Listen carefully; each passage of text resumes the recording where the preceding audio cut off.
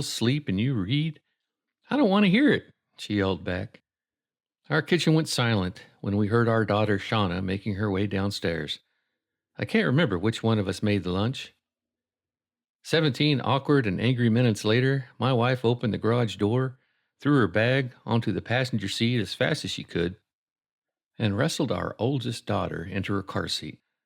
"Honey, I need you to stop moving your arms." I attempted a feeble, "Have a good day, girls," but Lauren was too rushed, stressed out, and mad at me to reply. I wish I could say this was the first time we'd had this kind of morning. Does this story sound familiar at your house? A rushed, last-minute, and stressful morning. Being late to work again. Being late to drop kids off again. Or late to catch a bus or train. Late to class again. Getting angry at complete strangers, or even worse, getting mad at a loved one to start the day. Well, you're in good company. In fact, I'm willing to bet most of us have been there a time or two, dozen. That story or something similar played out in my house more times than I care to remember, especially once kids entered the picture. In fact, "Can't you take care of it?" and "Why can't you just do this?" are things I never said in my pre-parenting days. Kids take stress and time management to a whole new level. As you can imagine, being stressed out, rushed, and angry is no way to start a day. Heck, any one of those things can get your day started off on the wrong foot, let alone having all three of them hit you over the head in the morning. It's certainly not going to make you feel happy, fulfilled, or empowered to go out and succeed. Sometimes Lauren and I would text each other after a rough morning to say, "Love you," or "Sorry I exploded on you." Other days we would get so busy with work that we just let it go and carried the negative mood into our day, usually finding someone or something else to take it out on.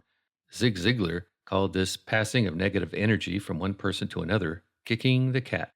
Ziglar tells the story of Mr. B, a business owner who takes his bad mood out on his sales manager, who then takes his newly acquired bad mood out on his secretary, who yells at the switchboard operator, who brings her bad mood home to her son, who then kicks the cat. Wouldn't it have been quicker, Ziglar wonders, if Mr. B had just gone over and kicked the cat himself? The point is that our bad mood can create a ripple effect of negativity that impacts the people around us and beyond. For all we know, Lauren and I were wrecking other people's day, too. Something had to change in our morning ritual. I tried getting up earlier a few times, and I generally felt pretty good. Lauren would do the same, and we'd both be off to fantastic days, but we never formed a habit or a ritual to make it stick.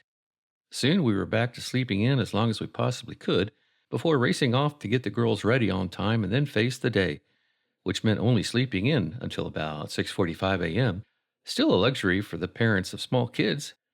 When my wife went away for a girls' weekend for a bachelorette party, the last thing I expected was that she'd come home with the answer to our problems.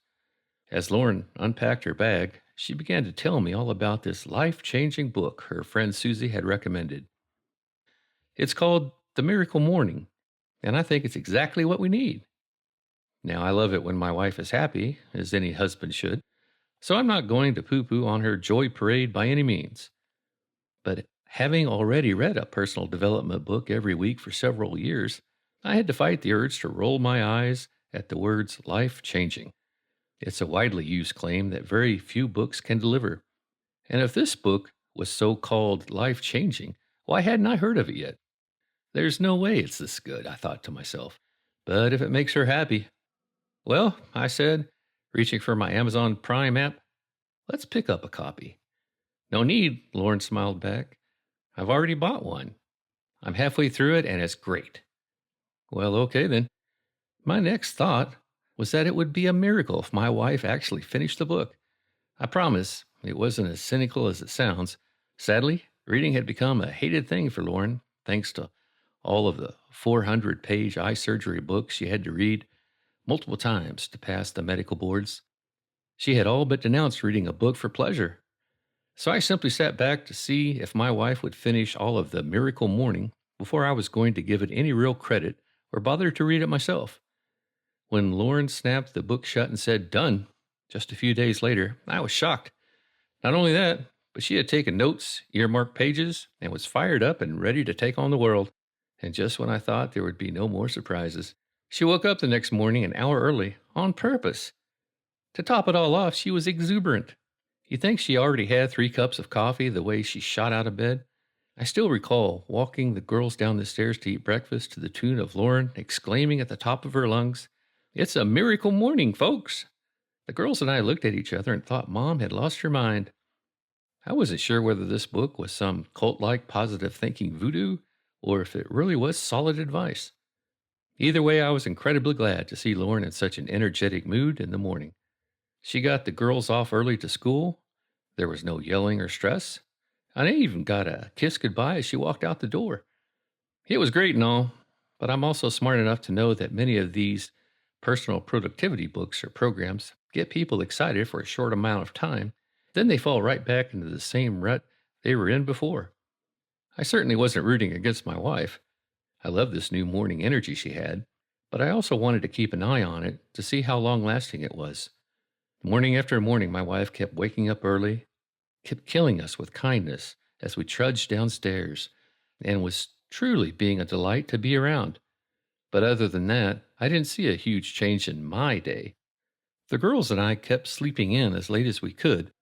Many mornings, Lauren would come in to jolt us out of bed with her newfound energy, and we still seemed to be running late and feeling a bit stressed and rushed every morning, but none of it appeared to bother Lauren like it used to. All right, it's time that I read this book for myself to see what it's all about, I thought as I watched my wife dance around the kitchen. I typically space out my reading a book over a full week's time. That way, I read a little in the morning, a little at night, and finish up over the weekend. But every once in a while, I get so caught up in a book that I can't put it down. Sometimes I will read all day long and pretty much ignore all urges to do something fun outside, like fish or jog or ride my bike down Bayshore Boulevard. This was one of those books. I finished The Miracle Morning by Hal Elrod in a day and a half. I could instantly see why my wife loved it so much, and many of Hal's revelations about his happiness and productivity matched up exactly to what I believed to be true as well. I decided to give what Hal recommended a try, as I knew after reading the book that I, not Lauren, was now the only problem in our still somewhat stressful and rushed morning routine. 6 Easy Steps to a Miracle Morning. The morning routine sounded simple enough. It even carried a super easy-to-remember acronym for the steps. SAVERS, Savers.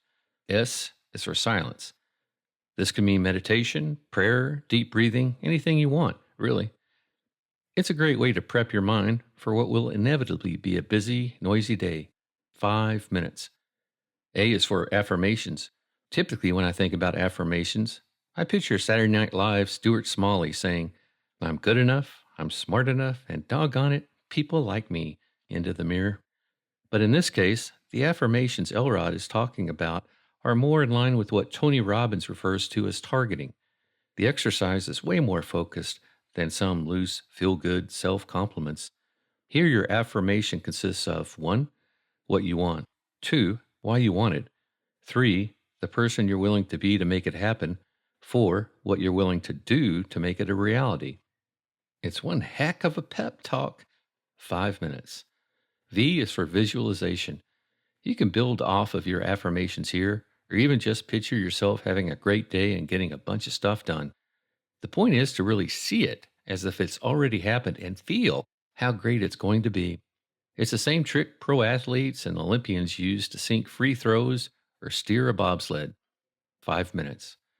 E is for exercise. Run, walk, lift, do jumping jacks. Get your heart pumping and your blood flowing. 20 minutes. R is for reading. Well, I definitely already have that one covered. Pick a book that is productive and helpful in some way. Something you can learn or get a new perspective from. Personal development or inspirational books are a natural choice for this routine.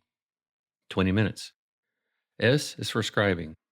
Take a few minutes to write in a journal about whatever is rolling through your brain. It can be anything.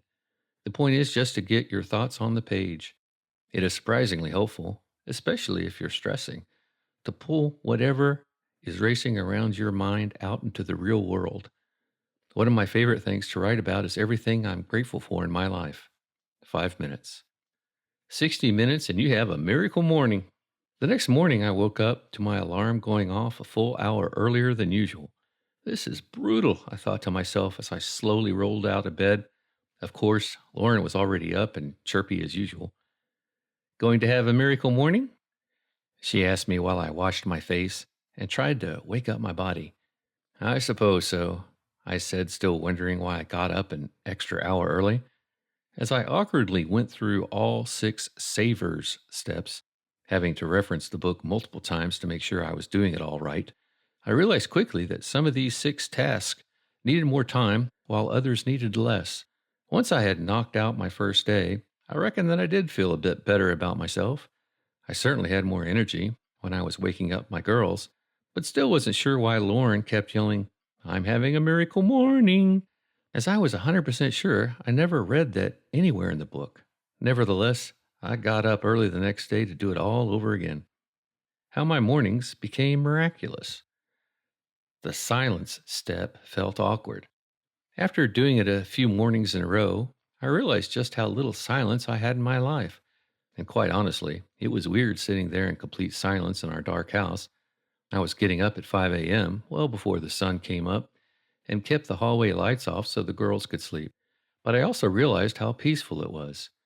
Those 5 minutes of silence, prayer, meditation, and reflection have since become my favorite part of the 1 hour process. Saying or looking at daily affirmations was another practice that I had never really done before, or at least not on a daily basis. But I quickly realized how critical this step was to the process. By stating your affirmations, which are essentially your goals, dreams, and purpose in life, every day, your subconscious mind begins to start believing these goals, focuses on solving them, and they become a part of your DNA. I have all of my affirmations written down, and I read them over and over again during this 5-minute step. Do not skip this step. It is critical to helping you achieve happiness, success, and fulfillment in all of your goals. One of the coolest stories regarding affirmations was from Scott Adams, the creator of the comic strip Dilbert. In Scott's book, How to Fail at Almost Everything and Still Win Big, he reveals that almost every single time he wrote down his affirmations 15 times a day, the affirmation eventually came true. He tried this strategy on everything from picking stocks to getting a date with a girl out of his league to scoring high on the GMAT. In each scenario, Scott simply wrote out his 1-sentence affirmation 15 times every single day. Here is the exact affirmation that Scott wrote out 15 times per day well before Dilbert ever saw the light of day. I, Scott Adams, will be a famous cartoonist. Over time, he went from being a complete nobody in the comic cartoon industry to being one of the most famous cartoonists of our generation. Scott also started consistently writing down the affirmation, I, Scott Adams, will be a #1 best-selling author, years before he had ever published a book. Well, guess what? His book that I referenced these quotes from hit bestseller on the New York Times list. Pretty powerful stuff. I'll leave you with one final tip from Scott regarding his success with affirmations. Scott says, the pattern I noticed is that the affirmations only worked when I had 100% unambiguous desire for success. The next 5 minutes I spend visualizing my goals. Let me begin by reciting a quote by Sherry Carter Scott that says it all about the power of visualizing. Ordinary people believe only in the possible. Extraordinary people visualize not what is possible or probable, but rather what is impossible. And by visualizing the impossible, they begin to see it as possible. Wow, talk about getting you pumped up about the future. Visualization to me means thinking through and creating mental images of what I need to accomplish that day, while also creating vivid pictures of my future dreams. One of the best true stories about the power of visualization is from one of my favorite comedy actors, Jim Carrey. If you don't know Jim's story, at one point he was working as a janitor with his dad, who was a full-time janitor, and even though Jim was a complete nobody in the entertainment world, he truly believed that he would become a famous actor and comedian one day. So in 1987, he wrote himself a check for $10 million and dated it for November 1995, even though he was dead broke at the time. He looked at it every day and visualized himself being able to cash it in when the time came. In 1994, Jim was paid $10 million for his first major film, Dumb and Dumber. When Jim's dad died in that same year, Jim tucked the $10 million check in his dad's breast pocket as they laid him down to rest. Talk about the power of visualization.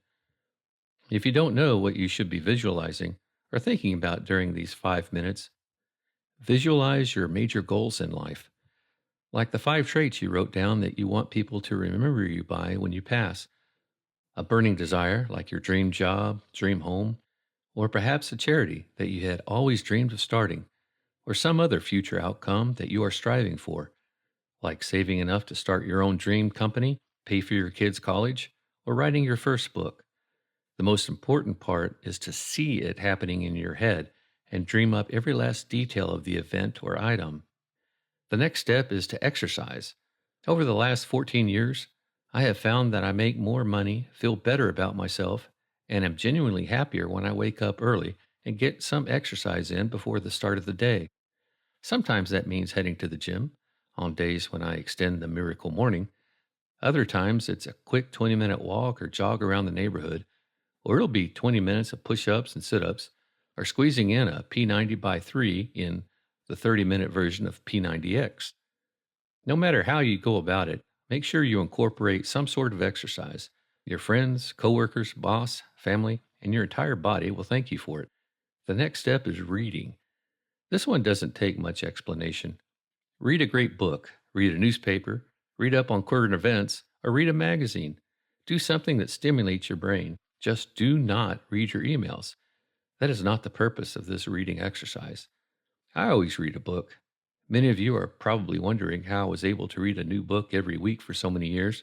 Well, even though I didn't know about this miracle morning until many years after I started my binge reading, the act of reading for 20 minutes a day in the morning is all that it takes. What I found was that reading a good book in the morning gets your brain focused on finishing it. Our minds want to complete what we started. And by kicking off the day with a captivating book, I'd get dead set on finishing it. So instead of watching TV at night, I started reading again. On the weekends, instead of sitting in front of a TV and watching college or pro football, besides my teams, the Georgia Tech Yellow Jackets and the Tampa Bay Buccaneers, I would read. Sometimes I would read with the TV on but muted and look up every 20 minutes or so to make sure I hadn't missed anything. I would even read on my many lunch breaks. Eventually, our family decided to completely cut the cord and eliminate TV from our lives. The final 5 minutes of the daily ritual is for scribing, also known as journaling or writing. Personally, I always thought journals were only for poets, teenage girls, and travel buffs, but I was dead set on following Hal's recommendations, so I finally broke down and started journaling for the first time. It was kind of awkward in the beginning, but after just a week or so of getting into the flow, this became an incredible way to end my hour of power in the morning. So what should you write? Write about what you are thankful for in your life. There is something incredibly powerful about writing this down every day. Write about goals you hit or write about anything awesome in your life. Write about new opportunities. Write about places you want to travel. Write about your family. I never thought I would be a journal guy, but I am really glad I stuck with this one. It's also pretty cool to have it all documented so that you can go back and read through it one day and recall all of the amazing little things that made you happy in the past.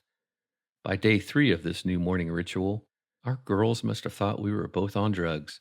Lauren and I would be high-fiving in the kitchen, dancing in front of our girls, working as a team to get them ready, and pretty much doing the exact opposite of what we had done for the prior 2 years of getting ready in the morning. This book's advice was pretty magical. It took me 3 full weeks of doing it every day to finally start leaping out of bed instead of slowly rolling over and hearing my inner conscience say, "Hit the snooze, Joe. Come on, just one more time."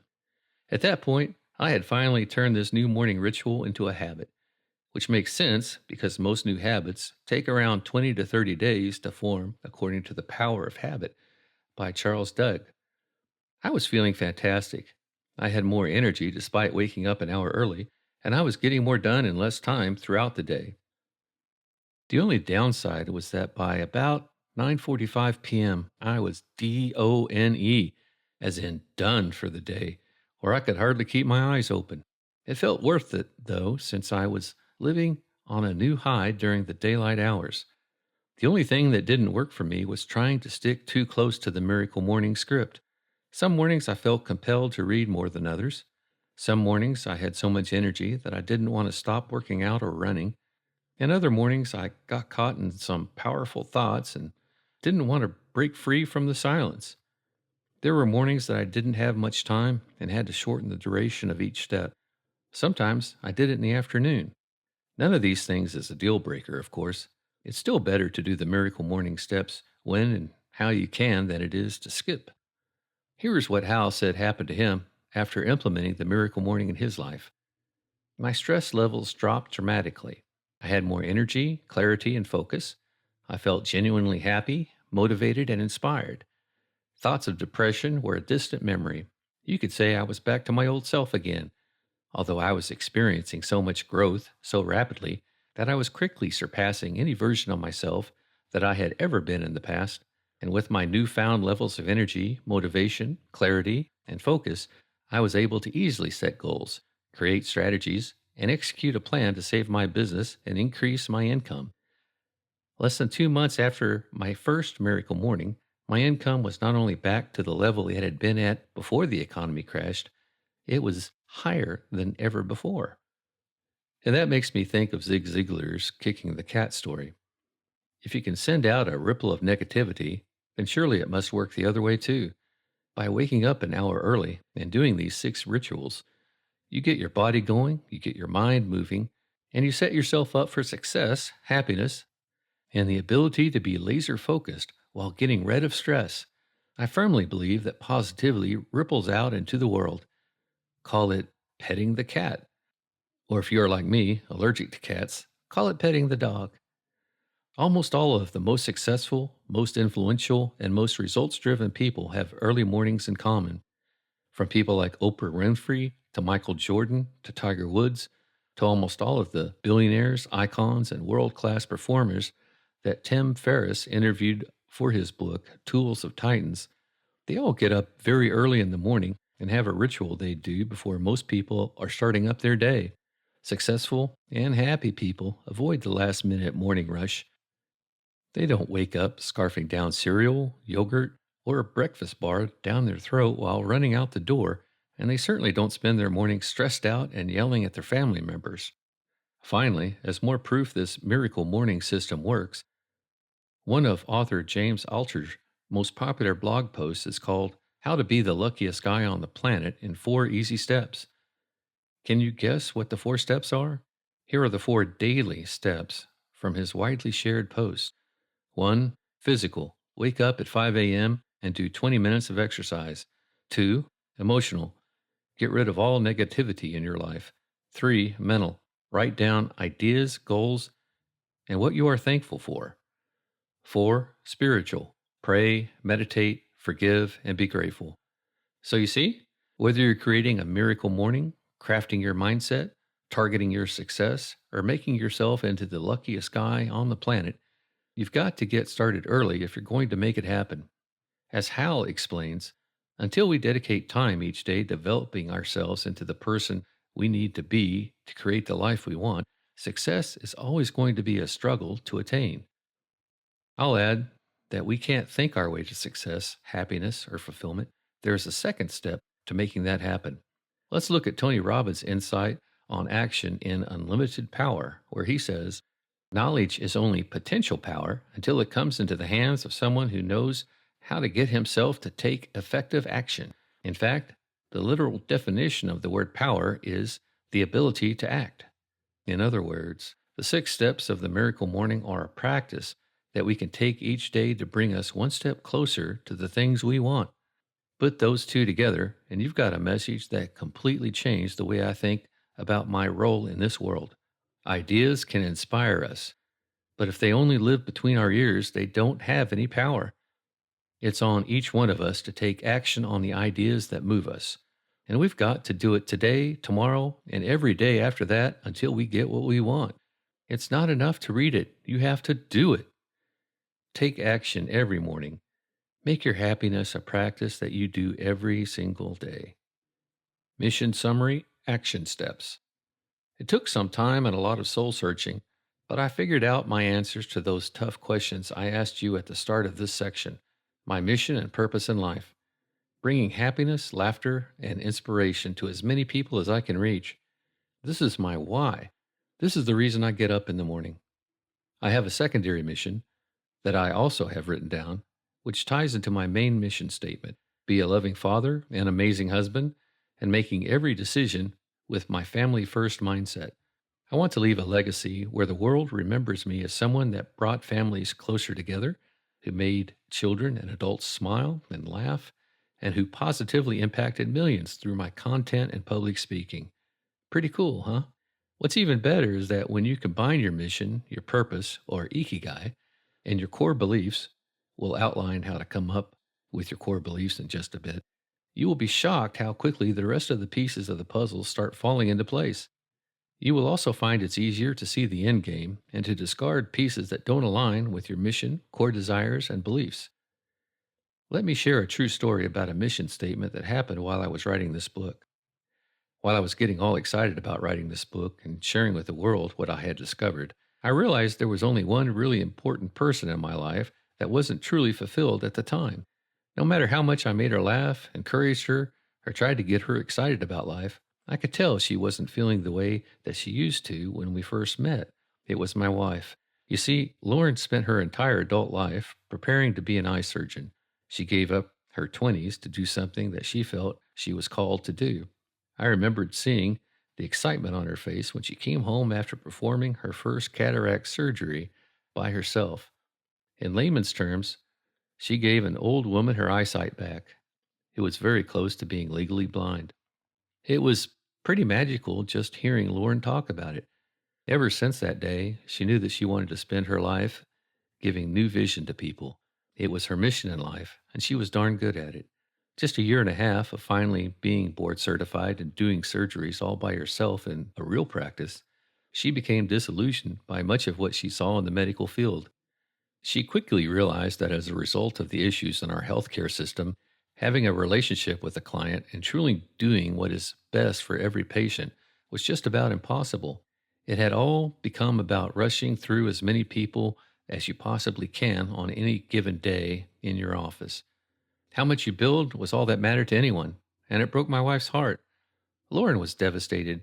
She had spent hundreds of thousands of dollars on her education, given up weekends for multiple years, given up spending time with our eldest daughter while in residency, all to find out that it wasn't what she thought it would be. After she quit her six-figure job to move down to Tampa, Lauren went back to doing old-school house calls. Yep, my wife started working with women in Tampa on skincare, Botox, and other treatments right in the comfort of their home. And she would spend hours in their house building a relationship and making sure they were thrilled with their transformation. Even though she wasn't performing eye surgeries anymore, she was finally getting to build relationships and see positive changes in people's lives. But something still wasn't right, and we both knew it.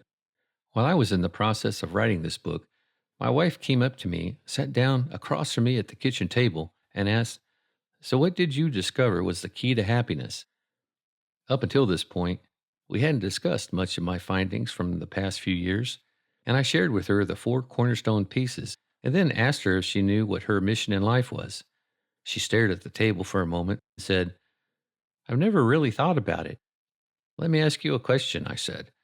"If you found out that you had 1 year left on this earth today, what would you want people to remember you for? More importantly, what would you want for the next 12 months that you are certain would give you happiness and fulfillment?" My wife sat there in silence looking at me. Then she looked down at the table and started thinking. I sat quietly while she took her time pondering the big question I had just dropped on her.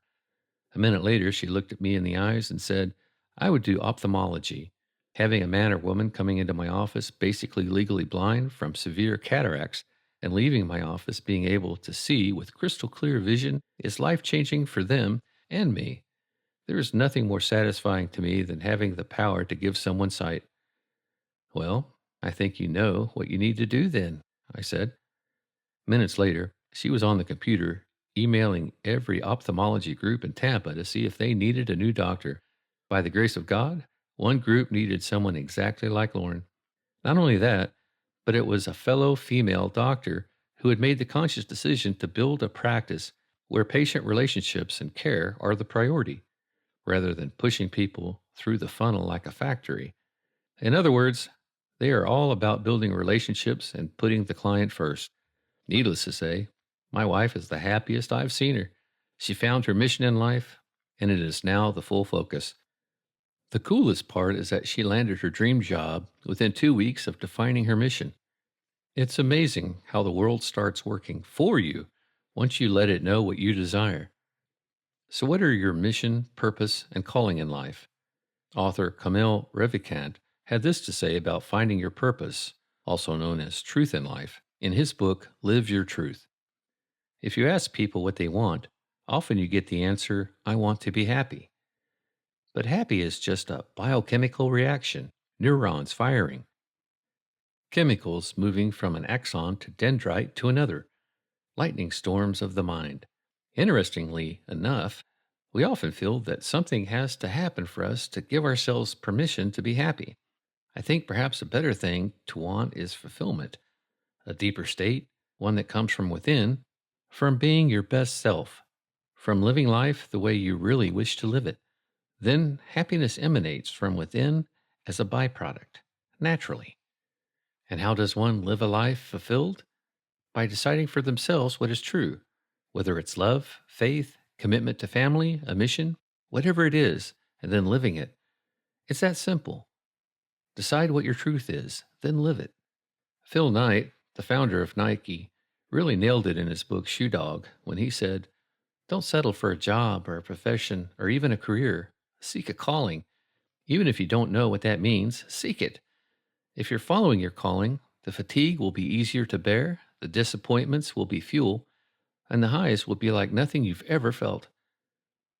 And Dr. Wayne Dyer, in his book Wishes Fulfilled, had this amazing quote about happiness.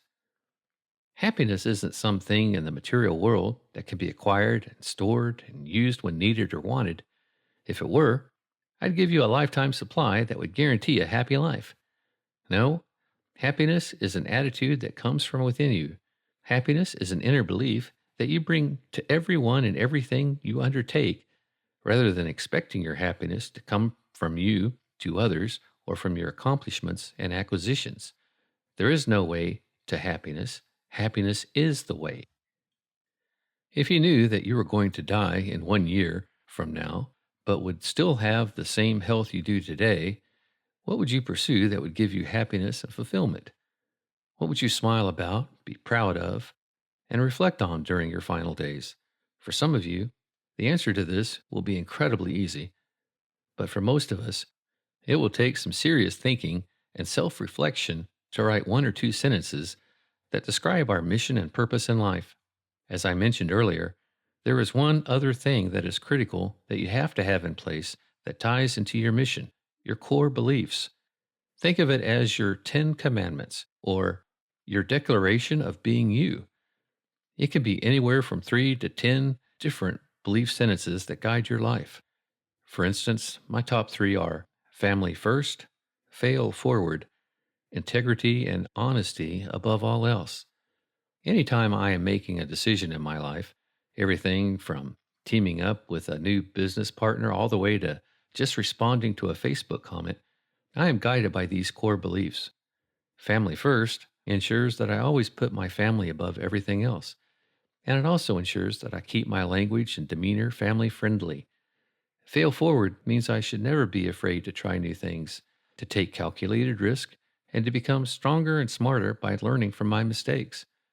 Integrity and honesty ensure that I don't go down the wrong path in life, that I stay focused in today's society where endless amounts of smut and unneeded distractions are just a click away, and that I am always honest with myself and others around me. The other extraordinary thing that occurs when you get your life locked into a defined purpose is that you get more energy, tons of it. When you wake up with a purpose, you wake up excited about life and ready to take on the day. I used to wake up dreading Mondays, back when I had no purpose and just showed up to spend a day in the cubicle. But now I embrace Mondays and wish I had more work days in a week so I could get more accomplished toward my mission. A quote that really hits this newfound energy home is from The Power of Positive Thinking by Norman Vincent Peale. Here is what he says. You only lose energy when life becomes dull in your mind. The man who is out doing something isn't tired. If you're not getting into good causes, no wonder you're tired. You're disintegrating. You're deteriorating. You're dying on the vine. The more you lose yourself in something bigger than yourself, the more energy you will have. You don't have time to think about yourself and get bogged down in your emotional difficulties. Can my mission change? One thing that is incredibly important from all of the reading I have done on both personal and business missions is that your mission in life can, and usually will, change over time. Your mission/purpose in life at age 30 will most likely be different than at age 60. You'll have a different perspective on life, you'll have a different timeline, and your goals and interests will undoubtedly evolve over a 30-year period. It took me many years of chipping away at the stone, hitting some highs and hitting some lows, to finally realize my true calling. And although I don't see my personal mission changing drastically over the next 30 years of my life, I do see it evolving as new doors open. For instance, my wife's mission today of helping people see clear might evolve into giving underprivileged kids free eye exams after she retires. She might even open up a free clinic and start changing the eyesight of people that could never afford eye care. Time will tell. I repeat this because I believe that it is important. It's only natural for your mission and purpose in life to change as you mature in age. I really like a quote from this in a book called Choose Yourself by James Altucher that said, "A lot of people say to me, I'm 25 years old and still have no idea what my purpose in life should be. When Colonel Sanders, founder of KFC Chicken, was 25, he still had yet to be a fireman, a streetcar conductor, a farmer, a steamboat operator, and finally proprietor of a service station where he sold chicken. The chicken was great and people loved it, but he didn't start making real money until he started franchising at the age of 65.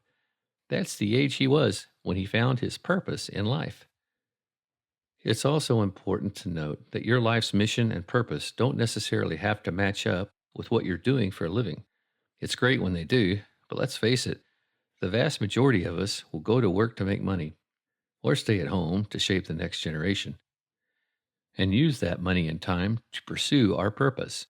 For instance, my dad is in the refractory business, and although he loves nothing more than to see a new incinerator get a clean layer of heat refractory, it isn't his primary mission or purpose in life. For years, my dad has received his fulfillment by giving his time and money to other people or groups that need assistance. From giving away money to churches in need to giving his time to kids with disabilities, my dad works his tail off to make a difference in other people's lives. It's what drives him and ultimately makes him incredibly happy.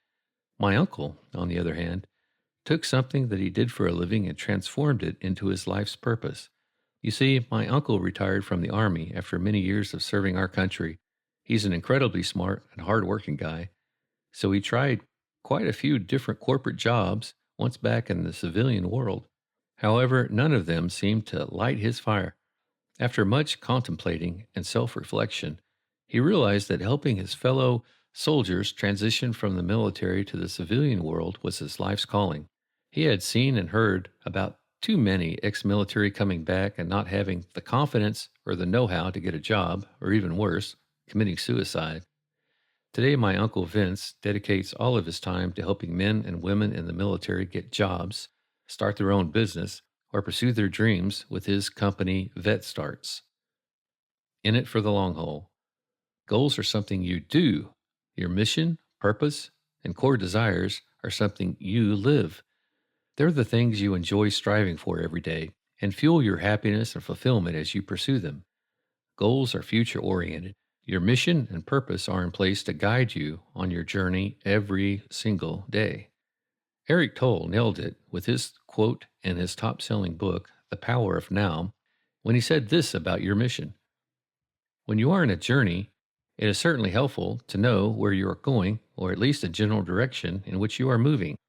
But don't forget, the only thing that is ultimately real about your journey is the step that you are taking at this moment. That's all there ever is. Your life's journey has an outer purpose and an inner purpose. The outer purpose is to arrive at your goal or destination, to accomplish what you set out to do, to achieve this or that, which, of course, implies future. But if your destination, or the steps you are going to take in the future, take up so much of your attention that they become more important to you than the step you are taking now, then you completely miss the journey's inner purpose, which has nothing to do with where you are going or what you are doing, but everything to do with how. Similarly, Business philosopher Jim Rohn had this to say regarding the power of goals and being able to lay a proper foundation while never losing sight of the now in his book, 7 Strategies for Wealth and Happiness. Dreams are wonderful, but they aren't enough. It's not sufficient to have a brilliant painting of the desired result. To erect a magnificent structure, one must have a step-by-step blueprint of how to lay the foundation, support the structure, and so on. And for that, we need goals. Like a well-defined dream, well-defined goals work like magnets. They pull you in their direction. The better you define them, the better you describe them, the harder you work on achieving them, the stronger they pull. And believe me when I say that when the potholes of life threaten to stall you on the road to your success, you'll need a strong magnet to pull you forward. Ultimately, happiness is activity with purpose. It's love in practice. It's both a grasp of the obvious and an awe of the mysterious. Yet most of us think of happiness as something either lost in the past or a peak to be arrived at in some distant future. I'll be happy as soon as. Few understand that happiness can only be experienced in the now. Goals certainly have their place, though. Once you have your mission and purpose, it is then critical that you write down your 5, 10, and 20-year goals that back up your mission. These goals should have actual deadlines, specific dates that you will accomplish them, and each goal should tie into and reinforce your life's mission. Just as your core beliefs keep you grounded on a day-to-day basis, long-term goals will keep you focused and excited about the impact you can be making in this world. Let me give you an example of my goals. Notice how they tie in and strengthen my mission that I shared earlier.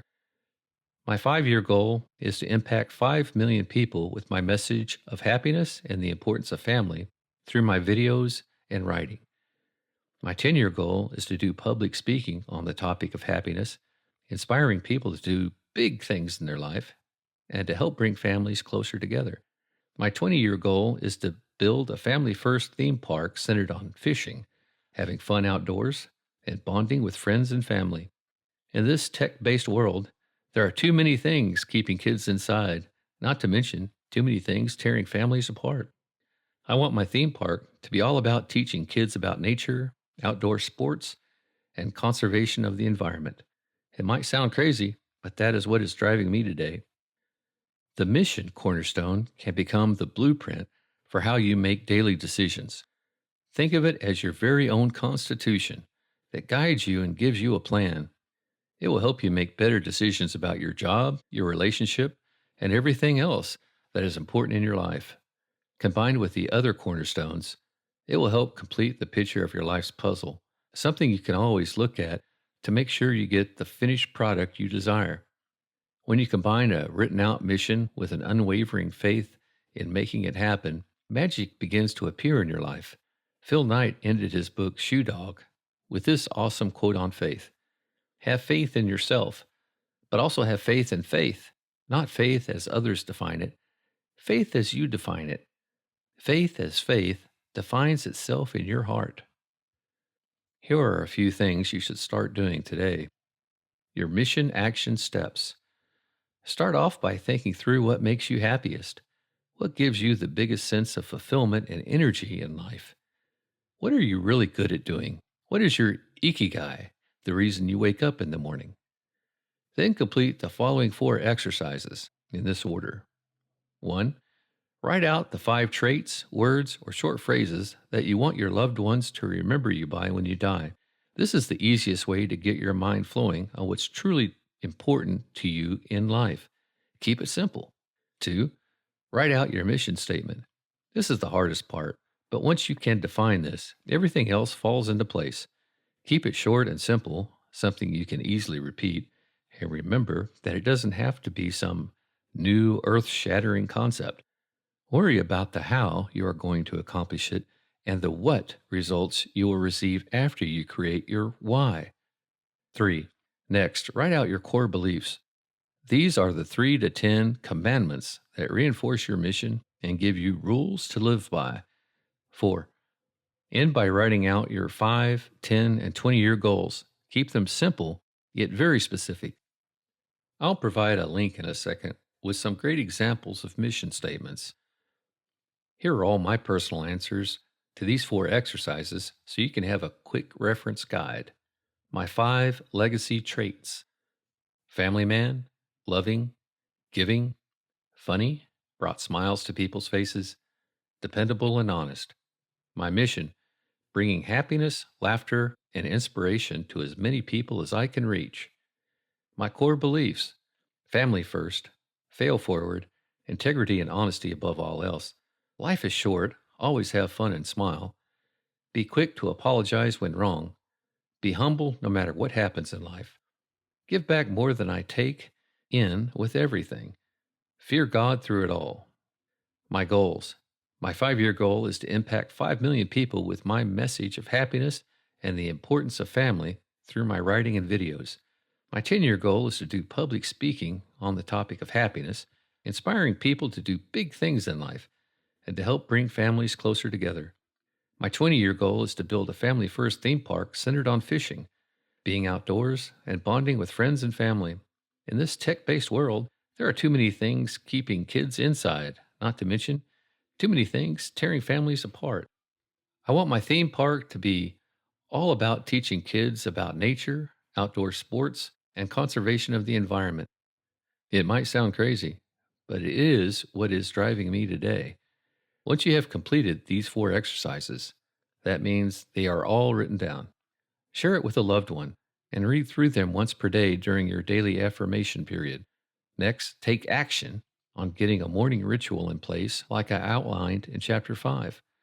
Finally, make sure to honestly answer the 16 questions that I provided you with. I found that you have better answers to these questions once you have defined your mission, core desires, etc. The website to download a printable PDF of the questionnaire is saltstrong.com/16-questions. Finally, have fun while pursuing your dreams and goals in life. I love John Gordon's quote from his awesome book, The Energy Bus, on the matter. The goal in life is to live young, have fun, and arrive at your final destination as late as possible with a smile on your face. Have fun and enjoy the ride. Make sure to head over to saltstrong.com/16-questions for your one-page checklist PDF and some other tips and examples on creating your mission statement, core beliefs, and goals. Cornerstone number 2, freedom. Freedom. Overview. It is impossible to be happy and fulfilled in the long run without a sense of freedom and control over your life. Here's the scary thing, though. You might not be aware that you don't have it. After college, I read a book called Influence by Dr. Robert Cialdini, and it opened my eyes to all the ways that animals can be conditioned to perform odd behavior. There were Ivan Pavlov's dogs, of course, and the story of the elephant and the rope. But the story that jumped out to me the most was one about mother turkeys. A study discovered that a mother turkey is triggered to act like a mom, all from one thing: the cheep, cheep sound of a baby turkey. If a chick makes the noise, its mother will care for it. If it doesn't or can't, the mother ignores the chick and sometimes even kills it. Crazy. The researchers went on to further test the extent of a mother turkey's instinct by placing a stuffed replica of the turkey's most natural enemy, the polecat, near the mama gobbler. When they put a stuffed polecat near her, the mother went crazy with anger and started clawing, pecking, and squawking at the stuffed polecat. Makes sense. But then they took the same stuffed polecat and used a small recorder to play that cheep, cheep sound from it. As soon as the mother turkey heard the chirping from the stuffed polecat, she not only accepted her natural enemy, but gathered it underneath her to care for it. Wild stuff indeed. Cialdini goes on to explain how we as humans can be conditioned and influenced to do dumb things just as easily as the animals in all of the experiments, and why we say yes to things we should turn down, or how to make choices depending on what our neighbors do. It's a fascinating book. Of course, I thought I was too smart ever to get manipulated by some stimulus. I didn't know the power of conditioning until it hit me right in between the eyes. I was on the couch reading Brendan Burchard's the Motivation Manifesto while my two little daughters played on the floor next to me. The chapter was a convincing one, as Burchard broke down the way cell phones, text messages, and emails are controlling our lives. He even poked fun at how most of us freak out if we don't have, within our arm's length, our cell phone at any given time. Of course, I glanced over to make sure my cell phone was still next to my lap on the couch where I read that, probably like you are doing now. I finished up the chapter, put the book down next to my phone, and decided to get on the floor to spend some time with my girls. Within 2 minutes, my phone let out a ding. I quickly hopped up from the floor, grabbed my phone to read the text, quickly typed a response, and went back to my girls.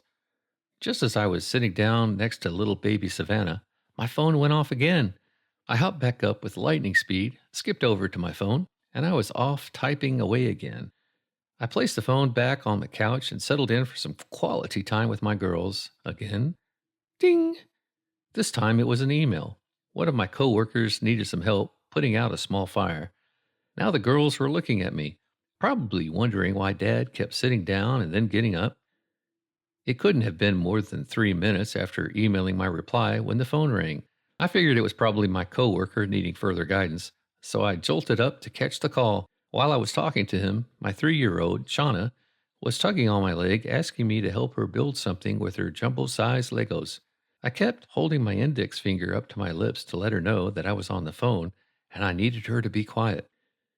If you have spent any time around a persistent 3-year-old, you know that the old give me a minute or finger-to-mouth shh rarely has any effect. Shauna kept tugging on my leg as I tried my best to ignore her while carrying on conversation on the other end of the phone. Finally, she reached up, grabbed the bottom of my shirt, and said, "Dad, please help me build a train." With my frustration level at an all-time high, I took the phone away from my ear, hit the mute button, and yelled at my beautiful daughter at the top of my lungs. "Would you be quiet? Can't you see that I'm on the phone? What is wrong with you?" As I hit the mute button again to continue the conversation, I could hear Shauna starting to cry. Immediately, I felt like the worst dad ever. I had a daughter that I loved more than anything, now screaming hysterically because I had yelled at her over a phone call that could have waited until the next day. My final words to her, "What is wrong with you?" were still ringing in my ears. The real question that afternoon was, what is wrong with me? I think you probably already know the answer. My cell phone was controlling me. I was just as easy to condition as Pavlov's dog. My phone makes a beep. I jump up and grab it. My phone rings. I stop whatever I am doing, even spending quality time with my kids, and answer it. In other words, if my phone makes a noise, I jump. Who is controlling who here? This is a huge problem, people. Next time you are in a restaurant, look around to see how many people are either on their phone or having it sitting right next to them up on the table, so they don't miss anything. And tons of people even leave their ringers on out in public places. Those alert tones will sound off in important business meetings, during anniversary dinners, movie theaters, and everything in between. Talk about having zero control. You might not realize it, but when something, anything, has that much control over you, it is taking away from your happiness. Whether it's a phone, a controlling spouse, a controlling boss, a controlling stomach, a controlling credit card, or a controlling mind. It can take away from your freedom and happiness. Anytime you are a slave to something, the chances of you finding fulfillment grow slim. For instance, I'm willing to bet you know someone who complains about his or her job nonstop. Ask him or her why they don't look for a new job, and you get a reply with something like, "Well, I've got a family now, and the company I'm with has good health benefits." Or you'll hear, "It could take me months to find a job with the same pay." Or, "But if I leave now, I could miss out on a potential end-of-the-year bonus." Those reasons may sound valid, but are they worth exchanging your freedom and control? In the Motivation Manifesto, Burchard clearly lays out the importance of having control over your fears, weaknesses, and insecurities and being happy long term when he says, reclaiming our life agenda is about asking, am I proud of who I am and the person I am becoming? Am I happy with what I am doing and contributing to the world? Have I felt grateful for this day and its opportunities? And have I directed myself purposely so that I can live my highest truth and serve my highest good? These are such important questions, but if we're going to answer them truthfully, Brendan reminds us that we must first ask something else. Let us boldly ask what it says about ourselves if we cannot pull back from our addiction to digital distractions. For it is an addiction. We are no better off than the alcoholic who cannot avoid the bar or the gambler in the casino. That line hit home for me. The reason that depression rates are at all-time highs today is that so many of us lack control and freedom in our lives. We let technology, our finances, and other people's standards of success and our own fears control us so much that we lose touch with what it feels like to be in the driver's seat of our life. We are hardwired with a burning desire for freedom, and when it is taken away, even by something as small as a cell phone or a sweet tooth, it slowly eats away at your long-term happiness. Dan Ariely explains how a lack of self-control can negatively impact your life in his book, Predictably Irrational. He has this to say about it. When we have problems with self-control, sometimes we delay tasks that we should do immediately, procrastination. But we also exhibit problems with self-control when we attend too frequently to tasks that we should put off, such as obsessively checking our email. Dan goes on to explain that options distract us from our mission because, in every case, we give something up for those options. In other words, by giving control over to something or someone else, we are taking a step further away from what will bring us true happiness. Let's choose to step forward towards happiness instead. With this next cornerstone, freedom, we're going to look at how reclaiming your life agenda is the most freeing decision you can make. We'll talk about how only you can define wealth and success. We'll look at why success doesn't equal happiness and explore the ways in which money can buy it. We'll learn how you can take back control from your fears, and finally, how the truth about renting versus owning can set you free. Let's roll. Chapter 6. How to get wealthier without working harder. I had finally made it. The big leagues. Bridge Mill. What's Bridge Mill, you ask? It's a highly sought-after golf neighborhood in Canton, Georgia, the northwest suburbs of Atlanta. In my eyes, if you wanted to let the world know you had made it, saying you lived in Bridge Mill was the way to do it. But I couldn't be in one of the small cookie-cutter homes that some people bought just to say they lived in Bridge Mill. I had to buy a 5-bedroom, 4-bath monster home with a country club-like private pool in my backyard, all while sitting on the 14th tee box of the golf course. Yep, I had decided that my single, 28-year-old self needed a 4,000-square-foot, 2-car garage for both of my cars, home on the golf course. I had made it, and I was about to let the world know about it. Of course, what they don't tell the single guy buying a 4,000-square-foot home with a fully decked-out basement, pool, and a big yard is how much money it takes to furnish and take care of the place properly. I couldn't have my well-to-do neighbors over to sit on couches left over from my college days. I spent at least $30,000 on new bed sheets for the spare rooms, patio furniture, new sofas and end tables, and much more. This whole letting the world know I had made it venture was getting expensive. Then there was the work that went into cleaning the house, manicuring the yard and flowers in accordance with HOA rules, cleaning the pool, and other miscellaneous big bills that tend to run side by side with big homes. For instance, I couldn't live in a golf neighborhood without having access to the golf course, the monster community pool, or the workout center. Thousands more down the tube. Then there was the mountain chalet that I shared with my best friend Doug, and the 3-bedroom rental home in Woodstock, Georgia. Oh, and the lake property that I split with a family friend named Squire. I tell you all this not to brag, but to make sure you know just how large I was living. Thinking back on it now, I realize how silly I looked living in such a huge home by myself just so I could fool the world into thinking I was rich and happy. I am sure many of my friends could see right through it and they probably enjoyed debates behind my back on why I was buying so much stuff. If they knew what I knew, the answer was pretty simple. I was fishing for happiness and not catching a thing. As I would learn over the course of several years and a lot of soul searching, I had no idea what true wealth really was. I was too focused on what I thought it looked like. I was stuck in a quicksand trap called keeping up with the Joneses. Comparing yourself, your home, your car, your clothes, and your toys to that of your neighbors, coworkers, and friends has been going on for, well, forever. The phrase keeping up with the Joneses was popularized in America by a newspaper columnist, author Pop Momad, way back in 1913. The stresses that come with worrying about how others perceive us, or status anxiety, as author and philosopher Alain de Botton calls it, is not a new phenomenon. The keeping up idea is that if you see your neighbor with a new car, then you start wanting a new car too. If you see your neighbor, new swimming pool in the backyard, then by all means, you need a new swimming pool in your backyard.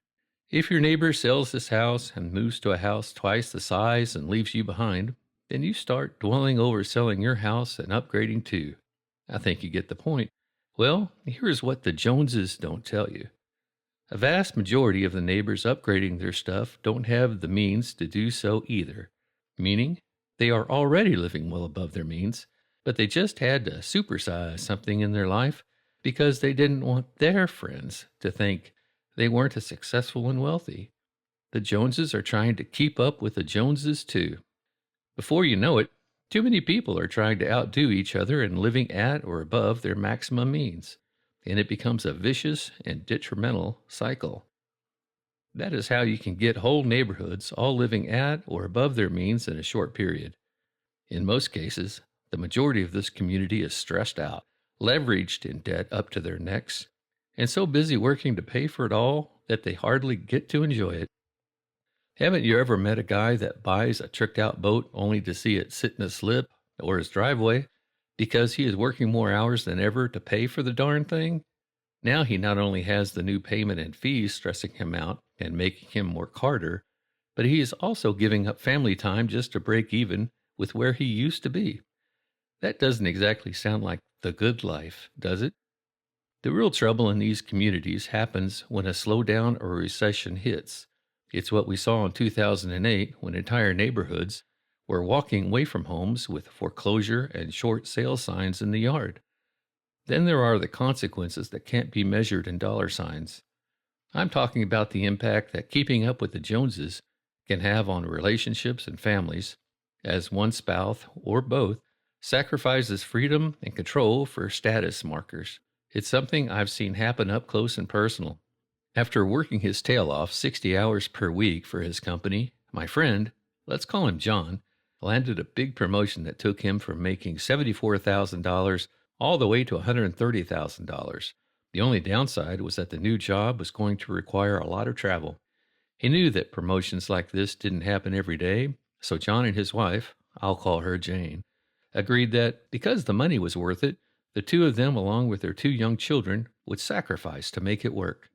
As the couple began to see their bank account quickly grow, his paychecks were almost double what they used to be. It wasn't long before they wanted to buy a new home. You see, one of their best friends had also received a promotion earlier in the year, and in the process had purchased a new home and a new car. So, of course, it made sense for them to do so as well. Plus, with John out of town almost every Monday through Thursday on business travel, Jane was getting bored and lonely. She firmly believed a new and much larger home would add some excitement to her life. Once in the new house, Jane found herself alone nearly every night, eating a quiet dinner with the kids, wondering if she would hear from her husband. Most of John's evenings were spent entertaining clients and prospects, and many nights he wouldn't get back to his hotel room until 11 p.m. His relationship with his kids consisted of a FaceTime call once or twice per week when he had time, and although he had big plans to spend time with them on the weekends, when he came home from his long week, John was so burnt out and tired from traveling that he spent most weekends napping and getting his energy back. John and Jane's relationship began to unravel as well. They rarely spoke during the week except for a few texts each day. On the weekends, she was busy bussing the kids around to birthday parties and soccer games while he slept in late. While Jane wanted to get a babysitter, go out on dinner dates, and have some alone time with John when he was home, he was so tired of eating out and drinking wine that he preferred to stay in, cook dinner, and catch up on all of his emails. Neither of them were happy. After some arguments, they both decided that the answer might be to get more stuff. You know, to enjoy the spoils of his work a bit more. It seemed easier than a divorce. Jane was tired of her minivan and wanted a luxury SUV. John had always wanted a boat. So a month later, they were the proud owners of a 24-foot center console boat and a brand new Lexus. These toys made them both happy for a few weeks. She loved going around showing off her new Lexus, and the boat had given him new life and new energy to go hit the lake. For 3 weeks in a row, John and Jane took their family and friends out on the boat for a fun-filled day on the water. Life was good again. But by the 4th week, John caught a nasty bug during one of his many flights and was forced to spend the weekend recovering in bed.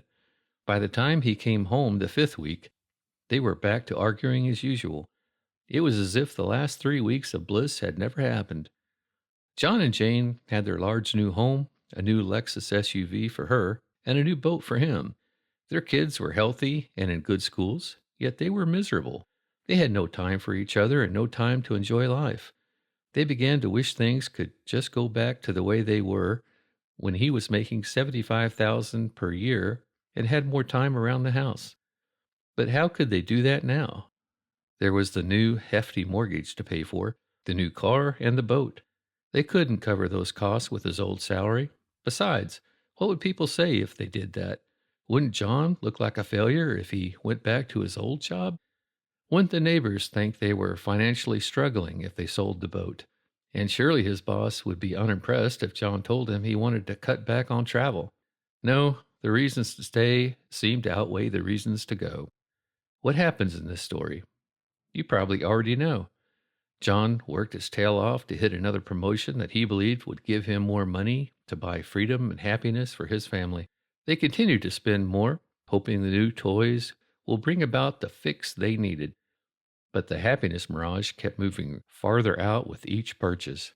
I wish I could tell you that they had a big watershed moment and realized that all the money in the world wouldn't give them as much fulfillment as being able to spend time together and do the things that truly made them happy.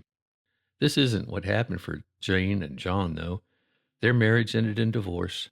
The last time I heard about him, he was still working and spending more money than he has in his bank account, trying to keep what's left of his life. Pretty sad ending, huh? The lesson here is simple. True wealth is freedom and control over your life's choices. Don't hand it over to stuff or status. By locking themselves into a new mortgage, car payments, a boat, and all those other fancy things, John and Jane gave up freedom and control of other areas of their life. When they wanted to make a change, they couldn't, or at least believed they couldn't. That big fancy house limited John's job options. They didn't have the financial freedom to look at other salary ranges. In trying to keep up with the Joneses, John and Jane kept spending and digging themselves into a deeper hole. Their desire to be seen as wealthy was the controlling force, and it cost them, big time. They looked wealthy to anyone who saw them, but they sacrificed real wealth to do so. As Warren Buffett famously said, it's only when the tide goes out that you learn who has been swimming naked. The hardest part about John and Jane's story? It's so easy to see how I could make those same decisions. Keeping up with the Joneses feels normal. Chasing after money is taught as a virtue. There are so many books and seminars and online courses that follow some variation of the same theme Wallace Wattles espoused in The Science of Getting Rich. The fact remains that it is not possible to live a really complete or successful life unless one is rich. No man can rise to his greatest possible height and talent or soul development unless he has plenty of money. What those books fail to tell their readers is the very lesson my friend John is learning the hardest way possible. The normal view of wealth comes at a high cost. While reading through the tank of a book, over 670 pages, called Tools of Titans, by Tim Ferriss, I came across one of the best reminders that material things can't buy you happiness. When Tim asked entrepreneur and CD Baby founder Derek Sivers what would he put on a billboard, Derek responded with this amazing reply. I think I would make a billboard that says, "It won't make you happy," and I would place it outside any big shopping mall or car dealer. You know what would be a fun project, actually?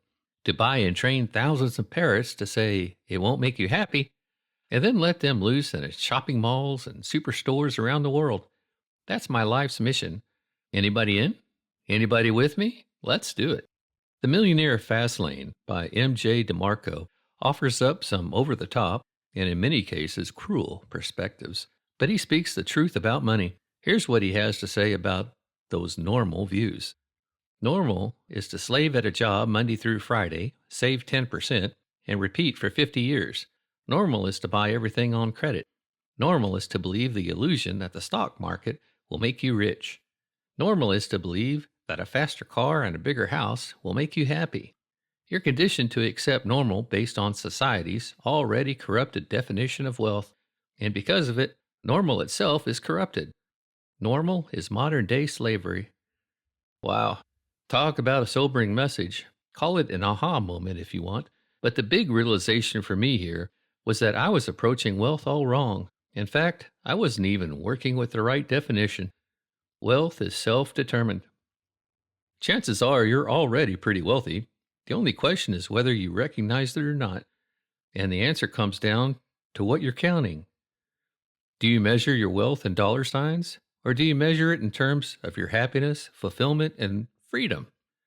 Take a cue from Og Mandino, author of The Greatest Salesman in the World, who said, "No, my son, do not aspire for wealth and labor, not only to be rich.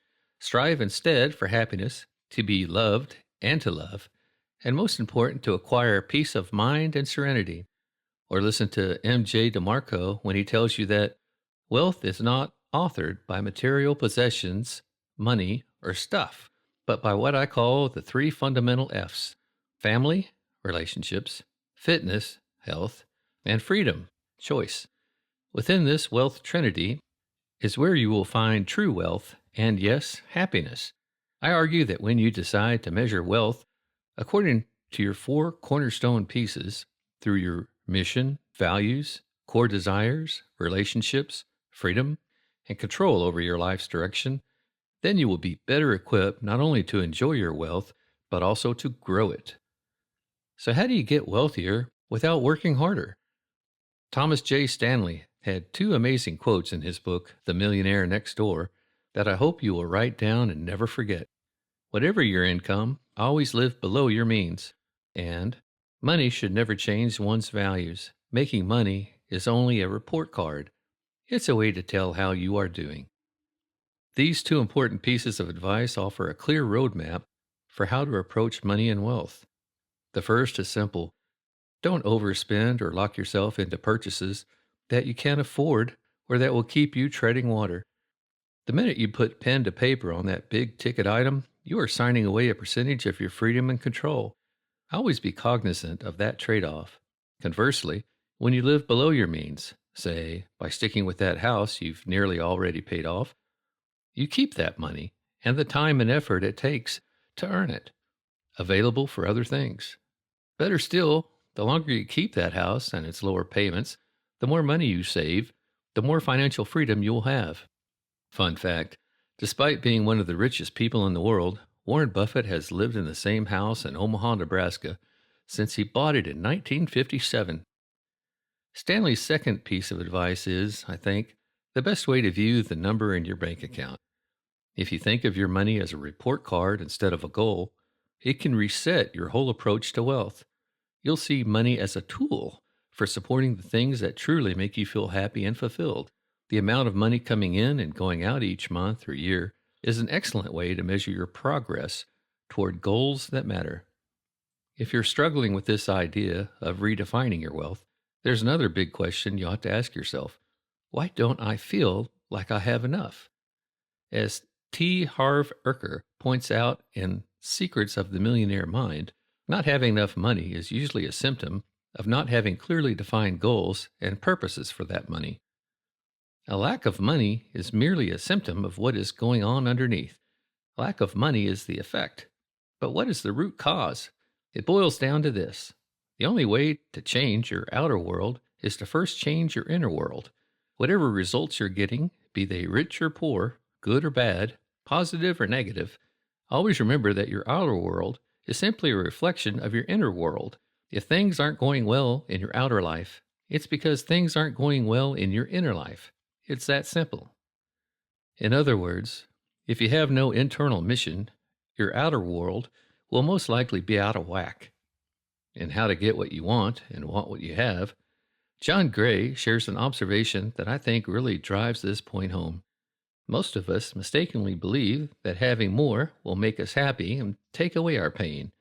Unfortunately, each time we look to outer success for fulfillment, we feel more empty inside. Keeping up with Joneses, or heck, even making them want to keep up with you, will not make you feel fulfilled. Seeing 6, 7, or 8-figure sums in your bank account will not make you feel fulfilled. Driving around in a slick sports car will not make you feel fulfilled, even if it is super fun. To be totally honest with you, the idea of shifting focus from the number of zeros in my balance was a tough change for me to make.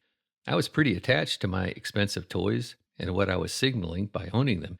Plus, the idea of not making as much money as humanly possible sounded nuts. But what ultimately brought me around was seeing the money I earned as something purposeful. I realized that if I couldn't connect my money to my mission and purpose in life, no amount would ever satisfy me. It was Elker's Law of Income in Secrets of the Millionaire Mind that finally got through to me. The key word is value. The minute you start trying to make money just for the sake of making money, or as the expression goes, using money you haven't earned to buy things you don't need to impress people you don't like, is when you, and most people, including myself, start to become miserable. When you use your money to directly support the things that you really value, instead of funneling it into trying to impress strangers, you'll feel what it truly means to be rich. So ditch your attachment to superficial things. Dan Millman nailed it with this quote in his book, Way of the Peaceful Warrior. The secret of happiness, you see, is not found in seeking more, but in developing the capacity to enjoy less. Fancy things and the envy of your neighbors might feel good in the short term, but real wealth is being able to prioritize the things that truly make you happy. Live within your means, never lose focus of what makes you feel fulfilled, and seek out ways to capitalize on what you are best at. Focus on how you can create value instead of how you can pad your bank account. Stop comparing yourself to your neighbors, friends, and coworkers so much. Take Deepak Chopra's advice from The Happiness Prescription and notice how much effort you are spending to impress people who will then turn around and try to impress someone else. And realize that the cycle never ends because it's based on mutual insecurity. Choose not to play that game. Change the systems with which you measure your wealth and success. Stop using status markers as your yardstick and start using your 4 cornerstone pieces. View your money as a report card instead of a goal. Put your focus on the things that bring value to your life and the lives of others. Most importantly, see your purpose in your success. Stick to your mission. Alan Wallace said, "If you bank on achieving genuine happiness and fulfillment, finding the perfect mate, getting a great car, having a big house, the best insurance, a fine reputation, and the top job, if these are your focus, wish also for good luck in life's lottery." And he's right. But when you define wealth and success for yourself, you take luck out of the equation. You make wealth and success a choice. Finally, if you must compare yourself to someone, do as Zig Ziglar suggests and measure your progress against where you were last year, or 5 years ago, or 10 years ago. As he says, true success isn't measured by comparing yourself to your neighbor. It's by comparing what you are doing and accomplishing compared to what God gave you. Pa-pow! Chapter 7. When Money Can Buy Happiness. You might be reading the title of this chapter and thinking, Wait a second, Joe. Didn't we just talk about how wealth is self-determined? Weren't you just telling me not to be so focused on the numbers in my bank account? And to that, I have to say, yep. In the last chapter, we discussed the idea of seeing money as a tool instead of a goal. Thomas J. Stanley referred to it as a report card in The Millionaire Next Door. We're going to dig into that idea further in this chapter and take a look at how using money as a tool in our toolbox can make us happier. Before we dive in, however, I want to tell you a story. It was just another afternoon for my brother and I in our backyard. I was 9, and Luke was 7. My dad worked pretty long hours during the week, so after school, my mom was in charge. Since she had her hands pretty full with our youngest brother, Daniel, Mom had one rule for us. If it's not raining and it's not dinner time, then you boys better be outside and stay out of trouble. We had one TV in the house, an old Zenith tube TV that weighed a ton and was as deep as it was wide and tall. It had 12 channels, of which half would only work if you moved the bunny ears the right way, and it was only allowed to be on if it was raining. The thought of that old TV and how much a 24-inch TV weighed back then still makes me laugh. So what did we do instead of TV? Luke and I would head out into the yard, climb the 2 trees out back, play in the fort my dad built for us, and then we would always make our way to walk the white wall. What was the white wall? To us kids, it was more famous than the Great Wall of China, and certainly longer. It seemed to go on for miles and miles. Walking it from one end to the other would take an eternity. It was tall, too. A fall from the top guaranteed a scuffed knee and a cut-up hand if you broke your fall, or getting the air knocked out of you if you didn't. Inside the wall was what every kid in the neighborhood wanted to see. On a lot that could have turned into 50 homes or more, there was a mansion and 2 barns that appeared bigger than our house. From the road, you could see the top half of the fenced-in private tennis court, and from the lake, you could see just how massive the home was. I was fascinated by it. I would sit on the wall under the shade of one of the big oak trees during the hot Florida summer and daydream about living in a mansion like that one. Certainly, it must have trap doors and an elevator. It probably even had butlers. It was around that time that I became dead set on being rich and living in a home like this someday. If you recall from my Bridge Mill home story, you know how the rest of my infatuation with having a huge house unfolded. Without my 4 cornerstone pieces in place yet, my only driving force was making more money, and I ended up alone and very unfulfilled in that big house of mine. Back then, if someone would ask me why I was so laser focused on my net worth, my only response was, because being rich sounds a lot better than being poor. It may have been true, but I was missing the point. It has been said that money is the root of all evil, that every Ponzi scheme, every bank robbery, every dirty money plot, every corporate scandal, think Enron, and even most wars stem from greed and the hunger for more money. Sadly, even most divorces today cite money as one of the main sources of their unhappiness. Now, am I saying that having loads of money or a big house or mansion is bad, or that it means you can't be happy and fulfilled? Of course not. If a big house fits in with your 4 cornerstone pieces, if it fits in with your purpose in life, and if you can afford it, then by all means, live in a big house. Heck, I plan on living in a big home one day and living a life of happiness and fulfillment. Of course, this time I'll be going about things in a different way than I did when I snapped up my home in Bridge Mill. I will be moving forward with a focused mission and purpose in life, giving back more than I take, all while having my focus set on happiness, compassion, and fulfillment instead of money. Money alone can't buy happiness, but money combined with purpose can. With the right purpose and end goal in place, money can certainly help buy happiness. Matthew Rickard illustrates this point in Happiness when he tells a story about his friend from Hong Kong that promised himself that he was going to work his tail off until he saved $1 million, and then he would quit work and finally enjoy life. 10 years later, his friend had blown past his goal and had $3 million in the bank. When Richard asked him about his happiness and how he was enjoying life now that he hit his goal of being a millionaire, the friend replied, "I wasted 10 years of my life." Money can help you in personal ways, such as buying better food, better social engagements, better vacations, and better living arrangements.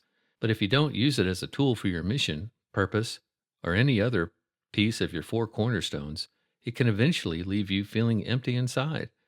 Take lotto winners as an example. We all have heard the stats that over 70% of all lottery winners go broke.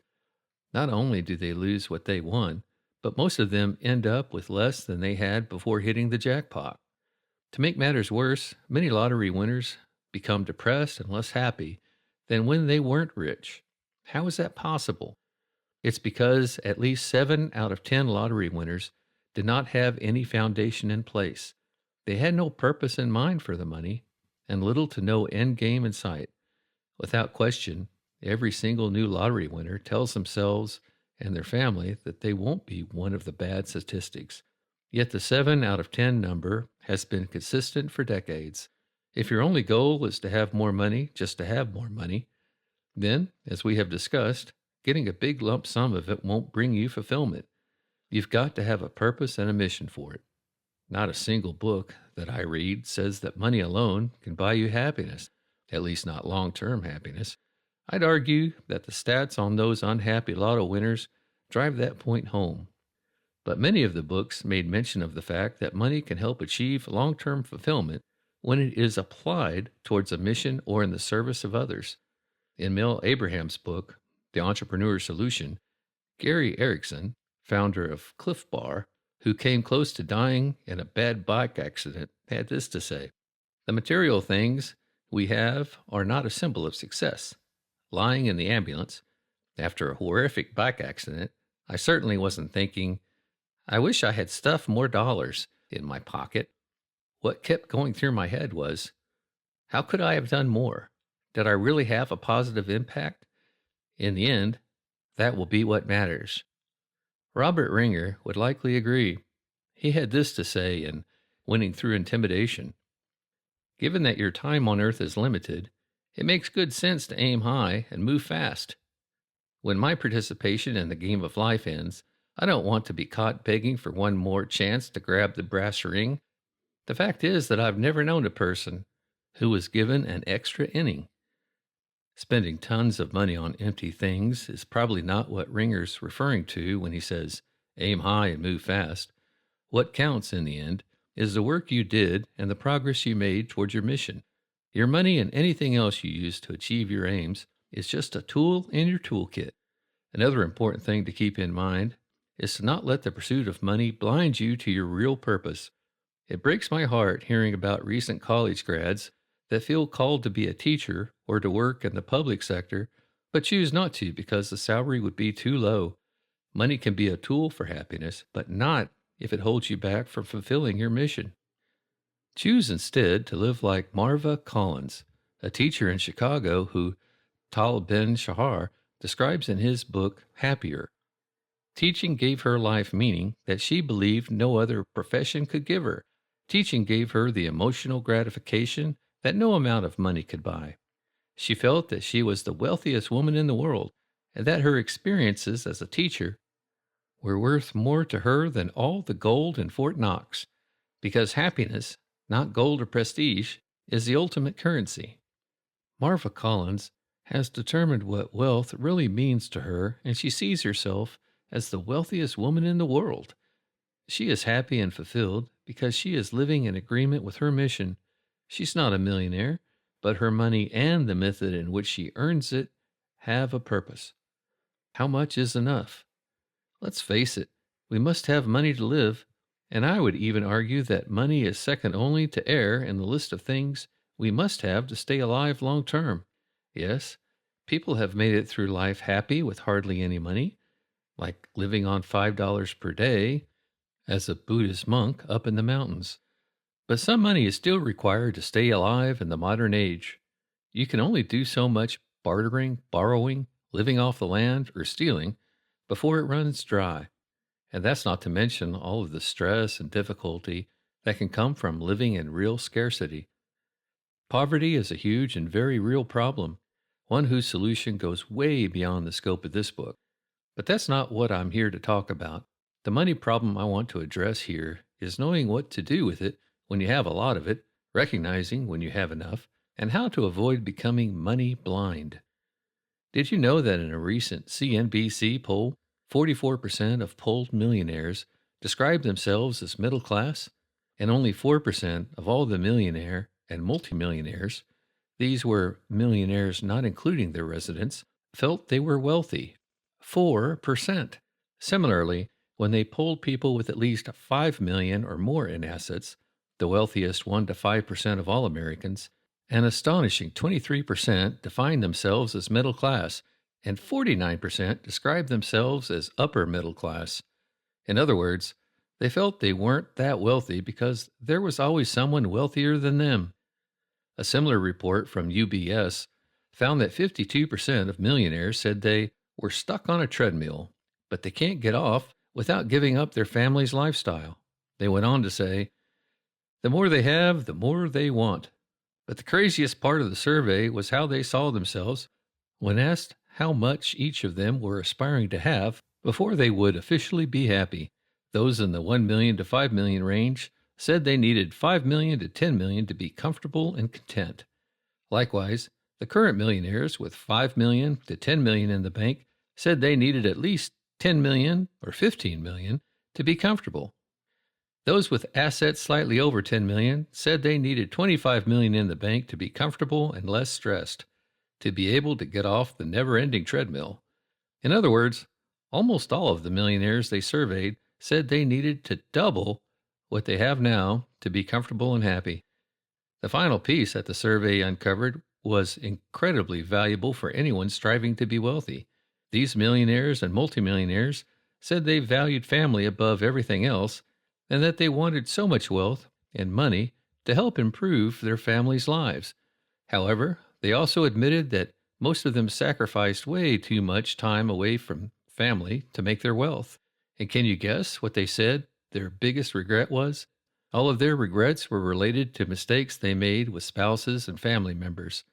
From not being around enough, to lavish spending, to having spoiled kids with terrible attitudes. Personally, these numbers, along with what those millionaires had to say about their lives, flabbergasted me. But I'm also aware that someone else could likely think the same thing about me. And that brings us to the answer of that big question, how much is enough? The answer is whatever you say it is after you've identified and built your 4 cornerstones. Do the work to determine your mission, purpose, and core values. Take steps to define what true wealth means to you. Choose freedom and control over a slightly higher bank statement. Don't be controlled by things that go beep in the night. Decide how much money you need to achieve these things. That is enough. See the rest as icing on the cake. So how can money buy happiness? Having control plays a big part in being happy. And the last time I checked, money can certainly improve how much control you have. Money can also buy more freedom. Freedom from credit card debt, home debt, and stacks of bills. Even work stress can go down with the freedom that comes from having enough money. Here is a great list of ways that money can indeed buy happiness from that back of Gretchen Rubin's book, The Happiness Project. Money can help end marital conflict. Money can give you more security. Money can strengthen social bonds. You can host parties, events, and do more things with others. Money can get you access to better exercise opportunities, nicer gyms, personal trainers, etc. Money can help you afford healthier food. Money can enable you to spend it on other people. Money can enable you to give back to those in need. M.J. DeMarco has his own list in The Millionaire Fastlane. Money buys the freedom to watch your kids grow up. Money buys the freedom to pursue your craziest dreams. Money buys the freedom to make a difference in the world. Money buys the freedom to build and strengthen relationships. Money buys the freedom to do what you love, with financial validation removed from the equation. The ability to use your money for happiness lies in having a proper foundation in place. It is in knowing your goals, being able to use your money wisely, being able to know when you have enough money, being able to be generous with your money, and being able to use it for long-term fulfillment and not short-term instant gratification. I'd like to add that giving back is a huge part of using money as a tool for happiness. One important concept that all wealthy people agreed on was the importance of giving. When you accumulate a large amount of wealth, or have it gifted to you, it would all be gone as quick as it came in if you don't give back. This same concept was found in the autobiographies of John Rockefeller, Walt Disney, Phil Knight, founder of Nike, P.T. Barnum, one of the richest men in America in the early 1900s, and Rich DeVos, founder of Amway. P.T. Barnum captured the sentiment in The Art of Getting Money when he said, "Of course, men should be charitable because it is a duty and a pleasure. But even as a matter of policy, if you possess no higher incentive, you will find that the liberal man will command patronage, while the sordid, uncharitable miser will be avoided." In other words, there are a lot of internal, fulfilling benefits that come with giving back. Or, to simplify it further, Ebenezer Scrooge was much happier once he started using his wealth as a tool to create happiness for others. And that makes sense, right? After all, you can't take that money with you when you die. Which brings us to the final and by far the most important thing: keep the end in mind. Recall that Apple founder Steve Jobs said that there are no rewards for being the richest guy in the cemetery. I couldn't agree more. Know the end game and don't let money steer you off course. If you live life with a purpose and mission, the money will follow you and show up when it's supposed to. Use your money as a tool for your 4 cornerstones, and it can buy happiness. Chapter 8. The truth about renting versus owning can set you free. I was trying to stop the tears from coming down my face, but I couldn't. After drying off my face with the sleeve of my right arm, hoping that no one noticed, I glanced over at my wife and saw she was crying too. Little did we know when we woke up that morning that our lives, dreams, and plans were about to be completely altered over the course of 30 minutes. We had been living back in Georgia for barely over a year when it happened. My wife had finished up her residency program at the University of Texas and had joined an ophthalmology practice in Lawrenceville. I was running a national financial marketing company. Life was running pretty smoothly, but Lauren and I agreed that we felt like we were missing something, so we made the decision to go back to church. Truth be told, we hadn't been to church in over 4 years. Given our schedules, Lauren either worked every Sunday during residency or caught up on sleep from working ungodly hours throughout the week, or just our complacency. Attending service was a habit that we had long forgotten. We decided to try a church that was less than a mile from our house called the 12 Stone. We honestly didn't know much about it, and the choice was made solely because it was so close and we hated Atlanta traffic. The first service we attended at 12 Stone was really good. We didn't meet any new friends, but we felt like it was a place we could continue to come back to. On and off, we attended 12 Stone, and each sermon was getting better than the next. It was no shock that this place was attracting thousands of people throughout their multiple campuses in Gwinnett County. They even had an over-the-top awesome nursery program for our young daughter Shauna. But even though we loved the church and we had some great friends close by, we still felt like something was missing in our lives. Lauren was starting to doubt the business of medicine and how dysfunctional and non-patient friendly it had become. I was borderline miserable running my company, and I had finally come to the realization that I was a horrible manager. Most entrepreneurs do not make good day-to-day managers of people. Moreover, I knew with certainty that I did not want to keep doing what I was doing for the rest of my life. We had become closer to God over the last few months, but we still didn't feel fulfilled. Would having another child help? We weren't sure, but we were willing to try. Then one day it happened, which brings me back to why my wife and I were crying. Pastor Kevin Myers was speaking on both happiness and fear that day, how it's impossible for the two to coexist, and the way fear holds us back from the things that make us happy. The sermon hit Lauren and I like a train running over a penny on the track. It slammed us, it stretched us, and it reshaped us as it pushed us to tears, and we never even saw it coming. To prove his point, Kevin Pastor asked everyone in the audience, hundreds of people, to raise their hand if they didn't love their job. As you can imagine, at least half of the hands in the room went up. Then he asked people to not raise their hands for the next few questions, to protect them from potential awkwardness while sitting next to their spouse or significant other. Pastor Kevin went on to say that he was 100% certain that a big chunk of the room were in bad relationships, from marriages where the love had been lost to adultery, all the way to verbally and physically abusive relationships. He went on to say that he knew from talking with the people in the congregation that many of them didn't love where they lived. They didn't like the school that their children were attending. They wished they could be somewhere else. Then he posed a huge set of questions to us. Why are you still in that job? Why are you staying in an area you don't love? Why are you still with that boyfriend, girlfriend, or spouse that you don't love? Why won't you leave someone who is hurting you? Why are you participating in anything that doesn't make you happy? It's because of fear. It's the fear that you might not find a better job.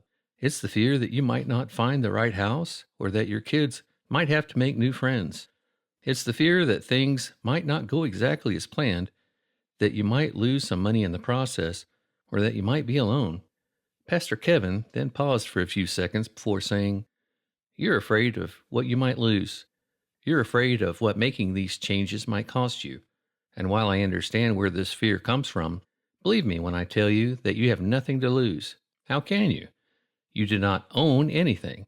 You do not own your house. You do not own your 401k. You do not own your bank accounts.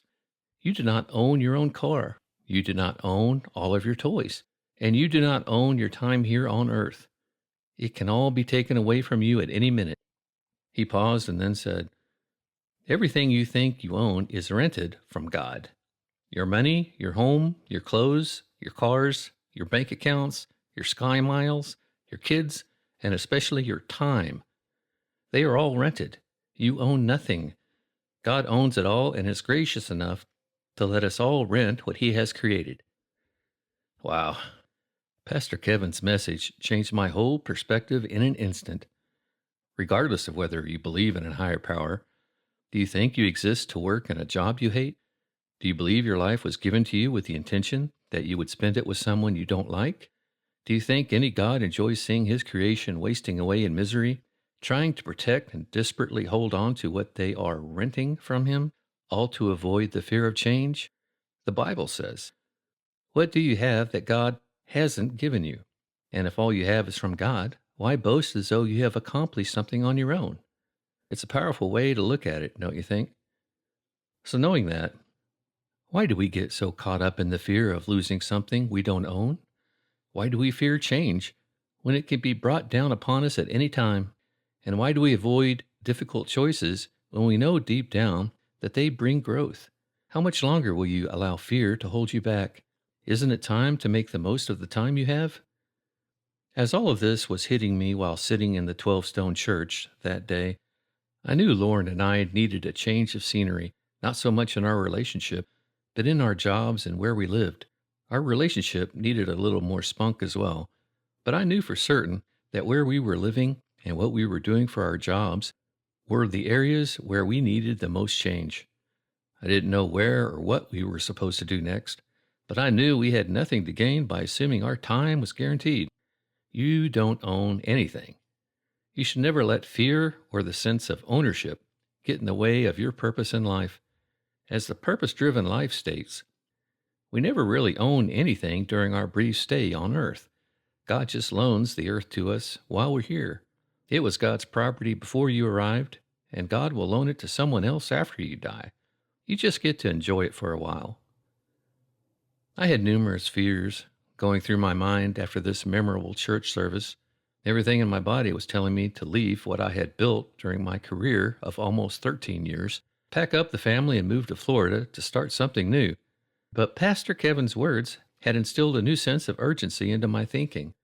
I realized I needed to stop making excuses in my life and instead make the changes necessary to find happiness and fulfillment in my life. And let me tell you, that shift in my thinking brought a lot of clarity.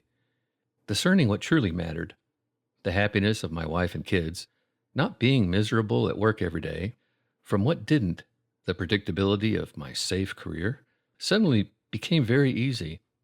The difference between what was essential to me and what wasn't became very obvious. Note, it was less than 2 months after this sermon that the 16-part questionnaire from Cornerstone Number 1 attracted itself into my life and sealed the deal for our family moving to Florida and following our dreams. One of my favorite books that impacted this new mindset of mine was Essentialism by Greg McKeown. It was all about discovering what is really important to you in life and letting go of what isn't. In the book, he proposes a quick but impactful exercise. Whatever decision or challenge or crossroads you face in life, simply ask yourself, what is essential? Then eliminate everything else.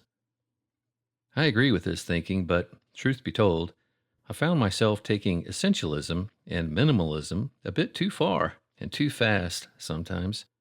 If you cut out too much of your stuff, activities, or pleasures all at once, your mind and body find ways to fill that void back up quickly. So my advice is to start off minimalizing in small increments. A better suggestion is everything in moderation. In fact, I would modify this exercise by measuring a choice against your 4 cornerstone pieces rather than whether it is essential. Ask yourself, is this essential to my overall mission and purpose in life? I think this is a great way to slow your roll when it comes to decision making, especially important decisions. Nothing in life is as important as you think it is while you are thinking about it, said Daniel Kahneman in Thinking Fast and Slow. And I agree, it can be so easy to get caught up in our heads when we face a big choice. We might even feel like we don't have control over these situations when we're stuck in the middle of them. I know I certainly felt that way when I was torn over whether I could leave my job and move my family. And that's why Pastor Kevin's reminder that tomorrow is not promised to us was such wonderful news. Yes, you heard that right. The promise of death gives us freedom and control. We are only renting our time on this planet from God. We have no control over when our lives will end. That's a pretty scary thought until you see all the freedom that truth gives you. What am I talking about? You weren't in control of when you arrived in this life, and you aren't in control of when you'll leave it. But every minute in between those 2 points is yours to do with as you see fit. You have complete freedom over how you live. You are in the driver's seat, should you choose to sit there. You are in complete control over the choices you make between your first breath and your last. But you have to be willing to take the wheel. If you don't decide what you want in life, you can't change your course to get it. Brendan Burchard reminds us in Life's Golden Ticket, no goals, no growth, no clarity, no change. I believe making the most of the time God is renting to us means using our control and freedom to create lives that make us happy and fulfilled. Again, we weren't put here on earth to be miserable, nor were we put here to be stagnant or stuck. As Burchard also points out, in life, the path of least resistance is always silence. If you don't express your feelings and thoughts to others, you don't have to deal with their reactions to it. You don't have to feel vulnerable. You don't risk rejection. I'll tell you what, the path of least resistance leads exactly where that ride leads to. He pointed again to the charts looping around the track. Nowhere. I've learned that the path of least resistance is usually the one carved out by fear. The books I have read taught me that fear is the obstacle keeping me from making big changes. It's probably true for you too. From moving jobs, from taking chances, identifying what you need to eliminate in your life, it is usually always fear that is holding you back. Once you take action and get over the fear, you realize just how much the comfortable things in your life have been holding you back. When you choose to take a different path in accordance with your mission, you will be making the most of your rented or gifted time. As Deepak Chopra says in the 7 Spiritual Laws of Success, the past is history, the future is a mystery, and this moment is a gift. That is why this moment is called the present. Thinking about it this way makes me smile. I hope it does the same for you. The last idea that I want to leave you with is that there is one more gift that comes from recognizing that we're just renting our time from God. It's another kind of freedom and control, and it's very profound and powerful. Here it is. When we accept the responsibility of taking control over our lives, choose to live according to our four cornerstones, and work to fulfill our mission and purpose, we free ourselves from the tragedy of death. Rick Warren tells us in The Purpose-Driven Life that knowing your purpose gives meaning to your life. The greatest tragedy is not death, but life without purpose. When you dedicate your life to furthering your purpose, your life will be well lived, happy, and fulfilling. You will not carry regrets or wonder what might have been. You will have created a legacy, whether in the things you create or the lives you impact, that will continue living long after you have left this earth. I bet you thought this chapter was going to be about renting versus owning real estate. Fooled you. Pa-pow. Chapter 9. Proven Steps to Control Your Fears and Anxiety. I started drinking beer on my driveway around 1 p.m. that day. I cracked open the first can sitting there all alone, but that didn't matter to me. I had worked out that morning, done a little bit of schoolwork. I was at Georgia Tech at the time, and got ready for what would be a long night. Even though it was October in Atlanta, I had my shirt off, my board shorts on, my 8 SPF oil sunscreen applied, and I was ready to tie one on with a fun day of drinking, followed by more drinking later that night. My best friend Doug joined me later that day, and so did our roommate Amy. My good friend and neighbor Chris came by for the afternoon, and a few others dropped by throughout the day to say hi and have a beer. It was Friday, October 19th, 2001, my big day, a day that changed my life forever. And although I probably came close to dying that day, it didn't end with my funeral. It was my birthday.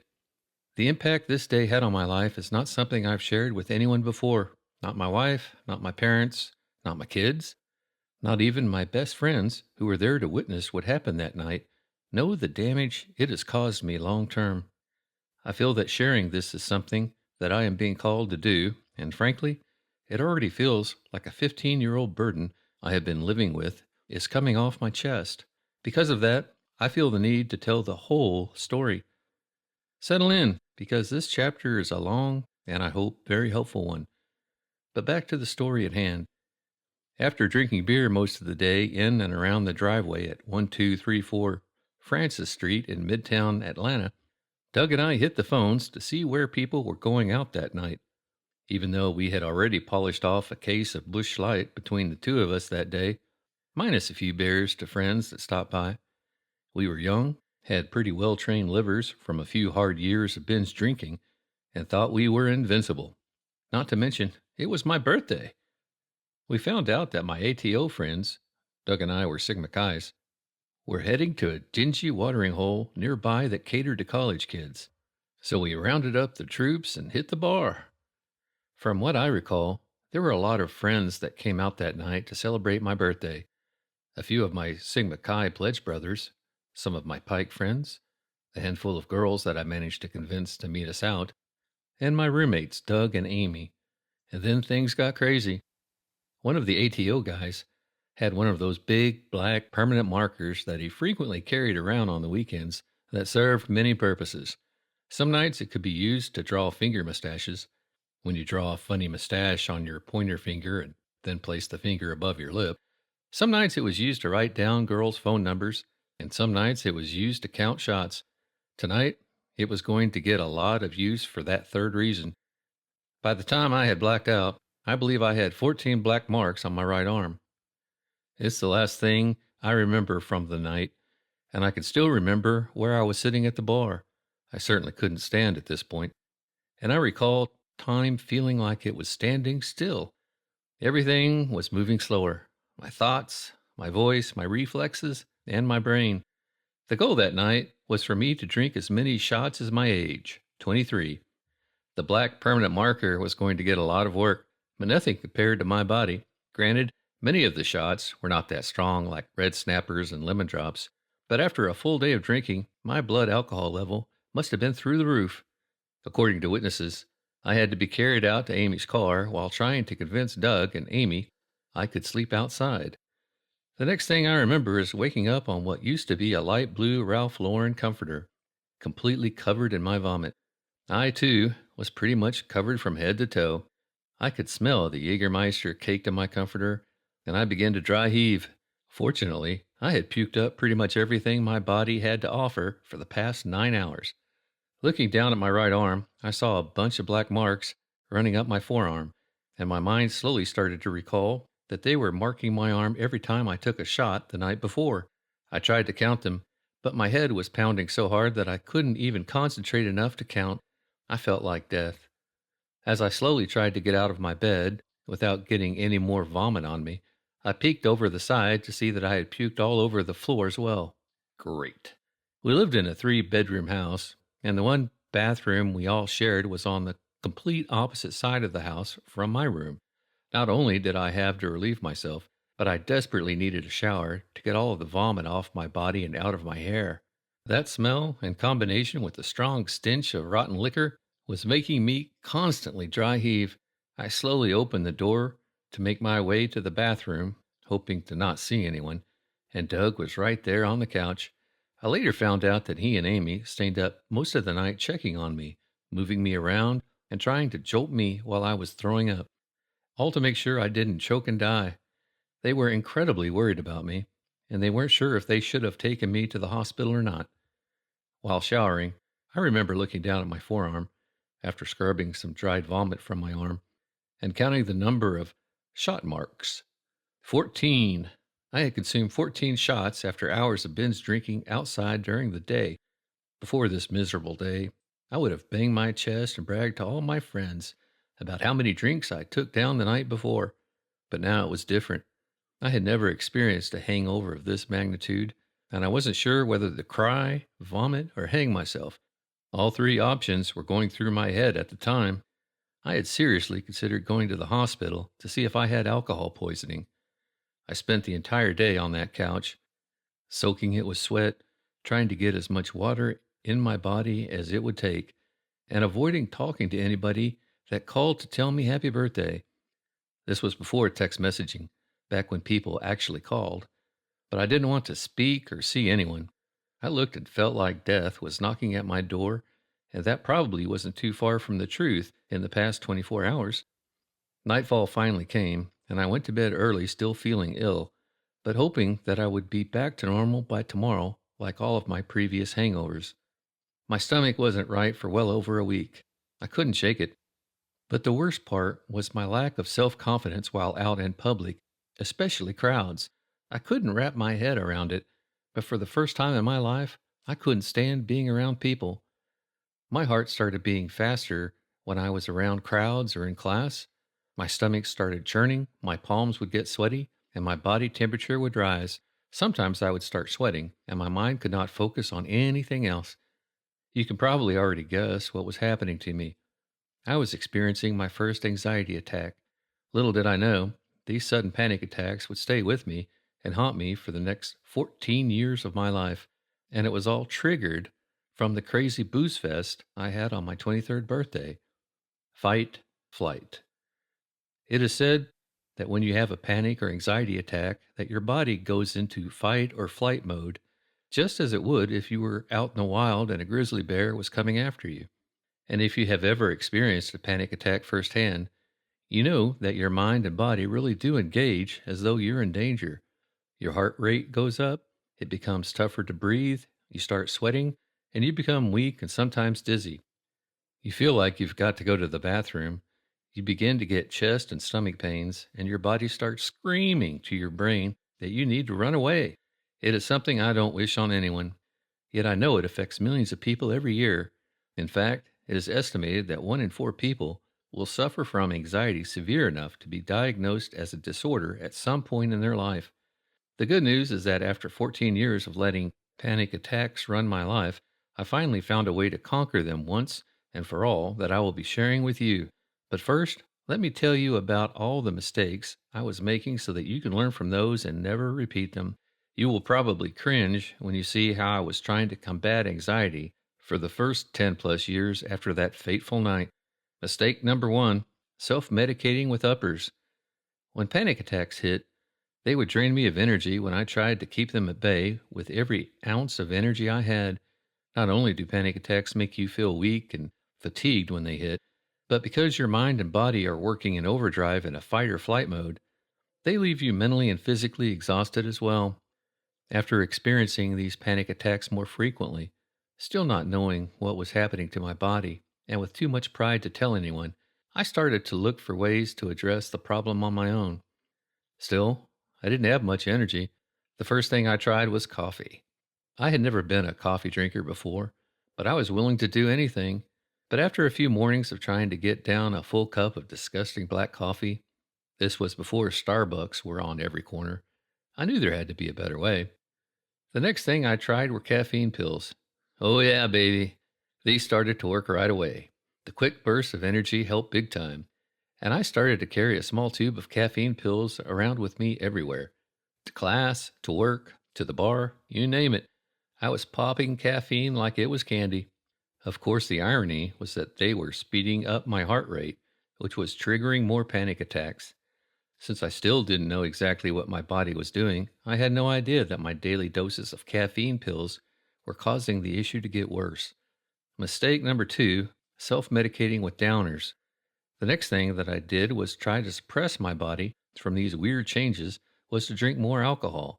The alcohol actually seemed to help keep the panic attacks away for a while, so I continued to drink heavily during the evenings. Thankfully, I didn't turn to alcohol in the middle of the day, and why would I? I had my trusty caffeine pills to make me feel better during the day. However, one night it happened. I was feeling a little bit off before we were heading out, so I popped a few caffeine pills with my beer. On the ride to Buckhead, my heart started pounding. It was becoming tough to breathe, and I could feel myself starting to sweat. I rolled down the window to get some air and slowly began to feel a bit better. Once in the bar, I ordered a beer, hoping that this was what I needed. But the beer only made it worse. I was getting hot again, and it felt like someone had turned up the heat to 110 degrees. So I ordered another beer, then another, then another. I couldn't stop sweating. My friends were asking if I felt okay, which made it even worse, and I couldn't carry on a conversation to save my life. All I could think about was that I was dying, and I wanted to die that night. Something was seriously wrong. So what did I do? I blamed it on the beer. Clearly, I needed to try hard liquor with some ice cubes. I figured the ice would make me feel cooler, since I was sweating so much, and told myself that I was probably allergic to something in the beer. I can't make this stuff up, folks. Over the next few months, I went through phases of only drinking vodka, then I switched to bourbon, and then I went to gin. None of them helped stop these weird feelings that my body was having. So then I turned to wine. I even had a stint with only buying champagne. Then it was back to different beers again. My roommates, Doug, Travis, and Amy, must have thought I was losing my mind. Mistake number 3, staying quiet. I was caught in a vicious cycle of letting my fears consume my thoughts, which would leave me drained of energy, which would lead to caffeine pills, which would lead to more and more severe anxiety attacks. Repeat. No wonder I hardly had any energy back then. Even though I was jolting my body full of caffeine, I'm lucky that I didn't have a heart attack. I finally broke down one day and went to the student medical clinic on campus. I was too scared to tell anyone the truth yet, so all I told them was that I was constipated and having stomach issues. I conveniently failed to mention my sweating issues, my caffeine addiction, or my love affair with binge drinking. After blood tests and stool samples, they found nothing wrong. They made a suggestion that I eat more fruits and vegetables and sent me on my way home with no resolution. That's just great, I thought to myself as I was walking back home. All I wanted was a diagnosis and a pill to stop this. But of course, I was still too scared to tell anyone about what my body was doing. I was afraid people would think I was crazy, or that I was weird, or someone would tell me that I was dying. I had no idea that so many other people went through these panic attacks as young adults. So why didn't I just tell someone or ask for help? Well, I was embarrassed and felt like people would judge me as a failure if I told them. To admit that I couldn't even control my body or mind was like admitting failure. I just couldn't do it. Part of me kept praying it would just go away. However, the longer it went on, the more embarrassed I was, and the more I would try to hide it. This went on for years, and I did my best to control what I could and hide what I couldn't. The final straw came when I missed my good friend's wedding because I couldn't bear the idea of being in a crowded church. After that, I decided I had to solve this problem. After years of dealing with these terrible feelings, it was time to find out what I was suffering from. I did not want to live like this anymore, and I was ready to put an end to it. It was controlling my life, and I had to find a solution. An afternoon of Yahoo searches, this was still pre-Google, I finally discovered that I was suffering from anxiety attacks, also known as panic attacks or social anxiety disorder. While reading about the symptoms and reading other stories, it was like they were describing my life. I was kicking myself that it took me this long to find out what was wrong with me. Mistake number 4, looking for a quick fix. Once I knew what I was suffering from, I spent hours and hours on the computer at night trying to find solutions. I still wasn't ready to tell a real person about my problems, so I bought an online course that claimed to cure anxiety attacks where I could remain anonymous. The course had a lot of fluff, and all I wanted was a quick fix. After going through it all, the solution was to practice breathing while listening to peaceful music. My mind wasn't buying it. I gave it a shot for about a week, and after seeing no results when I went out in public, I gave up to look for another solution. Next, I tried meditation. But after sitting in my home trying to be silent, still, and keeping my mind free with little to no results, I wrote off meditation as something that hippies and monks did. After that, I read books, blogs, and I even jumped in a few forums to see if someone could share a quick fix with me. Nothing worked, and no one seemed to have a legit solution to curing anxiety attacks. Looking back, the main problem was that I thought I could eliminate this anxiety overnight without ever having to face my fears. As you can imagine, I kept striking out. Mistake number 5, the easy route. A few months passed, and I was still no closer to finding a solution. Then one afternoon at work, I had a panic attack while in a meeting. I had to excuse myself to the bathroom, where I sat on the toilet and waited out the meeting to end. I couldn't take any more of this, so that afternoon I broke down and scheduled an appointment to see a doctor. I firmly believed that this was finally going to be the answer I needed, but I also knew it was going to involve spilling the beans about my battle with anxiety after all these years to some stranger in a white coat. As you can imagine, I was a nervous wreck the day I went in to see the doc. After telling the doctor my history with these anxiety attacks, he gave me exactly what I came in for. Pills. I got home from the pharmacy on cloud 9. I was finally going to be done with these panic attacks. Yes! Long story short, the pills made me feel off. I had lost some of my spunky energy, and I just wasn't myself. And when the panic attacks did come back, I felt like I was having an out-of-body experience. It was almost like my body stopped working, and I was in a dream watching it all from a few feet away. When one of the financial advisors that I called on mentioned that I sounded like I had no energy, I knew these pills were not for me. Sadly, the doctor had given me exactly what I thought I wanted, the easy route. But after trying the pills for about 2 months, I realized that easy was not the answer I was looking for. I was back to where I started. My anxiety was back in charge. While dealing with daily anxiety, I went on to meet the girl of my dreams, convinced her to marry me, and convinced her not to get married in a church. We got hitched outside on the beach, where I could blame any sweating on the humidity, and had 2 beautiful girls. I learned how to blog, how to write and make money, and avoided meetings and crowds by running my own business from home. I continued to drink often, but my 2 daughters gave me the inspiration and the fact they wake up so darn early and have zero sympathy or understanding for a hangover to cut back drastically. I mentioned to my wife that I had experienced a panic attack before, but I never told her anything about my daily struggles with anxiety. As you can imagine, it was quite a shock for her to read it written here. And then one day it happened. I found a proven system to beat anxiety, to end the panic attacks, and to kick the crap out of fear. It only took me 14 years of suffering, but doggone it, the wait was worth it. Breathe.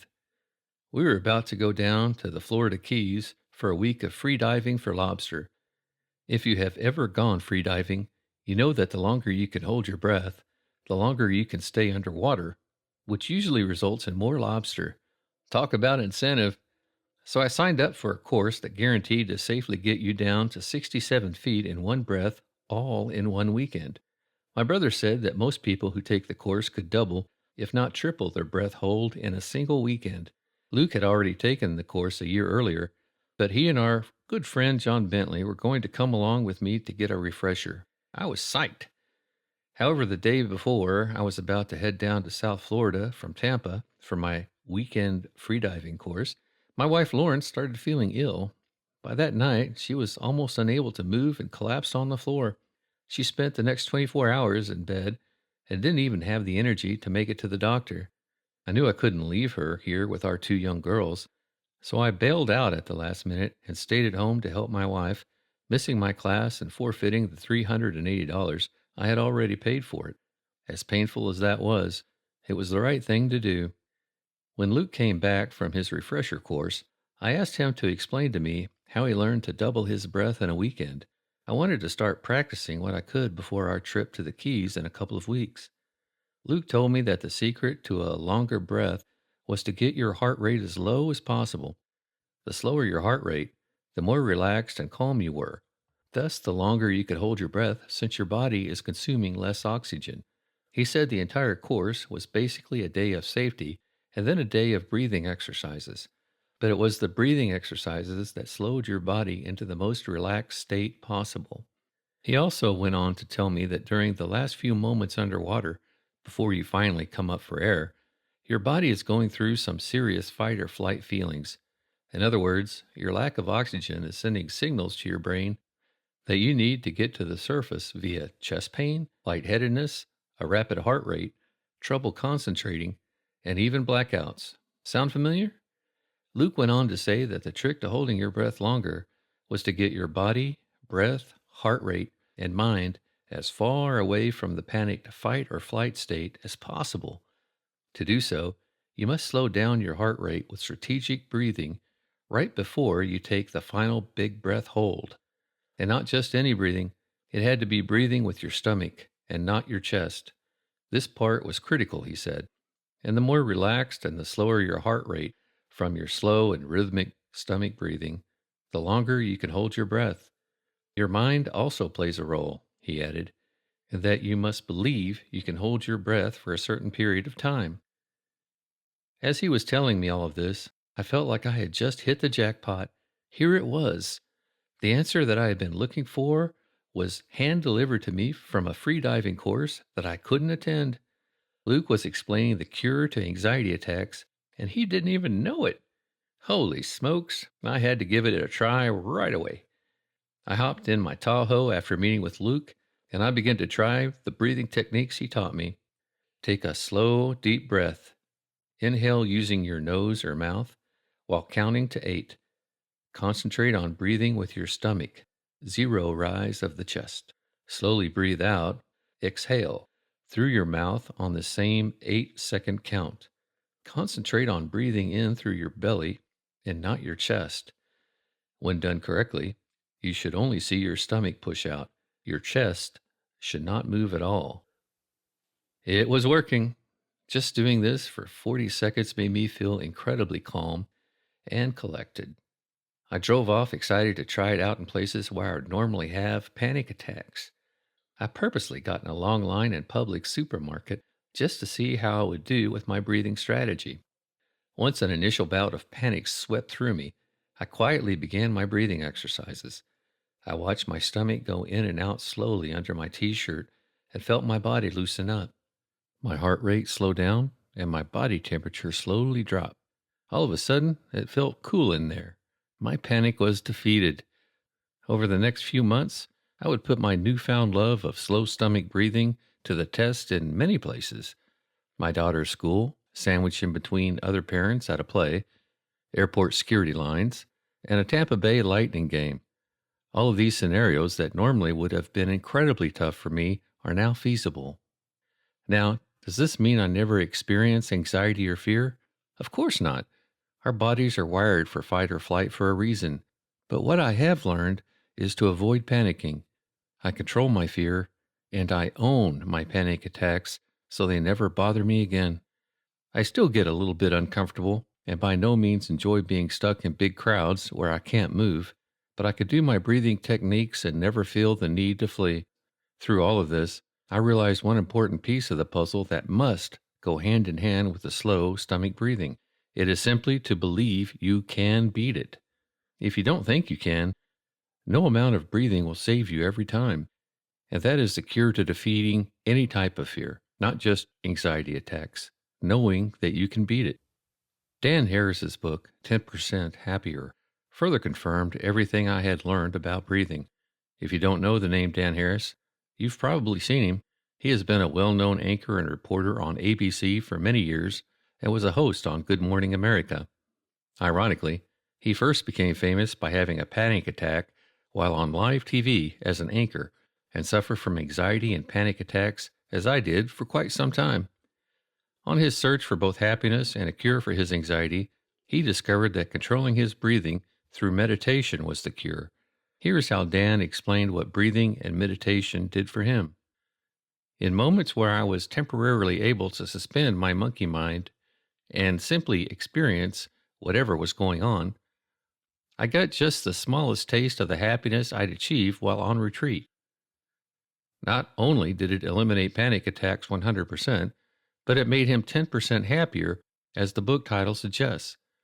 Strategic breathing, it seems, is a powerful tool for eliminating panic, anxiety, and fear in your life. But there's something even bigger that you must do. Face your fear. The big task comes with facing your biggest fear head on. Facing your biggest fear head on is the toughest part of it all. But once you do, man, you will feel unstoppable. Why? Because facing your fears is where true growth in life happens. Here's my challenge to you. Face your fear, do your breathing, and promise yourself that you will not flee no matter what. Even if you have a full-on panic attack, just sit there and breathe through it knowing that it will pass. If you can own your attack just a couple of times, it won't come back. I still remember the time I first owned my panic attack while in a business meeting in Pennsylvania. We were in an old building with a room that was already super hot, which I hate as it brings on sweating, which my mind associates with panic, and I started to feel an attack coming on. Everything in my body was telling me to flee and hit the bathroom, but I was an integral part of the conversation and there was no way I could leave. So I sat there, breathing slowly through my nose, feeling my body slow down, all while feeling my head get hot, a few sweat beads forming on my forehead. It was like an epic battle between good and evil going on in my body.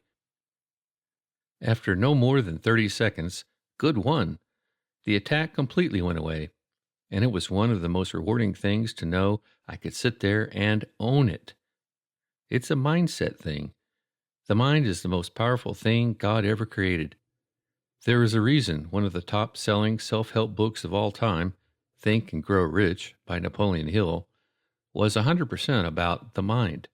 In that must-read book, he shares story after story of how men became wealthy, miracles happened, and life-changing things were invented all from the mind. The mind can trick your entire body into believing it is being chased by a lion. It can make a 75-pound anorexic girl believe that she is fat even while she lays in a hospital bed, surrounded by doctors telling her she will die if she doesn't eat. The mind can also create the light bulb. It can fool your body into believing it can run a 4-minute mile. It can write a book. It can create war. And it can create life. Its possibilities are endless if you program it correctly. When it comes to conquering fear, you've got to make your brain be on your side. You must believe without a doubt that you can overcome your fears. I unsuccessfully fought panic attacks for so many years because my mind didn't believe I could beat it. In my mind, it was just unbeatable. So I became focused on how to tame it when I should have believed I could squash it. Dr. Nick Lucas was my favorite author from all of the anxiety books I read. After he nailed the importance of believing and thinking your way out of it with this quote from his book, From Anxious to Happy. Many people who have anxiety disorder are great thinkers, and they need to learn how to think their way out of anxiety. Sooner or later, you realize that the things you fear in relation to your panic attacks just don't seem to happen. Even though your early warning system is going off, it seems to be a false alarm. Sooner or later, you just have to start questioning your early warning system and maybe even learn to ignore it. One of the greatest masters and programmers of the mind is Tony Robbins. I have read most of Tony's books and have listened to his seminars, and they are superb. In one of his CDs, Tony talks about when tennis player Andre Agassi came to him for help. You see, Andre was in the prime of his tennis career, but after numerous Grand Slam wins, he hit a slump that he couldn't shake.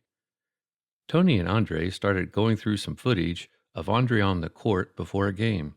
Tony paused the film as the cameras showed both Andre and his opponent looking at each other as they stepped on the court before a final Grand Slam match.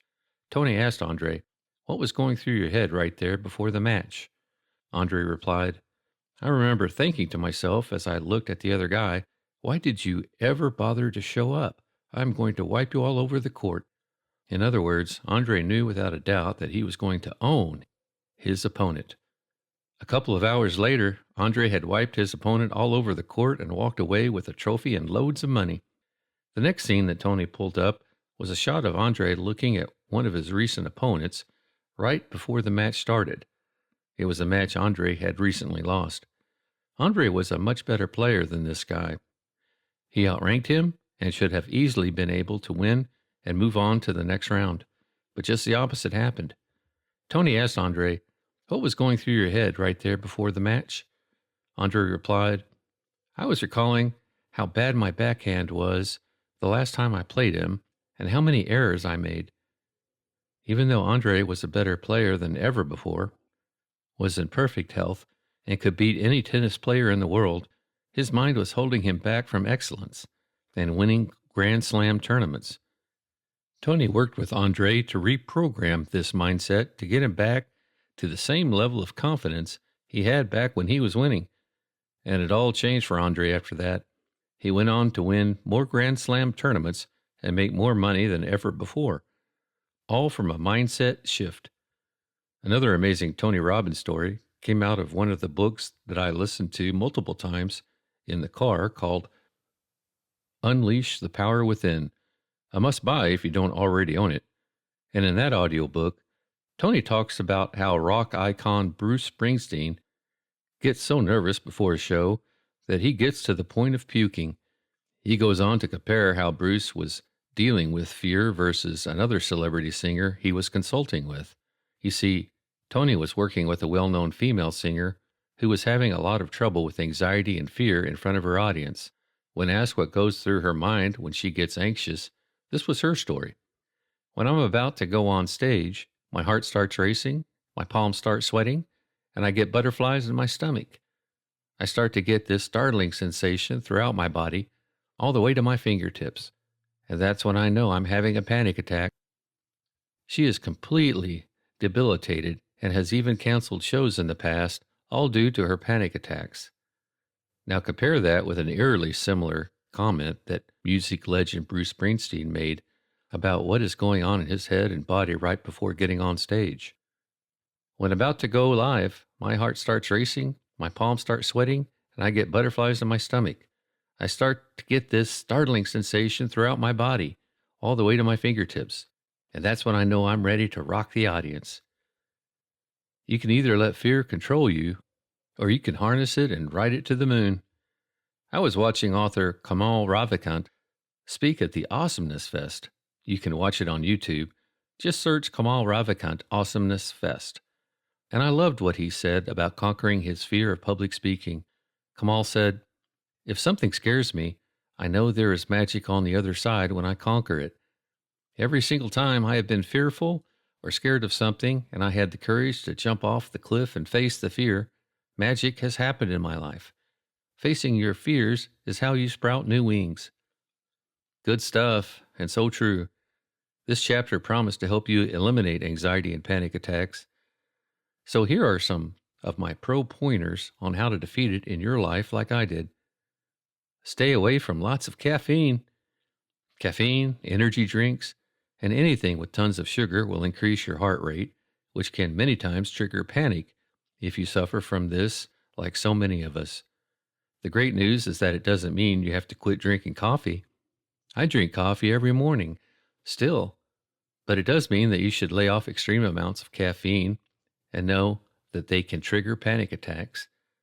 Self-medicating with booze doesn't work either. I have found that a single beer or glass of wine can do wonders to taking off a slight edge of anxiety and fear, but you must be able to control your drinking and stop.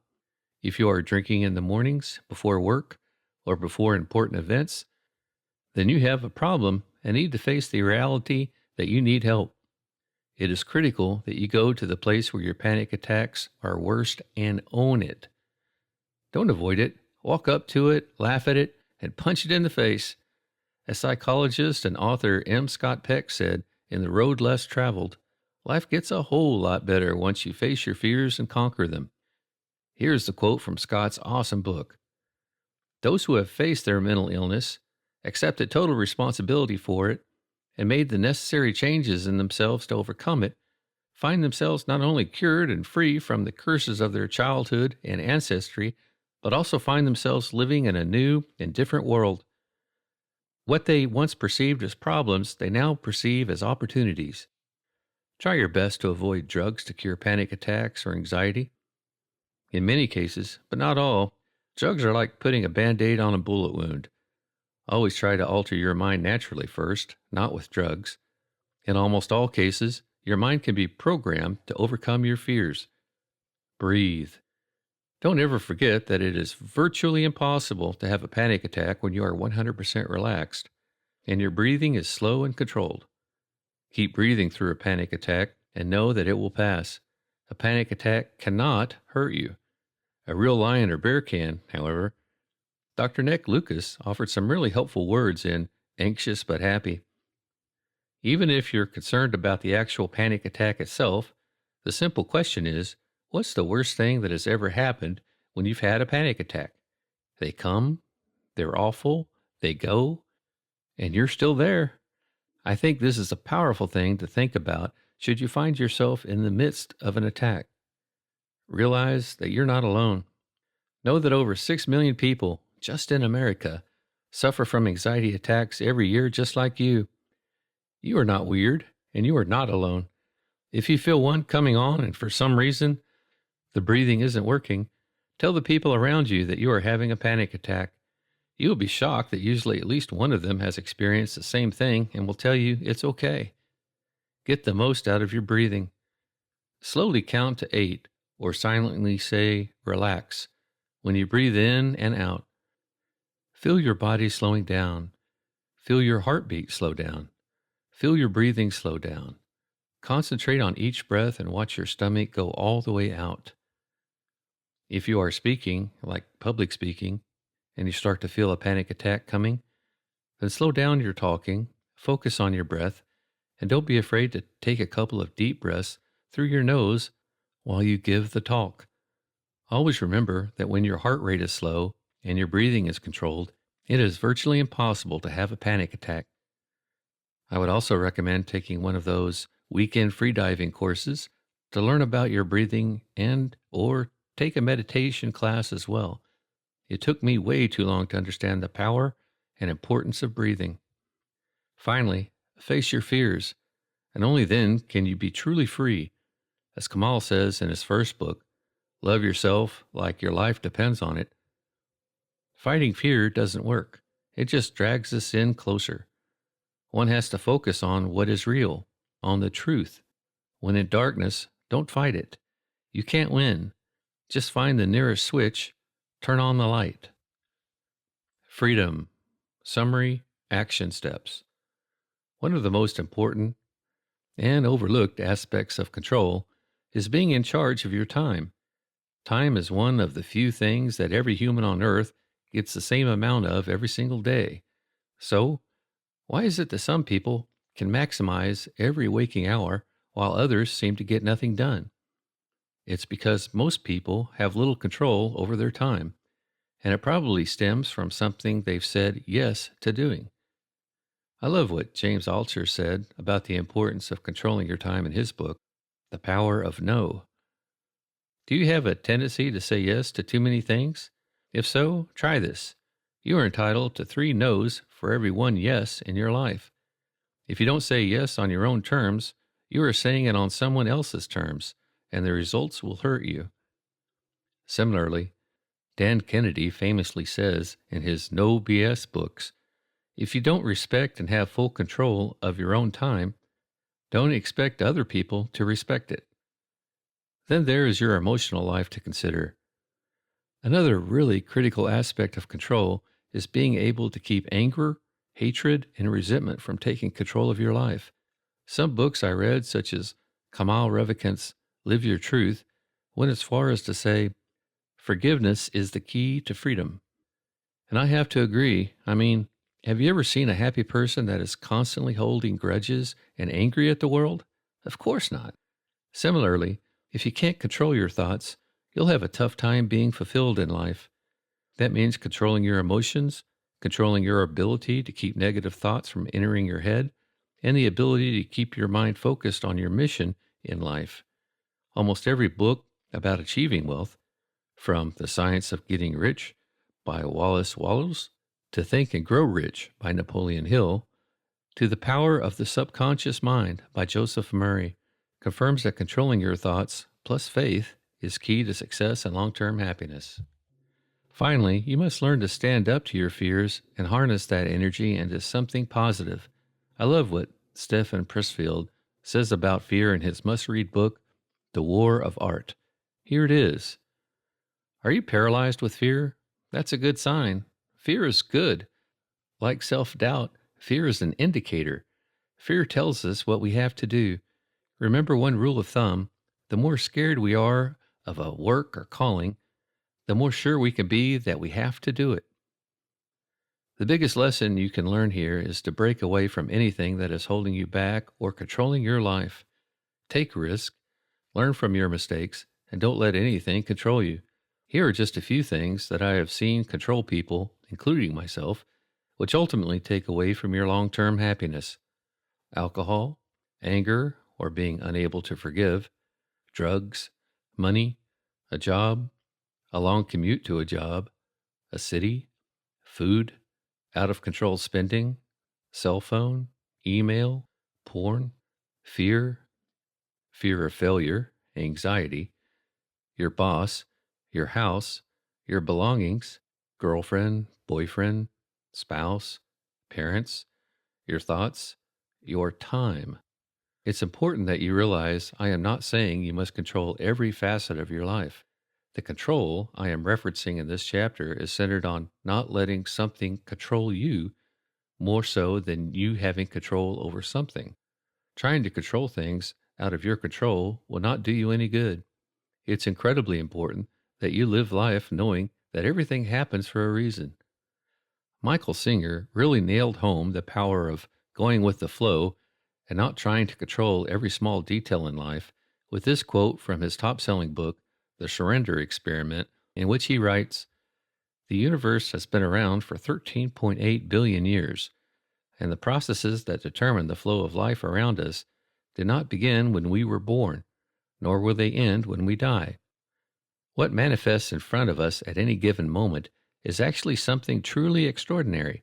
It is the end result of all the forces that have been interacting together for billions of years. We are not responsible for even the tiniest fraction of what is manifesting around us.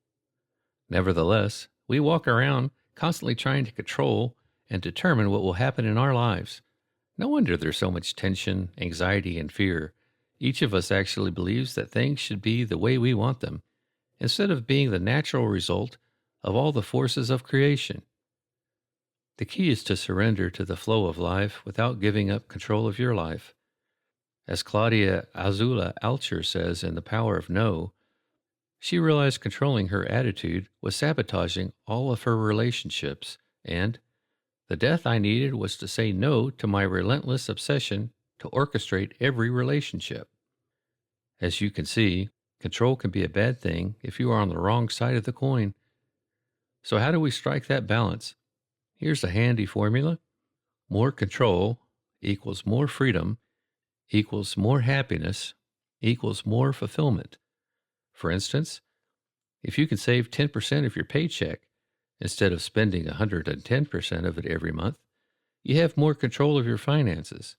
That choice, in turn, gives you freedom from the stress of living paycheck to paycheck and the freedom to use that money towards your goals, which in turn gives you happiness, which in turn leads to fulfillment. Control also applies to your life, your daily activities, and your schedule. I can recall some of the most stressful and unhappy times in my life where I had no control of my schedule. People were bombarding me with emails, texts, and phone calls from 8 a.m. to 10 p.m. I had no life and no control. But once I finally had the courage to make a rule that I wouldn't answer my phone after 6 p.m., the madness ended. And guess what? I didn't lose any business. I think my customers actually respected me more when I put my foot down and told them I was unreachable after 6 because of family time. Scott Adams, the author of How to Fail at Almost Everything and Still Win Big, and the creator of Dilbert, had this to say about control and happiness. A person with a flexible schedule and average resources will be happier than a rich person who has everything except a flexible schedule. Step 1 in your search for happiness is to continually work toward having control of your schedule.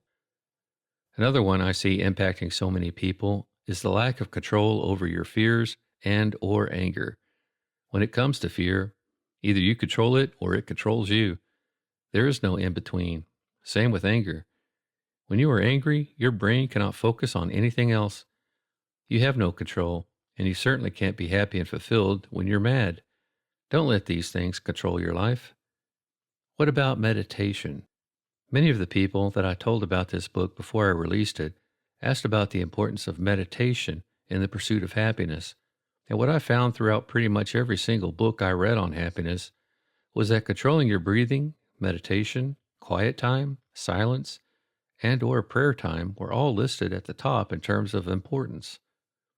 Tim Ferriss interviewed over 200 of the world's most successful people, athletes, authors, billionaires, actors, and icons. In his book, Tools of Titans, he discovered that 80% of the world-class performers I've interviewed meditate in the morning in some fashion, and the other 20% have meditation-like activities. And no, this doesn't mean you have to practice Buddhism, become a monk, or sit in a Zen garden with your legs crossed for hours on end. Meditation can simply be taking the time to shut off your devices, get in a quiet place, and focus on your breathing for 20 minutes. It can mean praying or reflecting for 5 to 10 minutes in your miracle morning, taking a quiet walk late in the evening or early morning, or just closing your eyes and letting your mind roam free in silence every day. To be honest, I thought quiet time, breathing techniques, and meditation were some of the hokiest things I had ever heard of until those breathing exercises changed my life by eliminating my panic attacks. And today, my quiet walks outside early in the morning, before most of the world is up and trying to distract me, are where most of my best ideas and breakthroughs come from. You still won't see me outside on a yoga mat, cross-legged, with my eyes closed and my hands cupped up on my knees in meditation, but I am pleased to admit that I don't try to take a 20-minute breathing and clearing of my head break almost every day.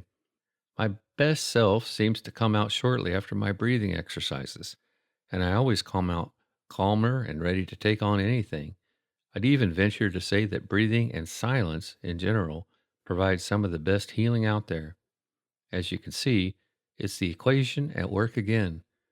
More control equal more freedom, equal more happiness, equal more fulfillment.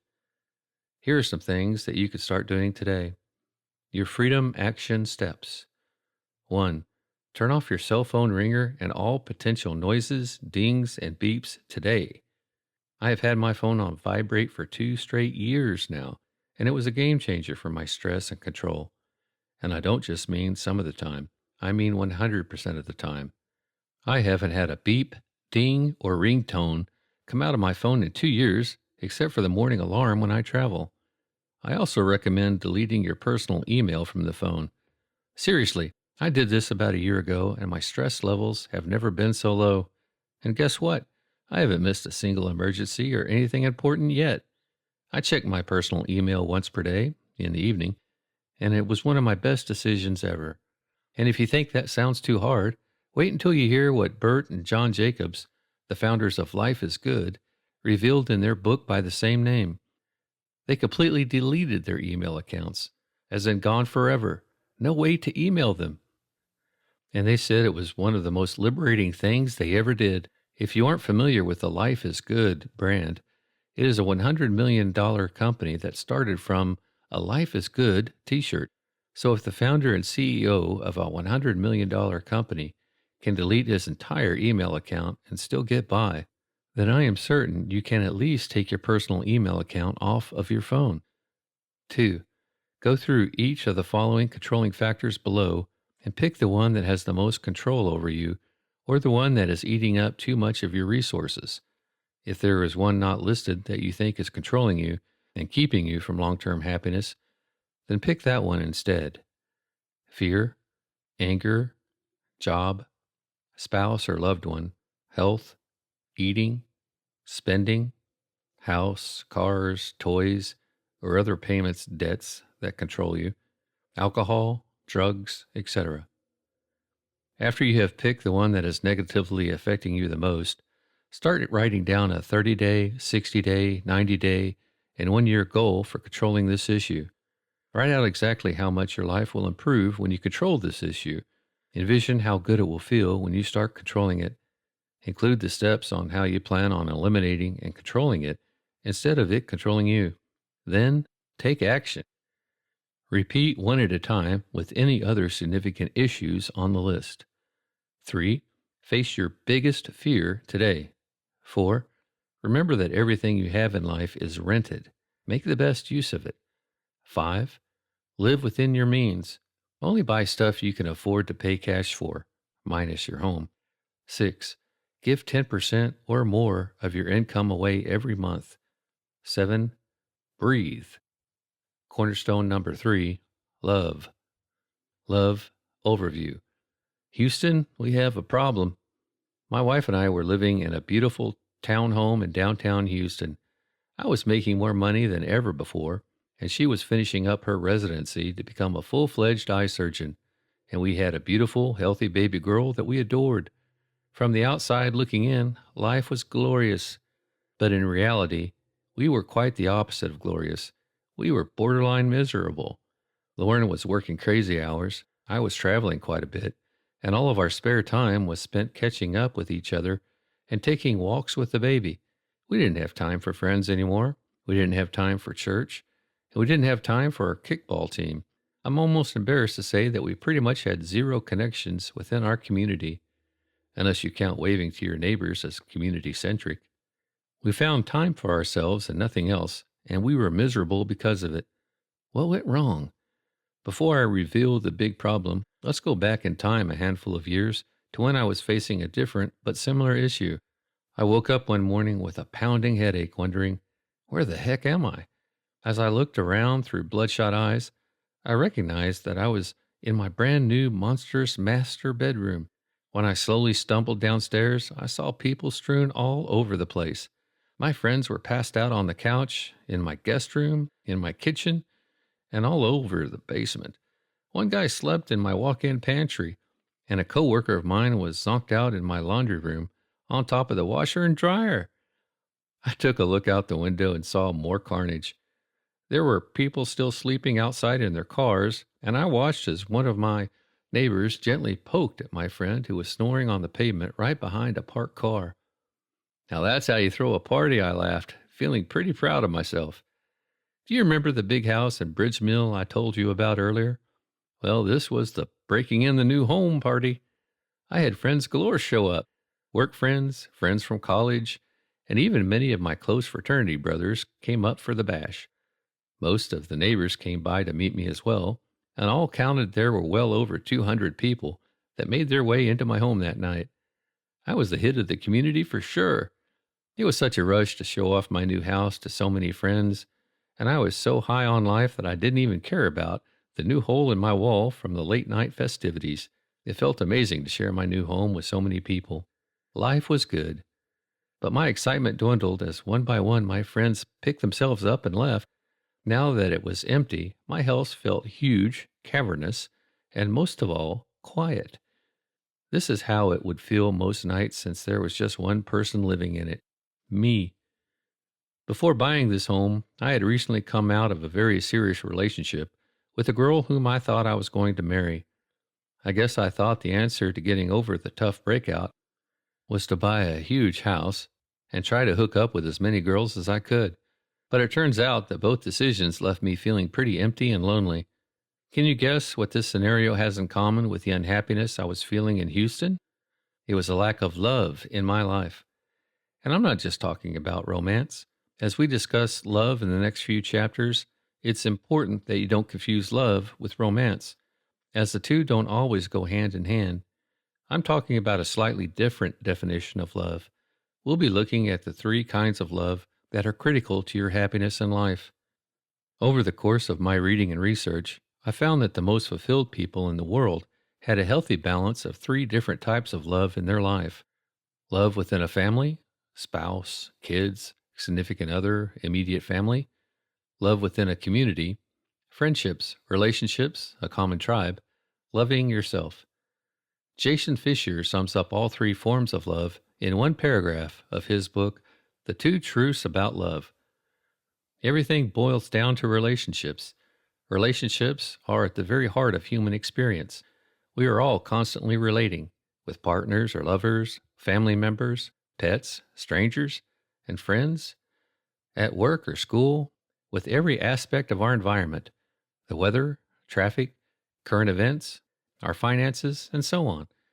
And with ourselves, our regrets or resentments about the past, our hopes or dreams for the future, and our dissatisfactions, both small and large, about our current situation, who we are or are not, and what we don't have. From this complex matrix of interwoven relationships, the entirety of our suffering and joy arises. Let's discuss each form of love in its own chapter. Chapter 10. Love Within a Family. I grew up in a small town, smack dab in the middle of Florida, called Winter Haven. If you took a thumbtack to a map and tried to pin it on the middle of Florida, your tack would certainly land on or near Winter Haven, or perhaps Haines City if you were really accurate. Although today, Winter Haven now boasts one of the only 2 Lego lands in America. When I was growing up, there were more orange trees than people. That's probably still true today, too. Some people love the small town feel, the lack of traffic, being able to walk into a shop or restaurant where everyone knows each other and each other's business, or going to the town's only movie theater on the weekend and running into everyone you know. But not me. I had the itch to get out of Winter Haven as fast as I could. I prided myself on being independent, and I dreamed of living in a big city with tons of things to do, along with unlimited possibilities. My family had no idea why I would ever want such a thing.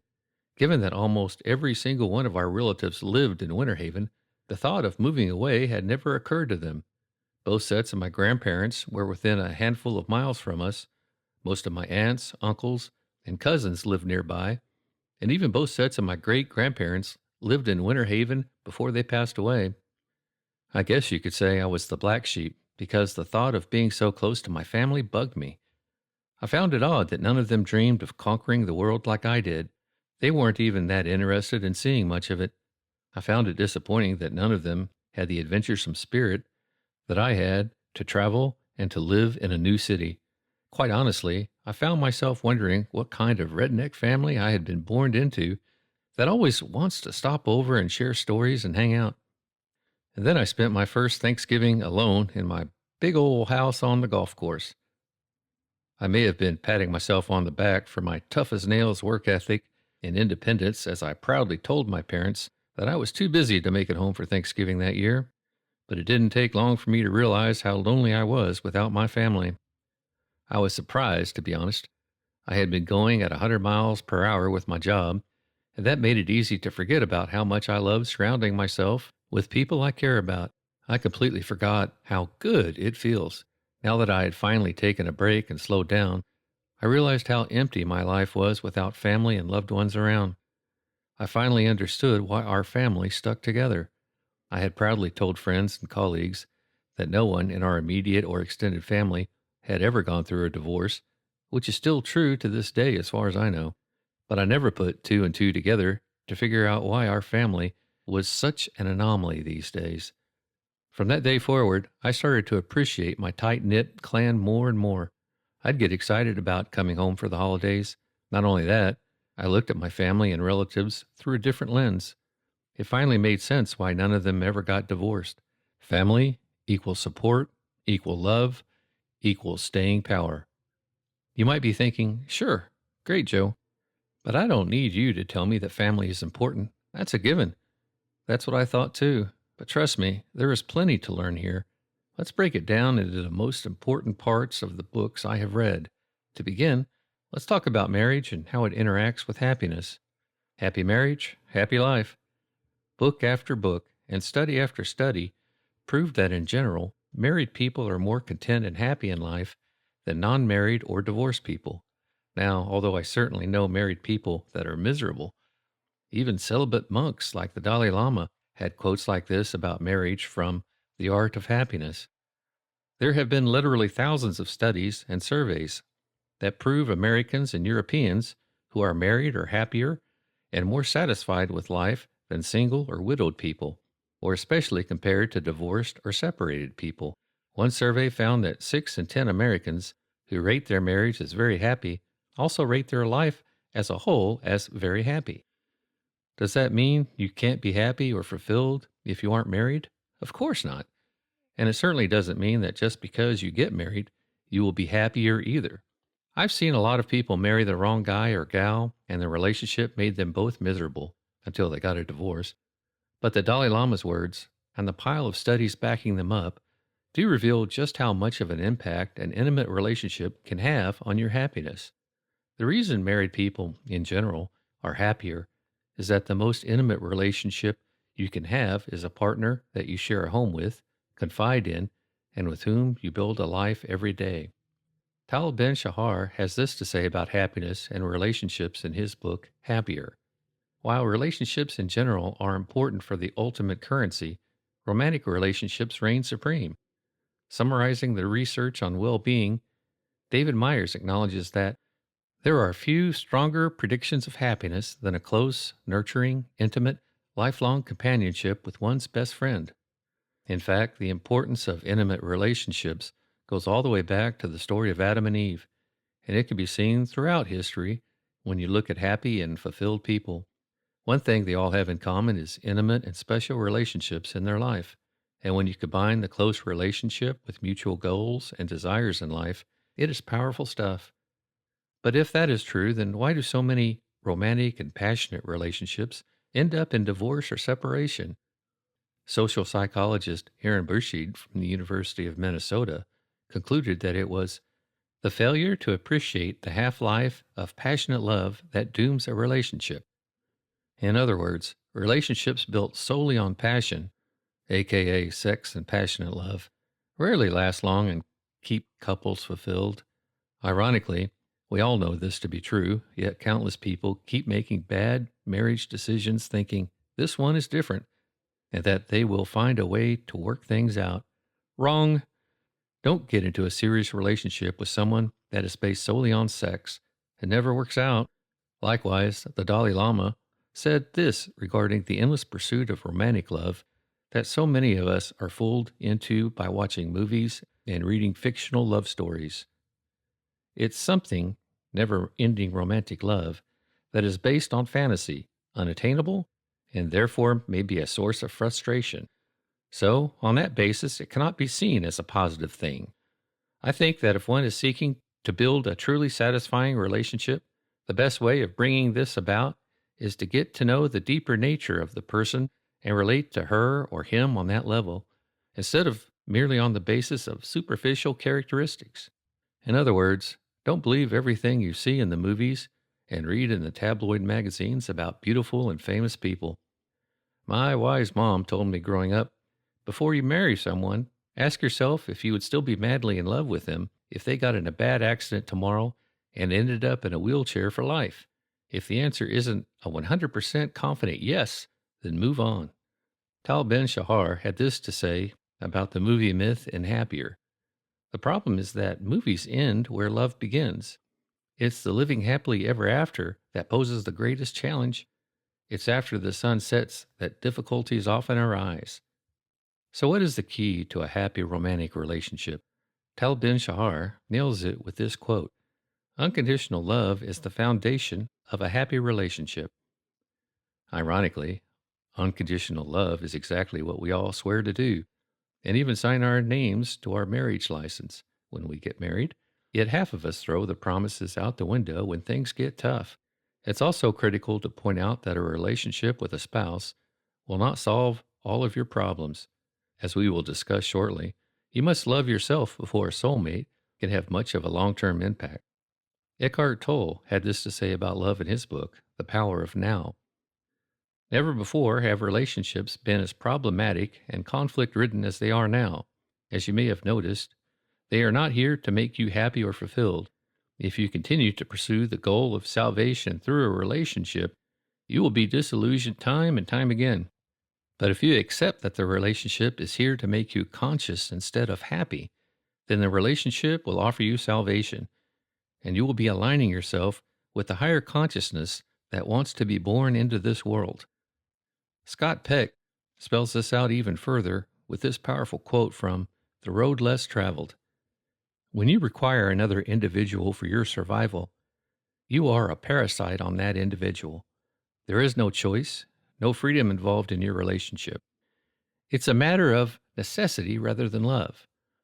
Love is the free exercise of choice. Two people love each other only when they are quite capable of living without each other, but choose to live with each other. Spot on.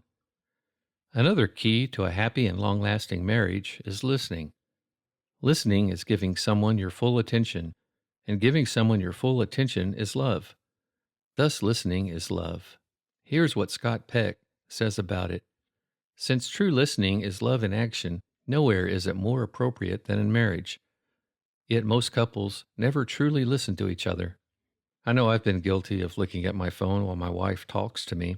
How about you? The power of prayer. The third and final tip to a long-lasting and happy marriage is prayer.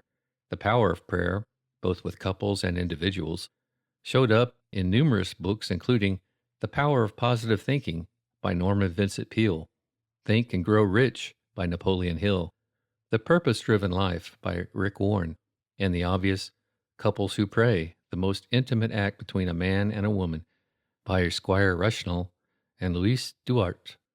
A few quotes from The Power of Positive Thinking reveal just a few of the benefits of prayer in a relationship. Every problem can be solved, and solved right, if you pray. Prayer is the greatest power available to the individual in solving his personal problems. Prayer is the manifestation of energy.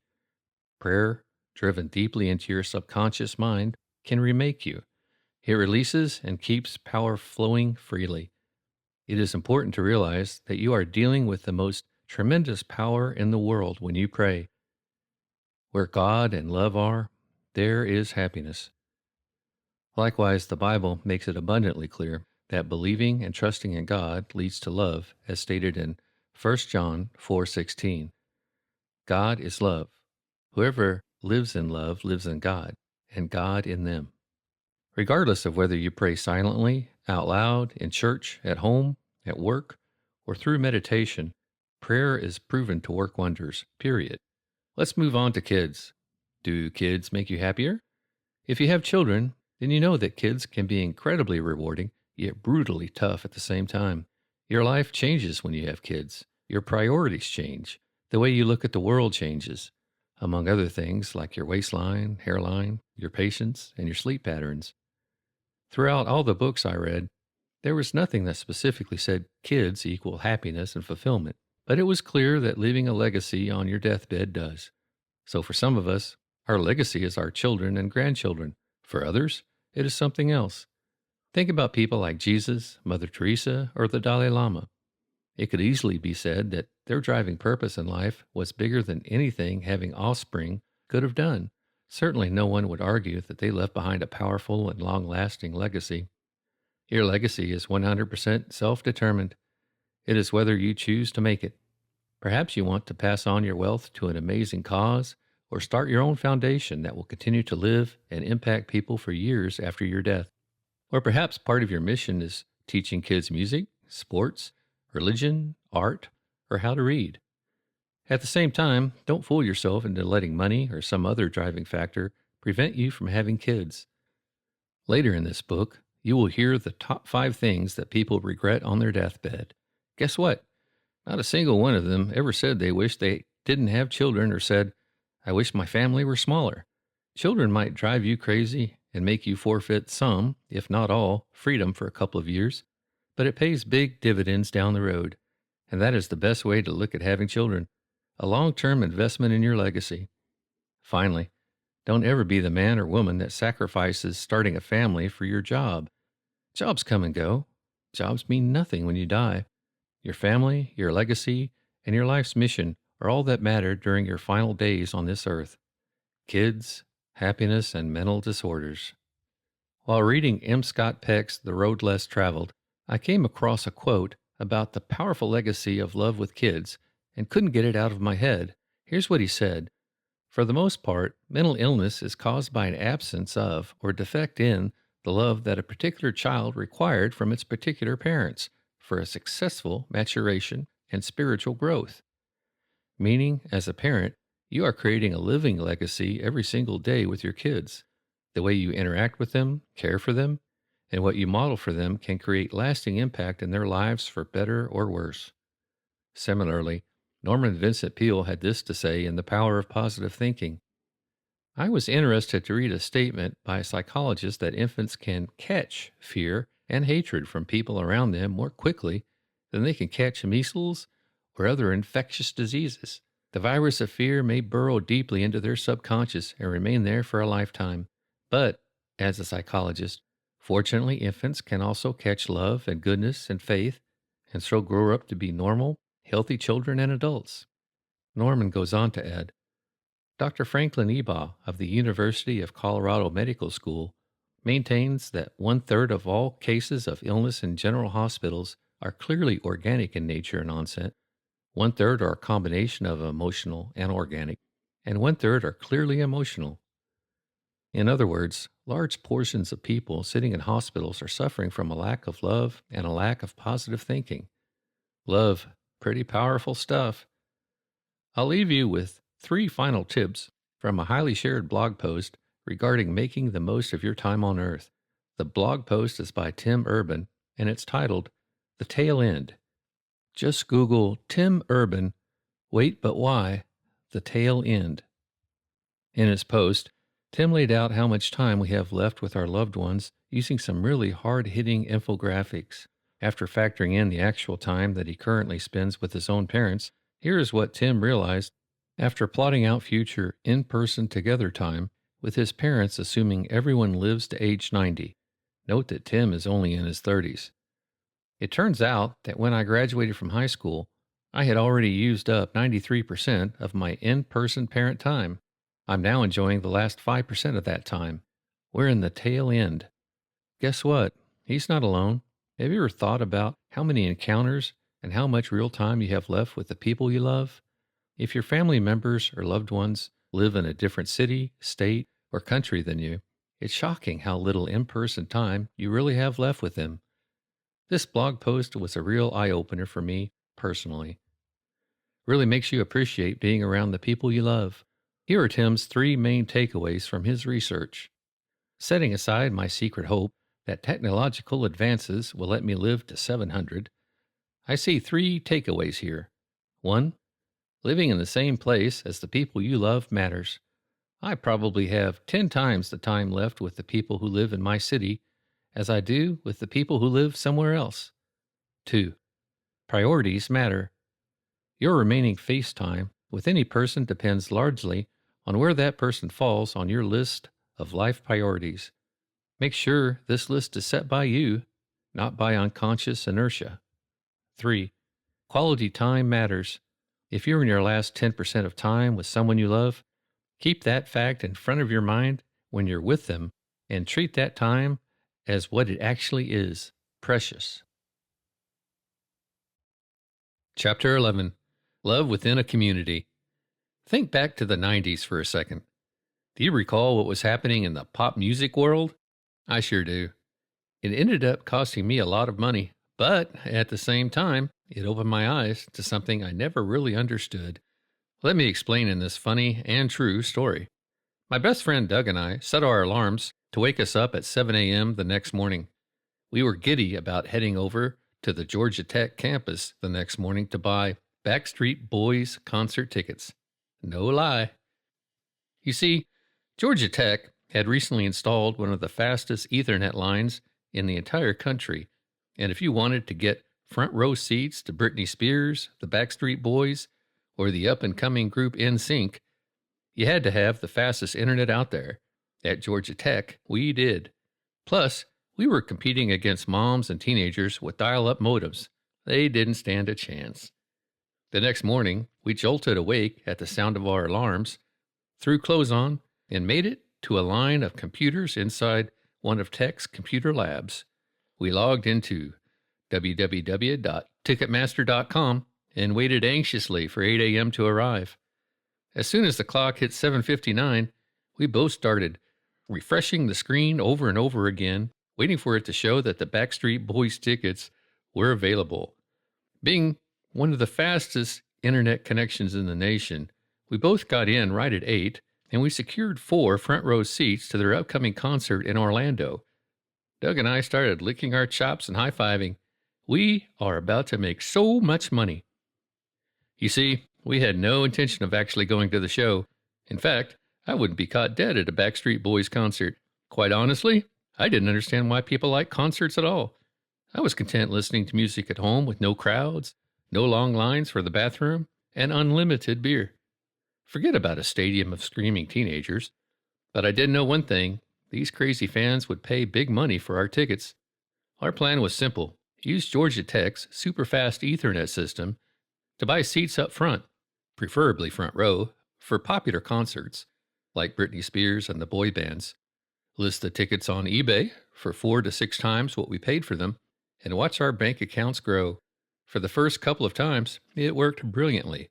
Doug and I made some sweet cash from the crazy people willing to pay hundreds per seat to see 5 guys dance around in goofy outfits. But then a different type of crazy entered our life. Some lady was furious that we were making so much money selling these concert tickets, and she wanted to teach us a lesson. So she started bidding upwards of $15,000 per ticket that she never intended on paying. At first, we were blown away when we saw the offer in our eBay auction, but we quickly realized this lady was trying to kill our auction. We kept booting her off the auction, but she kept rebidding. She did this numerous times as we watched the clock tick down in our auction. The auction ended. She beat us at our own fast internet game by getting her bid in at the last second. We just sold 4 Backstreet Boys tickets for $60,000 total to a person that had no intention of paying for them. Here was the kicker. Back then, eBay charged the seller 2.5% of anything they sold immediately. They charged my credit card for the full amount, even though we never got paid. So as things stood, my credit card was now maxed out with $1,500 that I didn't have, and to make matters worse, we were still stuck with 4 Backstreet Boys tickets. Long story short, they had to investigate the whole deal. We eventually got our money back and a slap on the wrist for scalping tickets, and we ended up selling those tickets just slightly above face value. Just like that, our brilliant business plan was done. We never scalped concert tickets again. We were out of that business. As NSYNC would say, baby, bye, bye, bye, bye, bye. Now, you might be wondering, what does all this have to do with love within a community? Tribes.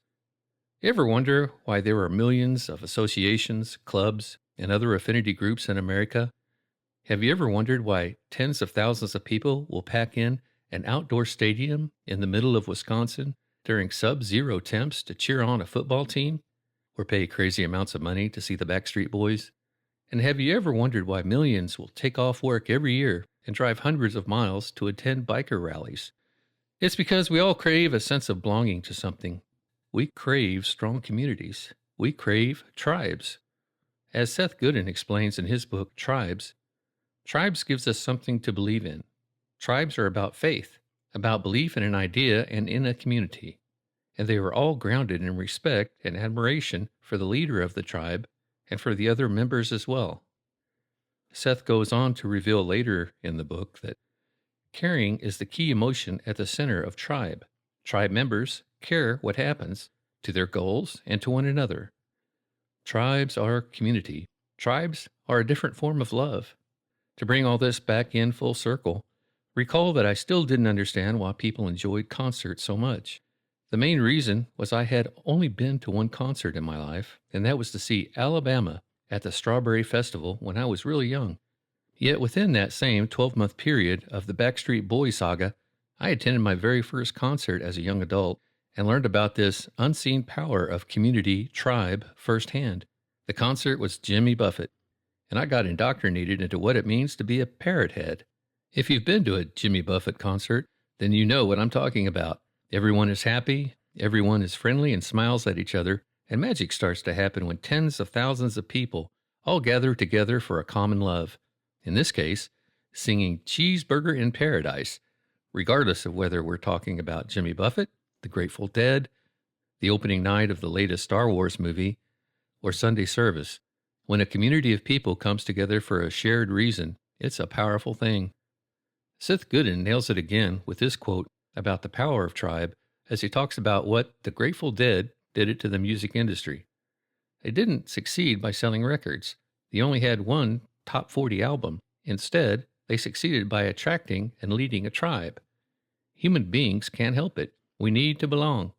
One of the most powerful of our survival mechanisms is to be part of a tribe, to contribute to and take from a group of like-minded people. We are drawn to leaders and to their ideas, and we can't resist the rush of belonging and the thrill of new. So after my first of many Jimmy Buffett concerts, I finally understood the power of love within a community. Why? Because this is exactly what happens when you get a group of people together for a common cause, magic and love.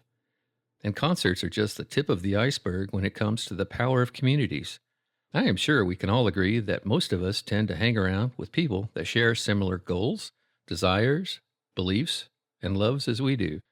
Whether it is a concert, an association, a club, a church, or a synagogue, we have a burning desire to be around people that share our same beliefs, values, and even fears. Why? Humans are social animals. There are probably dozens of ways we absorb energy, inspiration, skills, and character traits from those around us, says Dilbert founder Scott Adams in his top-selling book, How to Fail at Almost Everything and Still Win Big.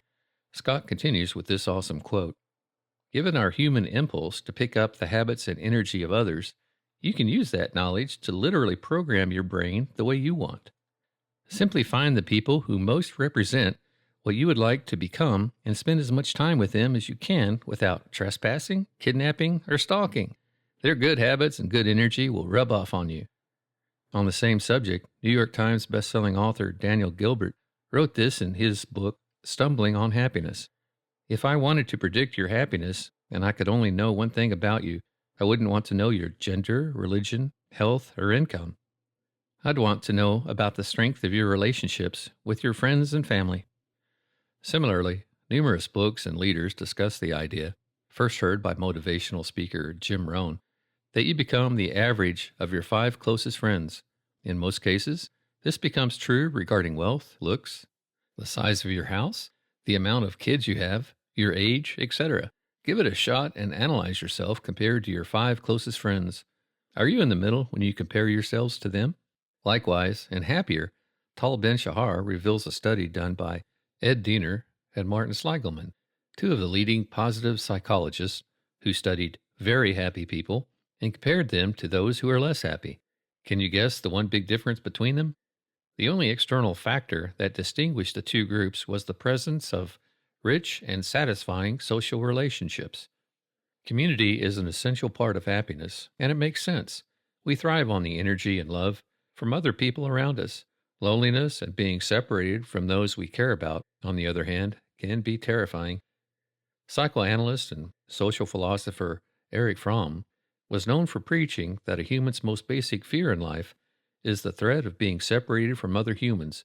He proposed that being separated from loved ones, starting in infancy, when a baby first shows signs of separation anxiety, is the main source of all anxiety in human life. Howard Cutler, author of The Art of Happiness with the Dalai Lama, discussed a study that was done at Duke University Medical Center where they found that heart disease patients who weren't married or didn't have a close confidant were 3 times more likely to die within 5 years of the diagnosis compared to patients with the exact same diagnosis who were married or had a best friend. A similar study that went on for 9 years proved that people with more social support and close relationships had lower death rates and lower rates of cancer compared to people with few relationships, aka loners. Pretty powerful stuff. Don't ever forget that social connections and relationships are one of the most important drivers of your happiness. Even Rich Koch's business book, The 80-20 Principle, where Rich proves everything in business and personal life follows the 80-20 rule. For instance, 20% of your friends most likely receive 80% of your time and love, while 80% of your friends get the remaining 20% of your time and love. Had this to say about the power of relationships. Without relationships, we are either dead to the world or dead. Although banal, this is true. Our friendships are at the heart of our lives. Finally, don't dismiss the power of listening when it comes to love within a family, group, community, or while one-on-one with someone. Just like listening to a spouse or child is one of the best ways to show your love, the same goes for your community or tribe. Famous psychiatrist M. Scott Peck, MD, had this to say about the importance of listening in The Road Less Traveled. The principal form that the work of love takes is attention. When we love another, we give him or her our attention. We attend to that person's growth. And by far, the most common and important way in which we can exercise our attention is by listening. Can you guess what all of the best psychiatrists, aka love doctors, do during their sessions with unhappy and unbalanced clients? They listen. They ask questions and get their patient talking. They show that they care by giving their full attention to the other person, which is the ultimate form of love. Scott goes on to say, it is the patient's sense that he or she is being listened to, often for the first time in years, and perhaps the first time ever. Being the recipient of someone's full attention is a rare thing, especially in the age of the smartphone, and that makes it highly valuable. Compassion and giving back. Have you ever met someone who came back from helping build a home with Habitat for Humanity, volunteering at an orphanage, or serving food in a soup kitchen and said, "Man, what a waste of time that was"? Of course not. There's something magical that occurs in our mind and body when we give back, when we give to the less fortunate, and when we share our time, money, and energy with other people. Deepak Chopra dedicates an entire chapter called The Law of Giving in his book, The 7 Spiritual Laws of Success. Here's what Deepak has to say in the book. The best way to put the law of giving into operation, to start the whole process of circulation, is to make a decision that any time you come into contact with anyone, you will give them something. It doesn't have to be in the form of material things. It could be a flower, a compliment, or a prayer. In fact, the most powerful forms of giving are non-material. The gifts of caring, attention, affection, appreciation, and love are some of the most precious gifts you can give, and they don't cost you anything. Research has proven that compassionate and giving people tend to be happier, healthier, more popular, and are more successful in life. One study even showed how everyone from the elderly to alcoholics to people living with AIDS showed significant improvement in health if they did volunteer work while getting treatment. Pretty wild, huh?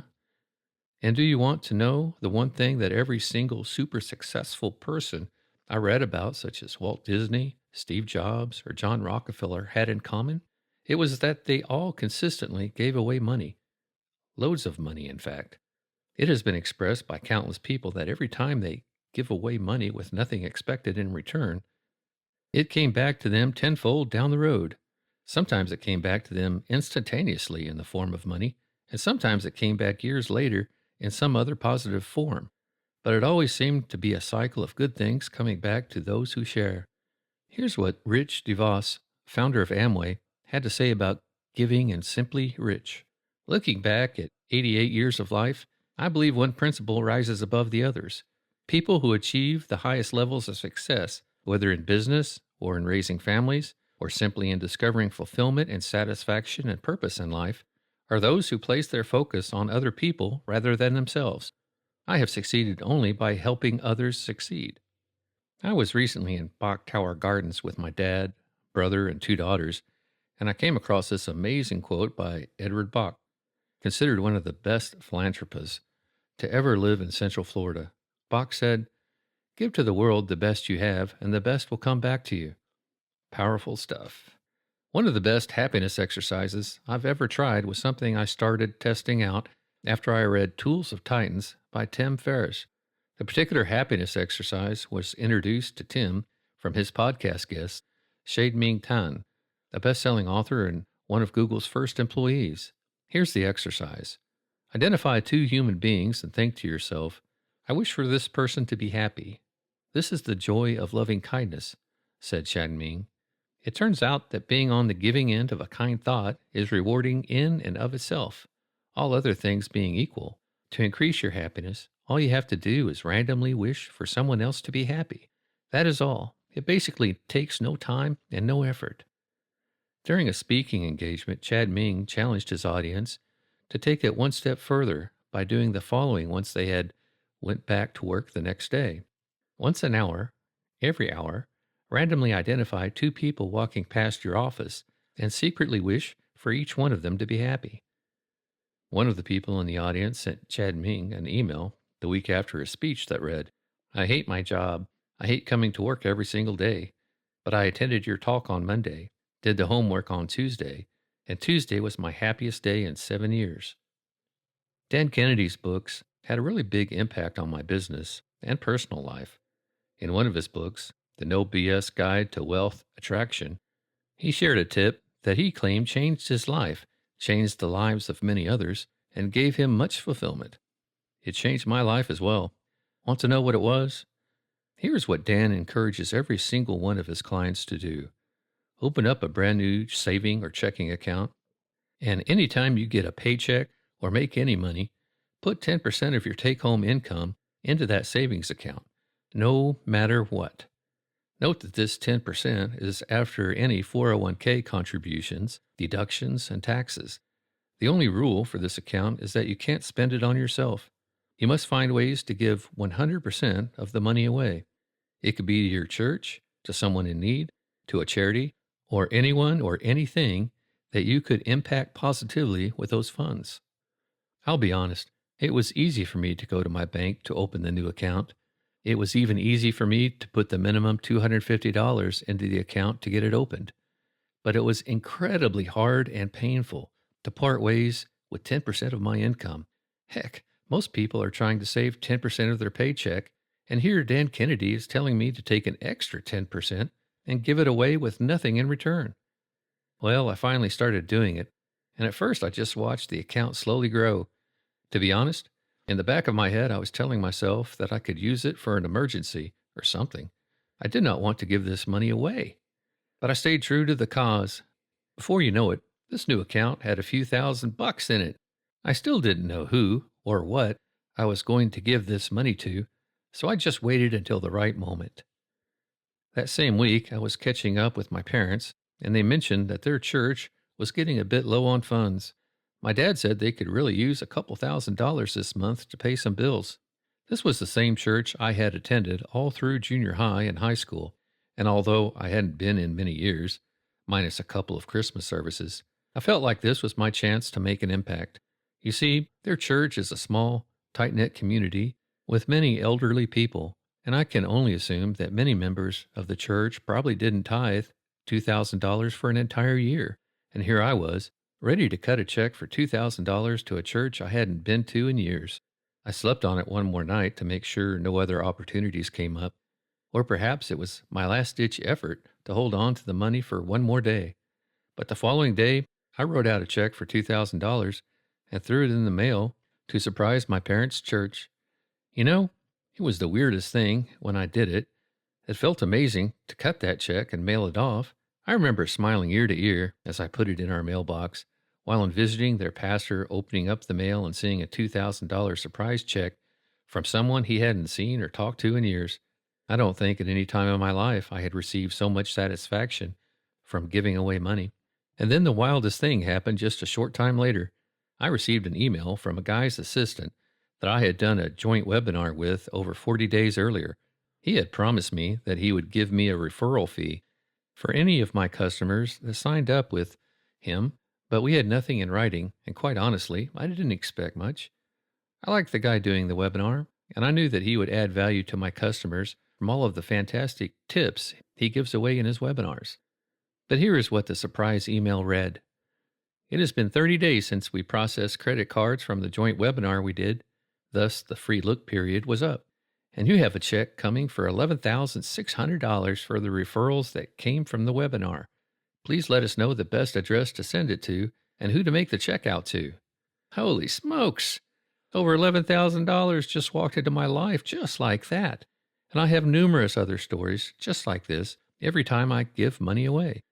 Now, I don't tell you this so you start giving away your money in hopes that you will get surprise checks, because that isn't always the case.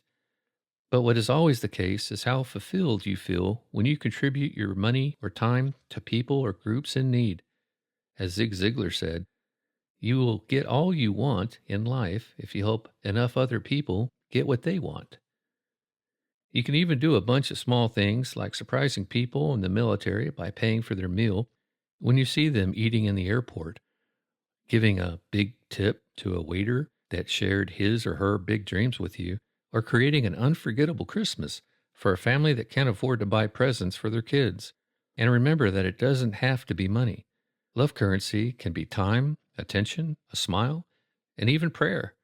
The best news is that it's free to smile at people, free to strike up a conversation with a new person, and free to give an old friend a hug. Find your tribe, love your community, care about others, give back. Chapter 12. Love yourself. Girls, there must be something seriously wrong with them. How do I know? Well, it certainly couldn't be my fault that I couldn't hold on to a serious girlfriend while in my 20s. I was a solid catch, after all. I was in the best shape of my life. I had a good job. I knew how to make people laugh. And I was a pretty popular guy, despite my ongoing battle with anxiety. What was wrong with these girls I was dating? Wrong question, right? What I should have been asking was what was wrong with me? Unfortunately, I didn't see my serious flaw until it was too late. But then again, everything happens for a reason. Want to know what happened? Let me tell you my quick story. After countless dates, flings, and short-term relationships, I finally found an amazing girl that I believe could be the one. Her name was Katie, and like many new relationships, we spent the first 6 months or so of our relationship in pure bliss. No real fights, no drama, all good times. And then it happened. I began to get jealous of other guys looking at and talking to Katie. I began to get jealous if she wanted to have a girls' night out. I became argumentative about anything and everything that came in between Katie and I. Before I knew it, my urge to control my girlfriend was getting out of control, and you can only imagine what happened next. The it I described above was my feeling the need to have control. But if you dig a couple of layers deeper, it came down to me not loving myself. I didn't understand this until many years later when I met my soon-to-be wife. I knew I wanted to marry this girl named Lauren that I was dating, but I was dead set on not making the same mistakes I had made with Katie. After evaluating my past relationships, two things became incredibly evident in all of my failed attempts at love. One, my controlling and jealous attitude, and two, the fact that I didn't like what I had become inside. And every single time, those two things manifested themselves in my need for control. It was like a drug. I truly hated how it made me feel and what it was doing to my relationships. But at the same time, I couldn't free myself of it. I was a control addict, and the problem stemmed from me not truly loving myself. And it sure didn't help that I kept making the false assumption that being loved by someone else would make it all better.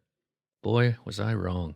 When I read The Road Less Traveled by M. Scott Peck, it became abundantly clear how dependent I was on others to try and make me happy. No wonder I couldn't keep a girlfriend. Here's what Scott says about it in the book. If being loved is your goal, you will fail to achieve it. The only way to be assured of being loved is to be a person worthy of love, and you cannot be a person worthy of love when your primary goal in life is to be passively loved. I started to see the same trend in some of my friends and close acquaintances who who are having a hard time keeping long-term relationships, going through a divorce, or wondering why they hadn't found a compatible spouse. Most of them simply did not love themselves, and they were hoping and praying that another person was going to solve it. What's sad is that loving yourself is probably the most overlooked form of love, but it is critical to finding happiness in your life. It seems a bit ironic that such an essential happiness component gets so little attention, but the majority of self-help books I read focus more on loving others and having the right attitude. But there were a few authors that really nailed it, such as M. Scott Peck, Eckhart Tolle, and Kamal Ravikant. Here is what else M. Scott Peck said about loving yourself in The Road Less Traveled. Love was defined as the will to extend one's self for the purpose of nurturing one's own or another spiritual growth. When we grow, it is because we are working at it, and we are working at it because we love ourselves. It is through love that we elevate ourselves, and it is through our love for others that we assist others to elevate themselves. Love, the extension of the self, is the very act of evolution. It is evolution in progress. The evolutionary force present in all of life manifests itself in mankind as human love. Among humanity, love is the most miraculous force that defies the natural law of entropy. Powerful stuff. And it makes sense when you step back and think about it. How can we grow as individuals or as a society if we don't love ourselves? How can we love others if we don't love ourselves? And how can any of us blindly believe that by simply finding or marrying another person, it will make us happy if we don't love ourselves? Can we truly feel loved if we don't believe we're worthy of it? Of course not. Yet so many people go around in life proclaiming to their best friends that they would be happy if they could just find that right person. Wrong. Here's another powerful quote on love from The Prophet by Khalil Gibran.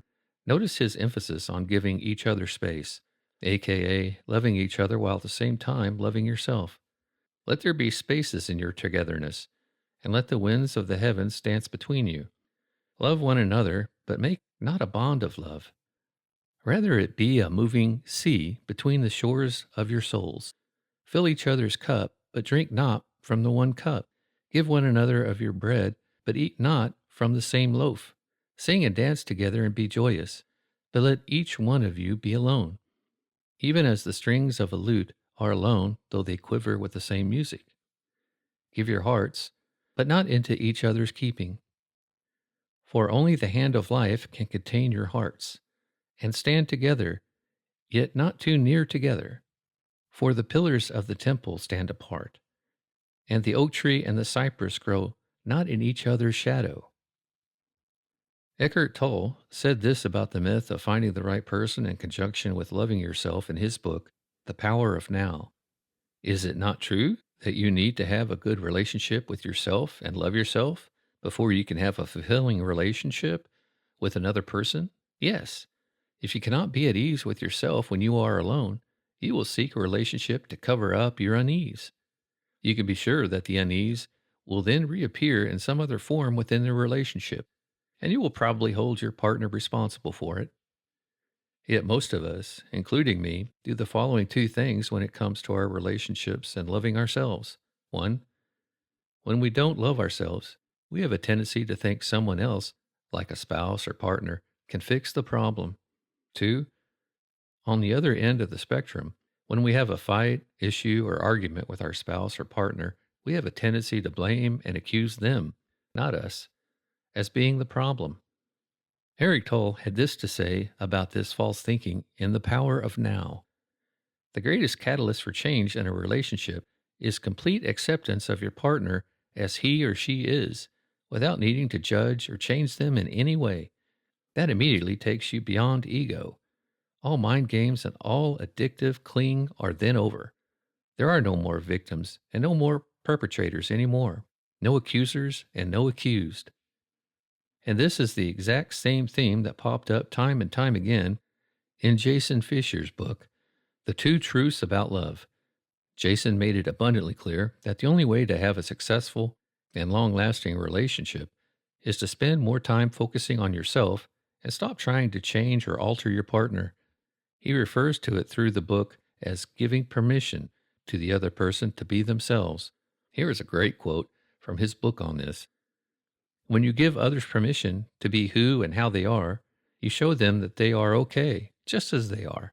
Showing others love in this extraordinary way is highly nourishing. As a result, their confidence and belief in themselves grow. Instead of judging themselves as flawed or inadequate, as others have probably done, they now begin to embrace themselves as you have embraced them, emulating the permission you have given. Try it out yourself in your own relationships. It works wonders compared to trying to change the other person or trying to force them to see things your way. Just love yourself and grant others to love themselves as they are. One of my other favorite quotes on loving yourself came from Kamal Ravikant. His novel, Rebirth, which is an amazing tale based on his real-life pilgrimage across Spain, contained this conversation with a woman he met on the pilgrimage. Most of my life, she said, I was my worst enemy. Then cancer gave me a gift in the form of a question. It might be too simple for you. She stopped and chuckled. Would you like to hear it? Very much. Here. If I love myself, would I do this? You're right, I said. That is simple. I did not choose friends anymore for their status. I started to choose friends who made me happy. Everything I did, from eating and drinking to where I live, I only did it if it was a yes. Imagine if you and I lived like that every day. If we only pursued things that were a yes to the question, if I loved myself, would I do this? I can only assume we would be significantly happier in everything we do. Finally, Kamal really hits the nail on the head with the power of loving yourself in his book, Love Yourself Like Your Life Depends on It, with this quote, Love is an emotion. Love is a feeling. Love is the way of being. That spring in the step, that smile, that openness, can it simply come from loving ourselves? That stops me. Of course. Here we are, thinking that one needs to be in love with another to shine, to feel free and shout from the rooftops. But the most important person, the most important relationship we'll ever have is waiting. It is craving to be loved truly and deeply. You. Let me repeat. If you can't unconditionally love yourself, then you can't love someone else the way God intended you to love. Kamal goes on to say, when we love ourselves, we naturally shine. We are naturally beautiful, and that draws others to us. Before we know it, they're loving us, and it's up to us to choose who to share our love with. Beautiful irony. Fall in love with yourself. Let your love express itself, and the world will beat a path to your door to fall in love with you. As you love yourself, life loves you back. Love. Summary, action steps. The word love appears anywhere from 310 to 538 times in the Bible, depending on which version you reference. But regardless if you read the King James Version or the New International Version, one thing is for certain, love is critical for you to be happy and fulfilled. I bring up the Holy Bible because there is a man in the Bible named Jesus that serves as one of the best examples of love ever born. Regardless if you are a believer in Jesus Christ as the Savior or not, there is plenty of evidence to prove he was filled with love. I've yet to meet anyone from any religious background who doesn't agree that the world would be a better place if everyone loved and forgave like Jesus. I mean, can you imagine having 12 of your best friends turn on you when you needed them most, and one completely abandon and deny he knew you 3 times, all while you are being forced to carry your own cross to your own crucifixion? To make matters worse, countless people spit on you, mock you, and torture you, yet you have the will to say, Father, forgive them, for they know not what they are doing? Say what? For most of us, forgiving the same people who are literally trying to kill you would be an almost unthinkable feat. Are you filled with that kind of love and forgiving power? I know I certainly struggled to love my enemies as much as Jesus did. Here's a hard-hitting love quote from the Bible that I reference anytime I'm having trouble forgiving others. But if you love those who love you, what credit is that to you? For even sinners love those who love them. And if you do good to those who do good to you, what credit is that to you? For even sinners do the same. But love your enemies, do good, and lend, hoping for nothing in return. And your reward will be great, and you will be sons of the Most High. For he is kind to the unthankful and evil. Therefore be merciful, just as your Father is merciful. Luke 6:32 through 36. Powerful words. Love thy enemies. One of my favorite podcast episodes was when Mike Dillard from the Self-Made Man podcast interviewed Mike Koenigs. The interview was titled, What to Do When Facing Death, as Mike Koenigs had recently survived a severe battle with cancer.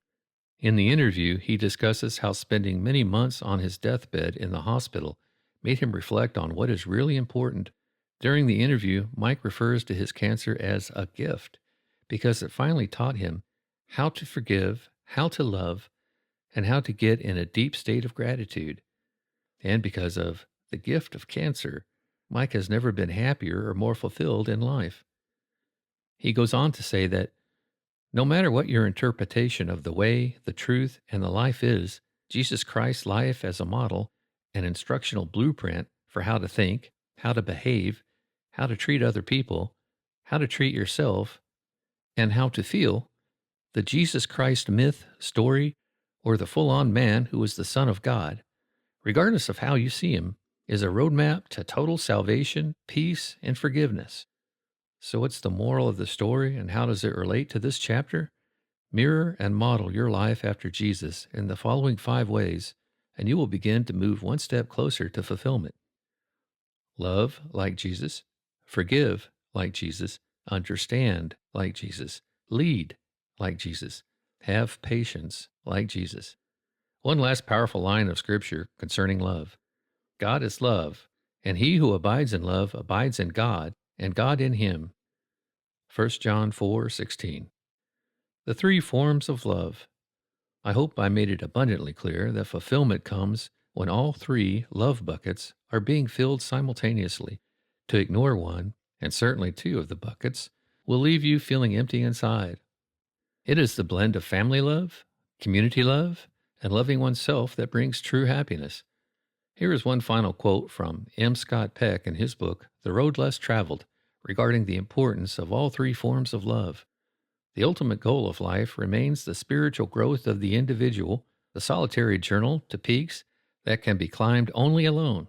Significant journeys cannot be accomplished without the nurture provided by a successful marriage or a successful society. Marriage and society exist for the basic purpose of nurturing such individual journeys. Your love action steps. 1. First and foremost, start loving yourself. We spent a lot of time in earlier chapters talking about how happiness is a choice you have to make. Guess what? So is love. You can either choose to love yourself or not. You don't need any material thing to make it happen except a conscious decision to love yourself. 2. Next, analyze your relationships. Are they healthy? Are the people around you lifting you up or bringing you down? Write down your closest friends and decide who you really need to invest more time with and who you need to distance yourself from. Your happiness can be jeopardized by hanging around unhappy and negative people, even family. Always give them a chance and encourage them to read books like this. But if they never change, then spend less time with them and build healthier relationships. 3. If you are married, I highly suggest picking one day a week that is your sacred night, when the 2 of you catch up and hang out with no distractions. It is way too easy to get caught up in life and wake up one day realizing you haven't had a date night with your spouse in months. Not good. My wife and I recently agreed that Friday nights were our sacred night. No exceptions. We treated it like a pastor would treat showing up to work on Sunday. No excuses. 4. Next, start working on becoming a better listener. As you read above, the ultimate form of love is giving someone your full attention. So give your loved ones your time while being fully engaged, and give them your full attention. 5. Then spend some time really thinking about your legacy. What do you want to leave behind when you die? Do kids fit in the picture? Does a spouse?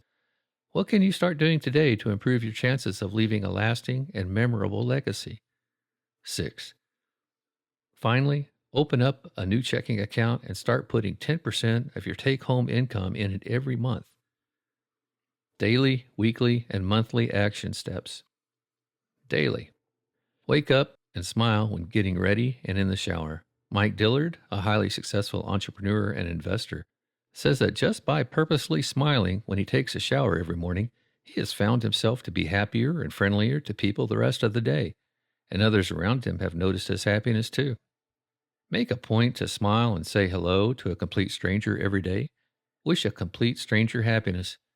Tell your immediate family members you love them and spend time listening to them. You never know when one of them, or you, will not be around again. Model your life, in terms of love, forgiveness, and patience, after Jesus. Weekly. Make a point to meet one new person every week, even if it's just a simple conversation, handshake, and asking their name. It can be a neighbor, someone at the gym, your kid's school, etc. Some of my best friends in Tampa started from a simple hello when I could have just as easily said nothing and never met them. Make a point to tell your extended family members you love them. Monthly. For the next 12 months, write down 12 of your closest friends or family members that you have either lost touch with or just can't find the time to call. Write down a specific date and time that you are going to call them and surprise them that day, even if you have to leave a voicemail. It will feel amazing to reconnect with these people. Give 10% of your take-home income away. No exceptions. Finally, have fun. Research shows that people who regularly have fun are 20 times more likely to feel happy compared to those who stick with the same old daily routines. Break out of your routine. Don't get caught doing the exact same boring thing over and over again, Monday through Friday. Life is too short. Mix it up. Take some chances. Go try something new and exciting and meet some new friends along the way. P.S. Don't ever scalp boy band concert tickets. It won't make you any happier.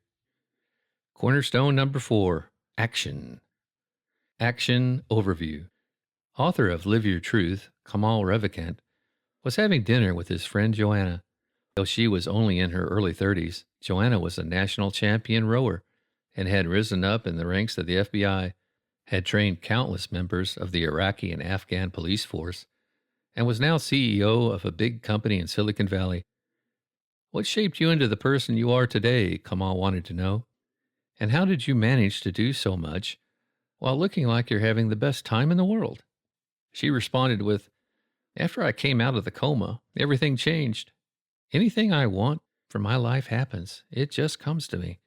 When Joanna was 24 years old, she suffered a severe heart attack. She doesn't remember anything except what the doctors told her after she woke up a month later. That she flatlined, was resuscitated, she remained in a coma for quite some time, and that she was lucky to be alive. Kamal smiled at his friend's answer and pressed further. I don't want to have to die to figure out your secret. What changed? You've got to tell me. Joanna leaned forward, looked straight into Kamal's eyes, and said in a soft voice, You're going to think I'm crazy, but what if this is heaven? Silence. She continued, Kamal, I died in the hospital that day. I know that for sure. But what I can't prove is that I came back to life. How can I know that this isn't the other side? No one has been able to tell me that it isn't. So because of that, I wake up every day believing this is heaven. And because this is heaven, I can have, be, and do anything I want. This is how I have lived life ever since. Wow, talk about completely altering your view on life. Joanna has used her misfortune to completely change the way she sees herself and the world. No wonder she has been able to accomplish so much and get anything she wants. How many of us go to sleep dreading the sound of the alarm clock, going to work, and facing the day? How many of us come home complaining? Joanna would probably agree with Zig Ziglar's response to the lady who was complaining to him about having a bad day. Here's what Zig replied back to the negative lady groveling about her day. That's nothing. You want to experience a bad day? Try skipping just one and let me know how that works for you. After pondering Kamal's story about his friend Joanna and what I had read in other books regarding attitude and perspective, it hit me.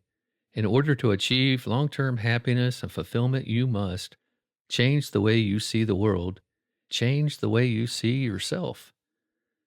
What Joanna and so many other fulfilled people have figured out is that to be happy, you must fully believe that life is happening for you, not to you.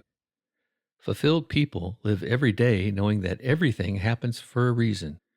They make the best out of everything, good and bad, and they firmly believe that everything that occurs in life will eventually benefit them. They don't blame the world for things that go wrong. They embrace them and learn from them. They don't react to problems, they respond to them. They don't let bad times or suffering destroy them. They use these experiences to excel and reach new heights. This final cornerstone is all about perspective, attitude, and taking action to create the happy and fulfilled life you want. Chapter 13. Say the F word more. I woke up that morning and pulled my pillow over my head. I didn't want to come out from under my covers and start the day. One more snooze wouldn't hurt anybody, especially when you consider that I was unemployed, broke, low on self-esteem, and even lower on happiness. As I rolled around in bed that morning, I couldn't help but wonder how life had changed so drastically for me in just a few months. About a year ago, I was living in Australia and New Zealand, having the best time of my life with some amazing people on a study abroad trip. Less than 6 months ago, I was back in the States enjoying my senior year at Georgia Tech, where I considered myself a BMOC, big man on campus. And just 3 months ago, I was up on stage at Georgia Tech, graduating with highest honors. Now here I was, sleeping in until 9 a.m., living with my parents in Winter Haven, Florida, and jobless with little to no solid prospects. All of my closest friends were employed, so there wasn't much to do during the day. I felt like a failure, and to make matters worse, I was suffering from constant panic attacks. Talk about going from cloud 9 to the pavement in a short period. If you've ever experienced being unemployed for any amount of time, you know that it is not a pleasant experience. Every day that goes by without a job results in more stress, more anxiety, and more bills that get tougher to pay. But the worst part is when all of your friends and loved ones keep asking, "Any luck on the job front?" No, I wanted to yell at them after being asked for the second, third, and 14th time. If I get a job, trust me, you will hear about it. Stop asking. So here I was, going on 3 months without a job, and I couldn't see an end in sight. I had a few interviews with banks and a couple lunch meetings with family friends in high positions, hoping to get my foot in the door, but no one was hiring me. A few prospects even rejected me for being overqualified. They said they knew any training they invested in me would be a waste. He would be gone the second something better came along. They were probably right. But I had reached the point where I didn't care. I would do anything to get the monkey off my back and finally stop the "Any luck on the job front, Joe?" questioning. I started applying for just about any job you can imagine. I was dead set on getting a job, and I didn't care about the pay, the hours, or anything else for that matter. I just wanted a paycheck and a little respect. With no luck on the job front, the tech bubble had recently imploded, and it was less than an ideal time for a new grad to be searching for their dream job, or any job for that matter. I decided to apply to be a substitute teacher. It didn't pay well, and it certainly wasn't full-time, but I felt like I was at a dead end. After filling out some paperwork, I waited for my first substitute teacher call, and waited, and waited. Did any of these teachers ever get sick? Did they not need my application? I waited and waited. Still, the phone never rang, not once. After enough time had passed, I could no longer hide from the cold, hard truth. I was a substitute teaching reject. Rock bottom never felt so hard. I was borderline depressed. I felt like a failure. I was beginning to think I would be living with my parents indefinitely. I could no longer imagine having the successful career that seemed within reach just a few months prior. I had repeatedly lowered the bar on my expectations. I would have taken just about anything, and still nothing. So what did I do next? I prayed, and I prayed hard. I prayed for God to open up the right job at the right time. I prayed that the right door would open up and that I would be smart enough to know I should run through it. And I prayed that I could start thinking big again and not be settling for any lame job. I slowly began convincing myself that I would find it. You'll never believe what happened just a week after changing my mindset with prayer and a little faith. While visiting a girl I was dating in Atlanta, who somehow didn't give up on me, even though I was unemployed and living with my parents 7 hours away. I got a call on my cell phone from a recruiter. He had seen my resume on the Georgia Tech job website and wanted to know if I was still on the hunt. Yes, you could say that. He told me I might be a fit for an entry-level sales position with a young, fast-growing financial marketing company in Atlanta. He said that the president of the company wanted to interview me on Monday and asked if I was available. I was supposed to fly out the next day and didn't have much money to change flights, but I knew I needed to go to this interview. I told him yes, paid Delta to push my flight to Tuesday, borrowed my buddy's Chris suit, borrowed my girlfriend's car, and headed up to Woodstock, Georgia to interview with the president of the company. After a fantastic 2-hour interview, I flew back to Florida, where I received a call that the job was mine if I wanted it. The salary was a bit lower than that which the average Georgia Tech grad was receiving, but I had the ability to earn monthly commissions based on my performance. I stayed there a full 9 years and ended up raking in 7 figures throughout my 9 years there, before moving on to start my first company. And through it all, I got in the habit of saying the F word, failure. Here's a word that pops up in practically every personal development, business, and happiness book that I read. It is a word that has helped shape some of the wisest and most successful leaders in the world, and yet we avoid it like the plague. Let's discuss why this word is so critical to understand, and why it should be used and talked about more often to both kids and adults. All throughout life, I was told the way to avoid being a failure was to study hard, get good grades, stay out of trouble, go to a good college, get a job, and work my way up the ladder. I had stuck to that plan my whole life. I graduated near the top of my class in high school, and then graduated with highest honors with 2 minors at Georgia Tech. I had a great background, some top-notch schooling, and yet not once had I taken a course or had a lecture on the importance of failure and how to handle it. In fact, over the course of my whole education, I had never learned that failure, disappointments, and setbacks are inevitable. You will hit bumps in the road. You will have bad days, bad weeks, and even bad months. You will lose loved ones. You will lose friends. You will lose money. You will lose countless times throughout the span of your life, and it will be your ability to accept, conquer, and overcome those losses and failures that will determine your happiness. As Ryan Holiday points out in The Obstacle is the Way, it is your ability to conquer and learn from obstacles and failures that make you stronger in life. Our schools and even most families avoid talking about this word failure. We treat it like it is taboo today. We give losing teams trophies so their feelings won't get hurt. We try to trick young kids into believing they won when they lost, and we'll do everything we can to avoid talking about failure. What a disservice to our children. Failure is critical to achieving success and happiness. I firmly believe that if you never fail, then you aren't trying hard enough. How can you be prepared to deal with a huge loss, like the loss of a loved one, loss of a job, etc., if you can't handle losing a baseball or soccer game? It was Benjamin Franklin who said, "Those things that hurt instruct." Book after book that I read from highly successful people all said similar things. You grow and gain wisdom from your mistakes, problems, and obstacles. One of my favorite quotes comes from Fred Smith, who says, "It's impossible to climb a smooth mountain." In other words, if there aren't a few bumps and rocks along the way, it's impossible to reach the peak. The mountain metaphors don't stop there. In reminding his readers to appreciate and embrace all of the bumps in the road to finding fulfillment, Tal Ben-Shahar, Harvard professor and author of Happier, said, "Attaining lasting happiness requires that we enjoy the journey on our way toward a destination we deem valuable. Happiness is not about making it to the peak of the mountain, nor is it about climbing aimlessly around the mountain. Happiness is the experience of climbing toward the peak." I couldn't agree more. Let's look at it another way. If you've never had a rough day, how will you ever know if you are happy?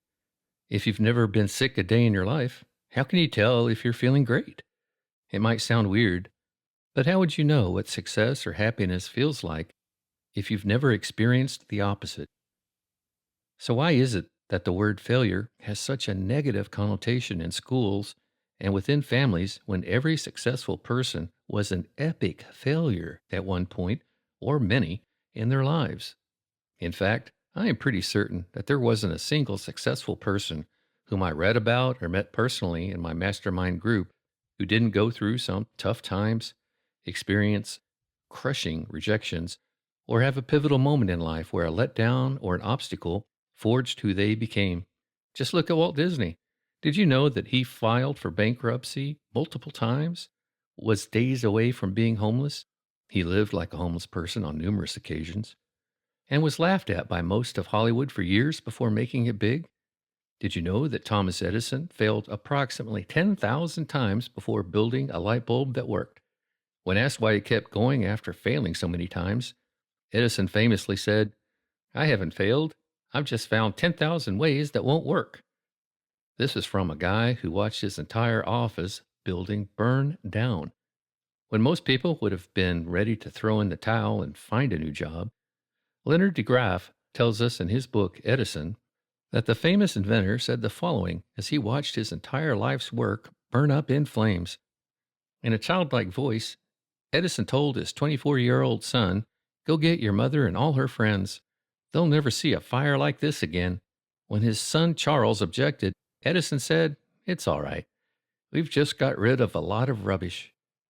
Talk about having the right mindset when it comes to accepting failure. Billionaire Mark Cuban was unemployed, overweight, and living on his friend's couch. And yet, he continued to fail forward until he sold his business for more money than most of us will ever see in a lifetime. Failing forward is something that everyone should employ in their lives, and I highly encourage you to read the book of the same title, Failing Forward, by John Maxwell. John nails it when he says, "When it comes right down to it, I know of only one factor that separates those who consistently shine from those who don't. The difference between average people and achieving people is their perception of and response to failure. Nothing else has the same kind of impact on people's ability to achieve and to accomplish whatever their minds and hearts desire." Another analogy that has always stuck with me comes from Maxwell Maltz' The New Psycho-Cybernetics, in which he said, "A guided torpedo arrives at its target literally by making a series of mistakes, in most cases thousands of mistakes, and continually correcting its course. You cannot correct your course if you are standing still. You cannot change or correct nothing." Ryan Holiday has a similar message about the value of seeing failure as a course correction in The Obstacle is the Way. Failure shows us the way by showing us what isn't the way. There are lessons to be learned in our setbacks. I'm sure basketball coach Rick Pitino would agree with Ryan's message. He saw the educational value of experiencing failure with his quote, "Failure is good. It's fertilizer. Everything I've learned about coaching, I've learned from making mistakes." The moral of the story is that if you don't fail, you don't gain experience. And if you don't gain experience, then you don't grow. If you aren't growing, then you're dying. Disney, Edison, Cuban, and all of the world's most successful and fulfilled people would all likely tell you that failure is one of the keys to opening up new doors to happiness. So when you do fail at something, and you will, embrace it and learn from it. Know that with every failure, you are one step closer to excellence. The Power of Broke by Damon John was the book that changed a lot of things about my current lifestyle brands called Salt Strong and Fish Strong. When I read the book, our company was pretty low on cash, and we weren't 100% sure what we stood for. But after reading all the amazing success stories from Damon's book, which is filled with true stories of people who went from being broke to rich by failing forward and pursuing their passion in life, we did a complete 180 with our business. I now encourage my employees and business partner to double your failure rate. That's right. I want my employees and myself willing to take risks, learn from their mistakes, and figure out how to correct them moving forward. I believe it will make us stronger as individuals and as a company. If you aren't failing, then you aren't growing. A powerful quote from The Power of Broke came from Damon's chapter on Mark Burnett's, producer of Survivor, Apprentice, The Voice, and Shark Tank. Here was What Mark said was the key in making big things happen. My motivator was the fear of looking back and regretting that I didn't take one of these risks my mom was always talking about. My pain was the fear of future regret. So I didn't care so much whether things worked out. I only cared that I took the action and tried. Really, if you have hope in anything you do, you can make it. He ends the chapter with Mark's favorite biblical passage from the book of Romans. Suffering produces perseverance, perseverance, character, and character, hope. Walt Disney struck a similar chord when he said, "All the adversity I've had in my life, all my troubles and obstacles, have strengthened me. You may not realize it when it happens, but a kick in the teeth may be the best thing in the world for you. Accept failure in your life. Learn from it. Let it make you stronger. Your happiness depends on it." Chapter 14. How this kid in a wheelchair proves happiness is a choice. I was only 7 years old, but I can still see the room. I can still picture the mustard green rocking chair my mom was sitting in as she held my infant brother Daniel in her arms. I could still see the tears running down her face. I was too young to understand what was going on, but I knew something wasn't right. We all knew that Daniel, my youngest brother, was a special kid early on, but I don't think anyone, least of all my parents, expected the news we got that day. Cerebral palsy, the doctors told them. They didn't know how bad it was. Daniel was still too young. But he would likely be in a wheelchair for some or all of his life. Learning that their son had a physical disability came as a hard blow after 9 months of pregnancy and a stressful birth.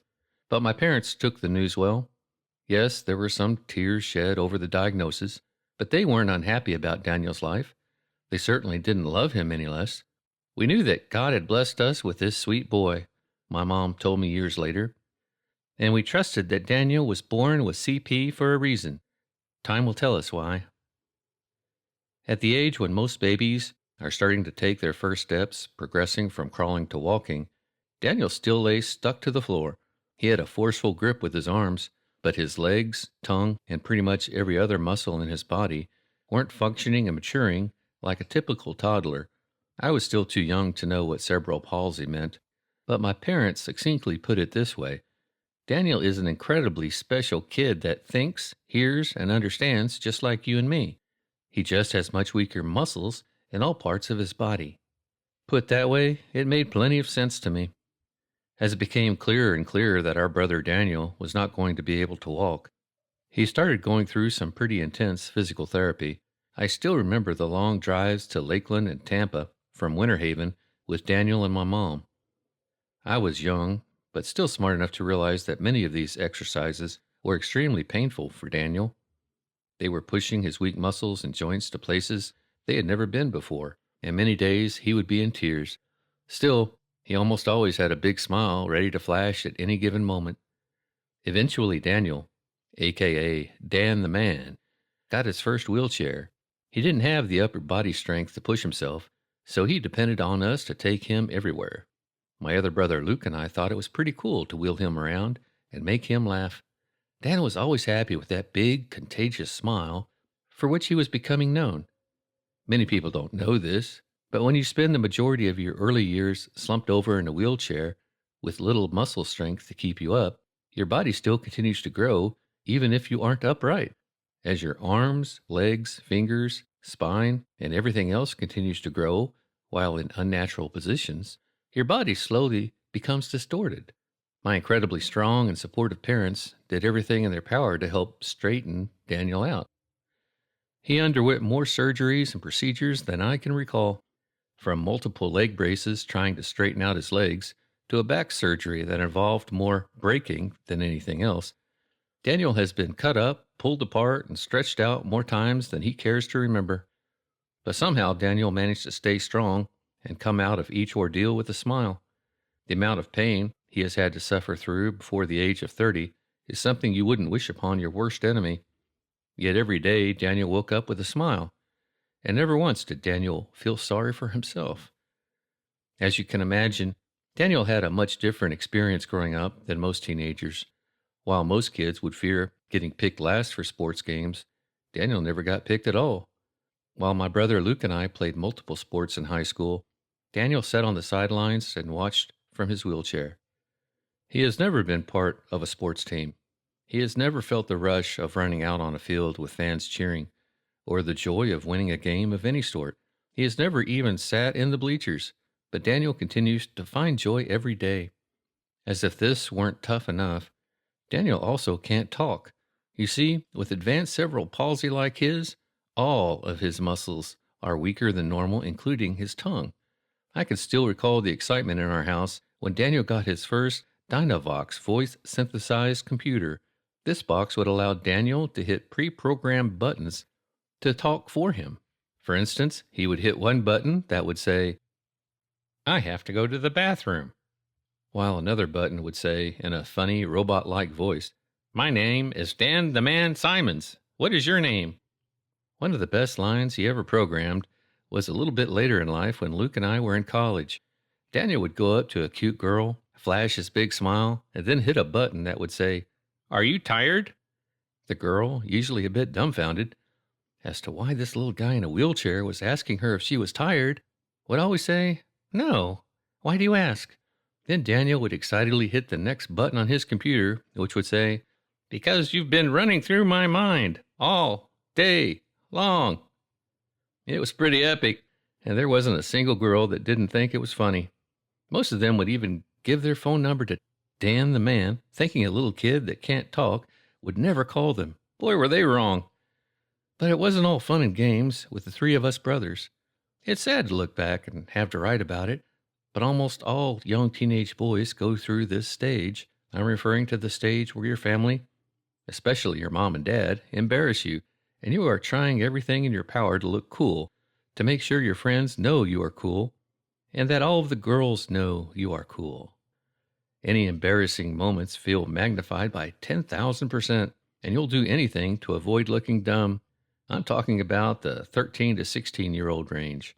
And if you thought it was embarrassing for a 15-year-old boy to be seen with his mom hanging around him everywhere he goes, you can't even imagine how embarrassing it was to have a kid in a wheelchair follow you everywhere. You see, my brother not only stood out like a sore thumb in his motorized wheelchair, but he was always drooling, and in my mind, he was doing nothing but hurting my cool points with the girls.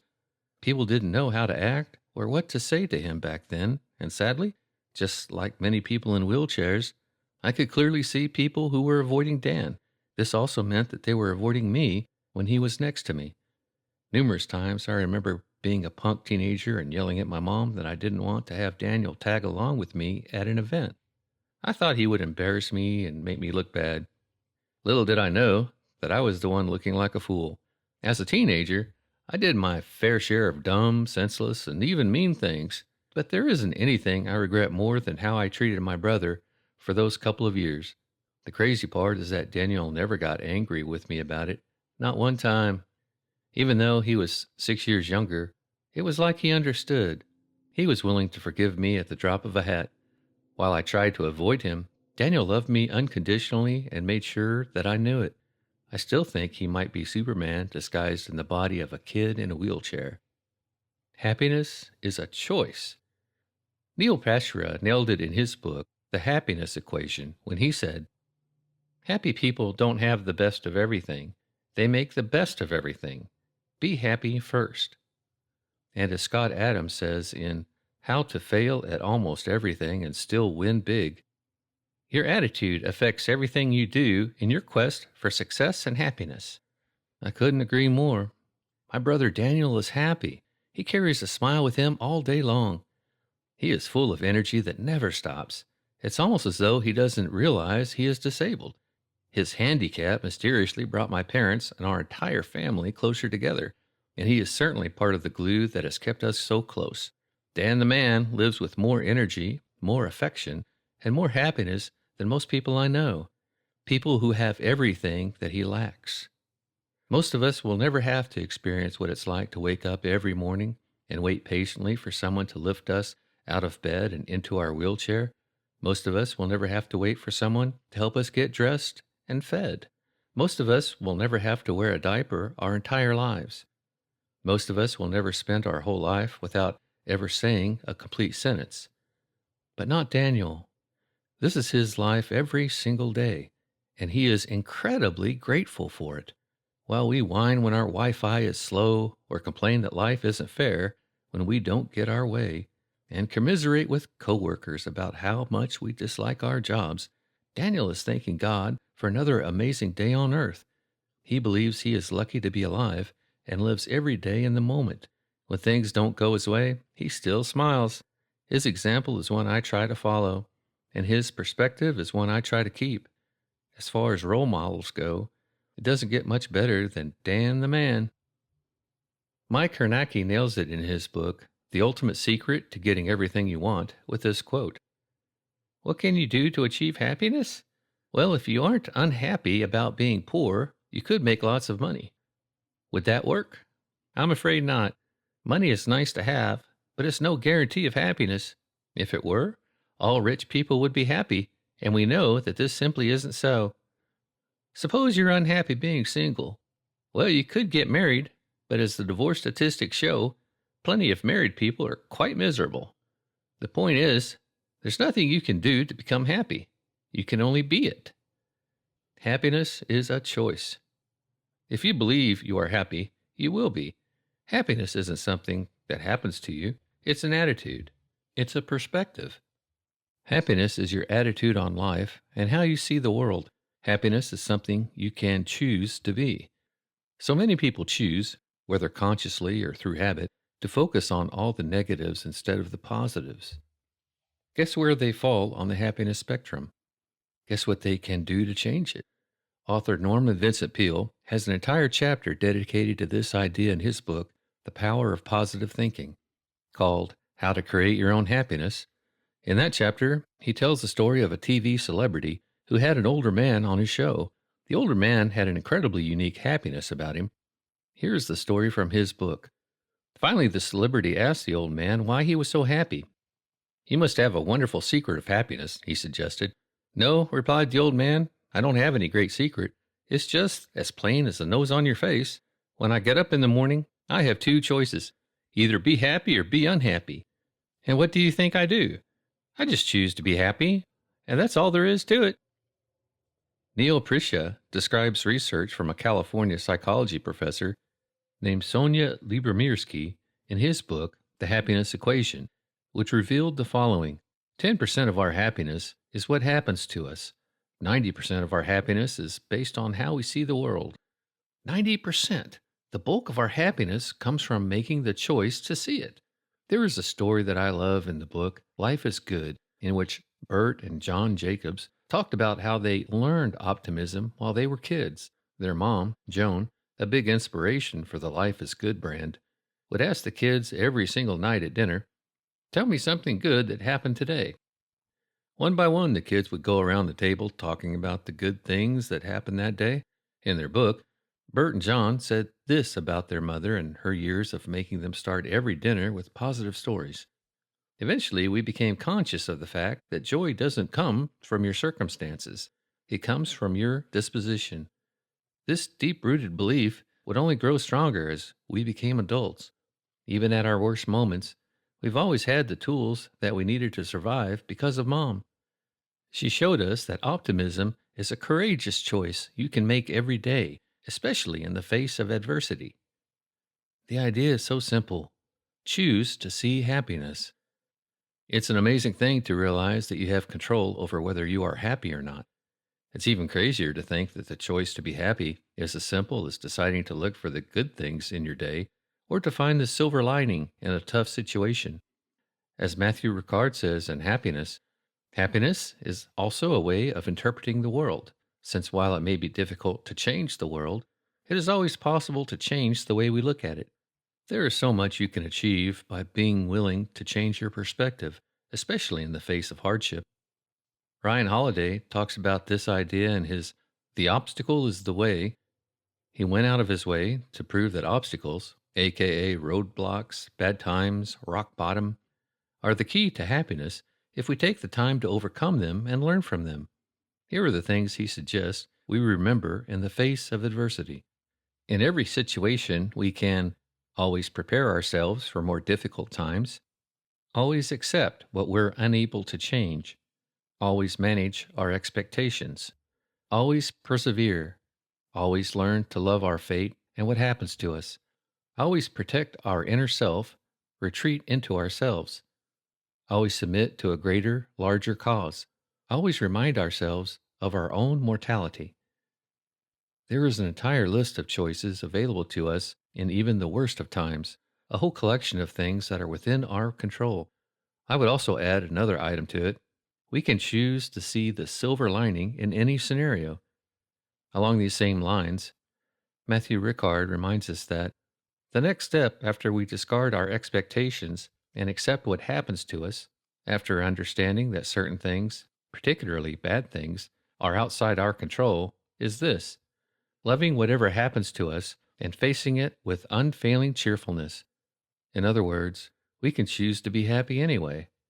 Neurologist and psychiatrist Dr. Viktor Frankl said in Man's Search for Meaning, everything can be taken from a man but one thing, the last of his human freedoms: to choose one's attitude in any given set of circumstances, to choose one's own way. And Zig Ziglar said, it's not what happens to you that determines how far you will go in life. It's how you handle what happens to you. My brother Daniel can't talk, walk, drive a car, or do most things that the vast majority of Americans take for granted. He doesn't dwell on these facts. He doesn't focus on the things he can't do, and he certainly doesn't focus on that fact that his arms and legs don't work or he cannot speak. Instead, he smiles all the time, he tells corny jokes, and makes sure we know how much he loves us. Dan the man chooses to be happy, and so he is. You can choose whether or not to be happy. Dan the man is living proof. Happiness is a choice.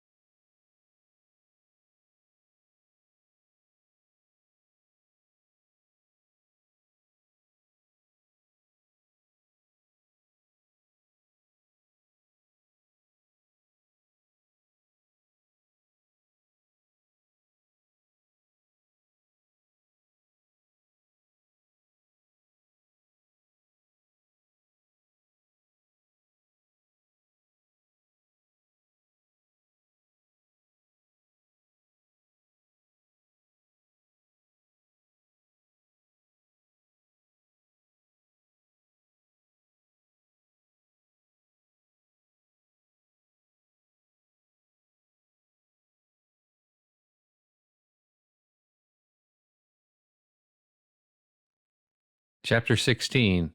Why Positive Thinking is Useless Without Action. It was the first week of December 2011, and Lauren and I were living in Houston, Texas. We were finally getting into a routine after having our first daughter, Shauna, a few months earlier.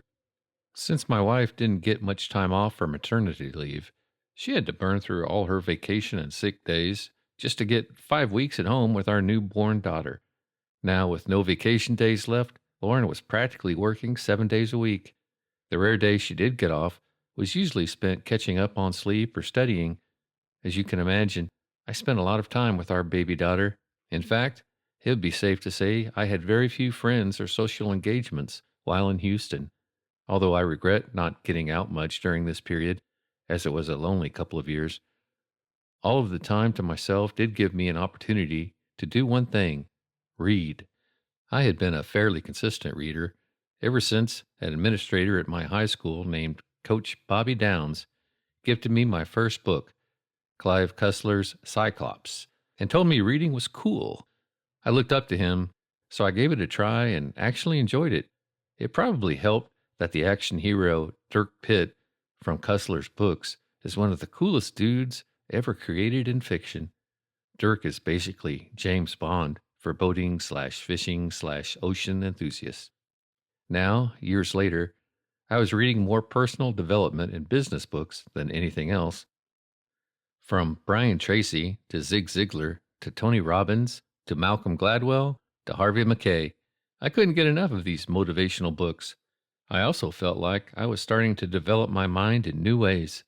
In one of his books, Zig Ziglar talks about the power of growing your mind, learning a new word every day, and why reading new books is so critical to your growth.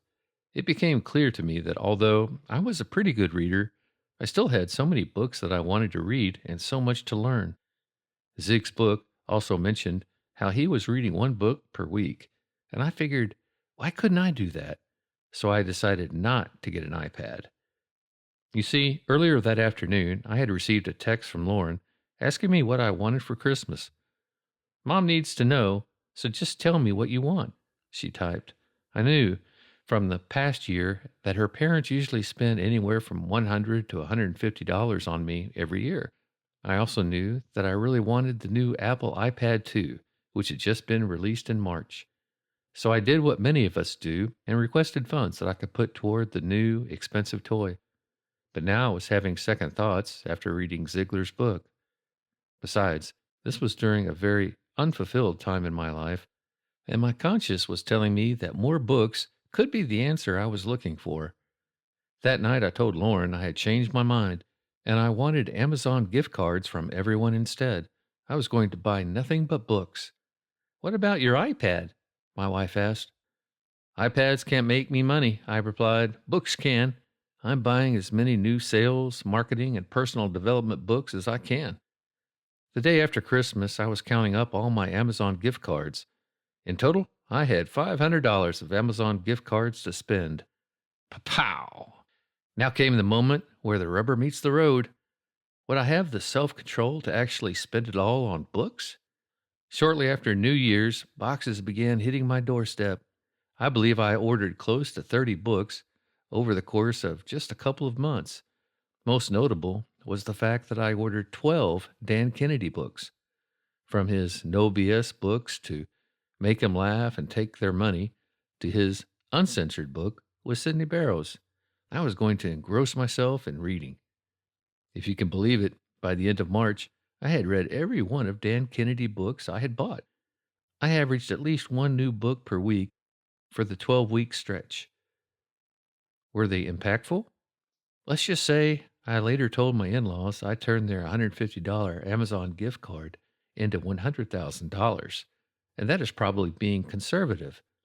How did I take 12 books and turn them into $100,000? It's pretty simple, really. I read them, I took notes, I dog-eared pages, and then I took action. My goal was the same for every book. Find the one takeaway point that could impact my life and or current job and take action on it. Not 10 big takeaways, not 5, not 2, but 1. Then I worked on making it happen in my life. I did that 12 times one big idea implemented for each new book, and all of a sudden I started making more money than I ever had in my life. In fact, the next year, I almost made double the amount of my previous highest income. I still recall the rush of making $100,000 in a single month for the first time, and I knew much of that new wealth was from these books I had read. Over the next couple of years, I bought countless online courses, from everything on how to get my YouTube videos to show up on the top spot, to how to create irresistible offers and sales letters, to how to build online funnels. I was reading at breakneck speed and probably spent at least $50,000 on courses and books. Do you know what I found to be true for every single dollar that I spent, every single course I purchased, and every single book I read? I figured out that none of it mattered much unless I took action with what I learned. It is a common misconception that knowledge equals power. I say hogwash. All of the education and knowledge in the world has little to no value if it can't be harnessed, organized, and used. In other words, if you know how to do something, but you never actually do it or share it with someone else, then is it worth much? I don't think so. One of the biggest eye-openers I had with all of this self-help stuff was when I went to my first Brendon Burchard conference near Silicon Valley. Earlier that year, I had purchased one of Brendan's online courses for approximately $2,000. With the online course came a couple of awesome bonuses, including 2 free tickets to one of Brendan's live events. I took my brother, Luke, with me, and when we got to the conference room that morning, I was blown away by the energy from the 800 plus people in the room. Surrounded by such bright, motivated people, I was starting to feel a bit inadequate. I started telling myself that these people must be some of the top businessmen and entrepreneurs in the country.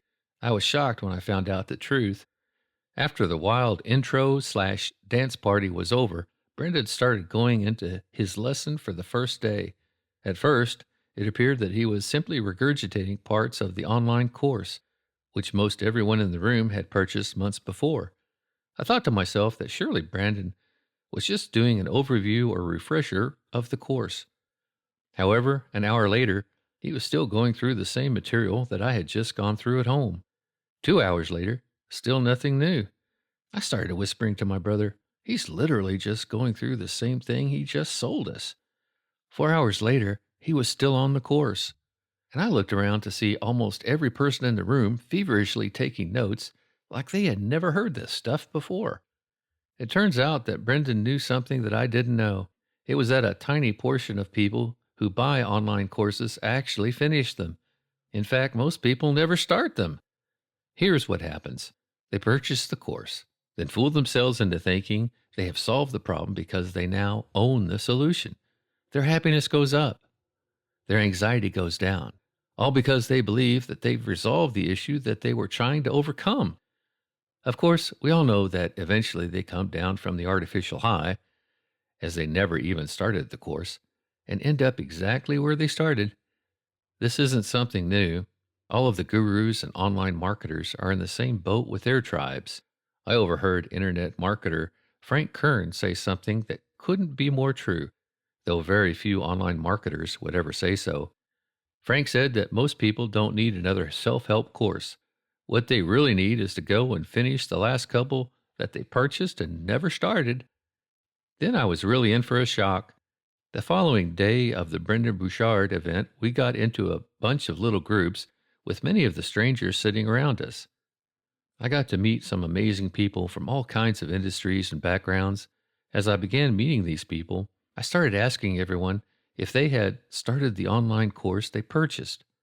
One by one, they admitted they hadn't, or that they had started the first module and decided to get back to it later after the event. My next question to all of the new people I was meeting was if they had created their first information product yet. The same thing they had paid $2,000 to learn how to do many months earlier. One by one gave me an excuse on why they hadn't. Thankfully, I did finally meet some people who not only had created their info courses, but were making more money than me. We seemed to be the only action takers, and not coincidentally, we were the ones who had seen the most benefit from Brendan's great advice. Side note, Brendan eventually got into some new material that wasn't in the course, and I highly encourage everyone to attend at least one of his events. They are pretty amazing. What's the moral of the story? Take action. You aren't going to find happiness by procrastinating, sitting on the couch. It's proven that moderate TV usage does not increase happiness, and too much TV decreases happiness in your life, or wishing and praying for things to happen. You have to take action to see the first change you want in life. You have to act to see miracles. As Dan Kennedy says, act first. That doesn't mean wait for anyone or anything that is getting in the way of your happiness or success. Just do it. In Ryan Holiday's The Obstacle is the Way, he takes a look at Roman Emperor Marcus Aurelius' life. Do you know what Marcus Aurelius said were the three most powerful words? They were action, action, action. Kamal Ravikant said something almost identical in his book, Live Your Truth. When he talked about finding your mission in life, here is what he said. There is a secret to life, to love, to living your truth, to success in anything. The secret is this. Pick something that is important to you. One thing. Look at your belief on it, what you know to be true. Then, as if diving off a board, your feet already in the air, you commit. And then, do the work, do the work, do the work, do the work, do the work, do the work. Far too many people go through life waiting for the right time before they take action. And far too many people say, I'll do it when blank happens, or I'll start it after blank. It's no surprise that many of these same people scratch their head wondering why they aren't happy. A great quote on the subject is from the book The Science of Getting Rich by Wallace D. Wattles. Here is what Wallace said about never waiting to take action. Do not wait for a change of environment before you act. Get a change of environment by action. Do not spend any time daydreaming or castle building. Hold on to the one vision of what you want and act now. These words were written almost 100 years ago and still hold true today. You can do anything in life if you set a goal, write it down, take action, and stop making excuses. Act first. And if you can't act first, then at least act second. The worst thing you can do is not take any action when you know you should. Don't be like most people that never finish what they set out to do, or even worse, the huge percentage of people that never even start.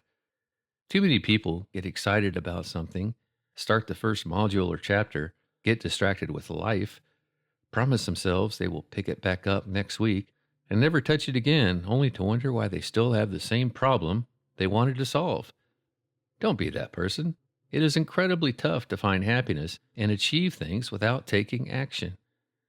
You can have all the positive thinking and motivation in the world, but if you never take action on anything, it won't matter. A Ferrari full of gas will go nowhere if it stays in the garage. In Neil Proshra's The Happiness Equation, he says, motivation doesn't cause action. Action causes motivation. You can't think your way into getting things done. In Wallace D. Wattles' The Science of Getting Rich, he says, by thought you can cause the gold in the hearts of mountains to be impelled towards you, but it will not mine itself, coin itself into double eagles, and come rolling along the roads seeking its way into your pocket. All of the self-help books I have read agree on one thing. No action equal no happiness. Former British Prime Minister Benjamin Disraeli famously said, action may not always bring happiness, but there is no happiness without action. One of my favorite Dan Kennedy quotes on action is from his book, The Ultimate Marketing Plan, where he says, there are three types of people, those who make things happen, those who watch things happen, and those who wonder what happened. I think you'll find that most successful people are in the first category.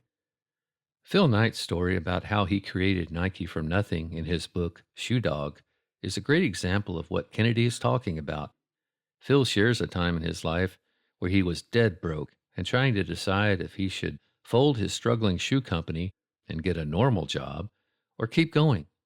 He decided to make something happen and take action toward the thing that would bring him fulfillment. The whole thing might go bust any day, but I still couldn't see myself doing anything else.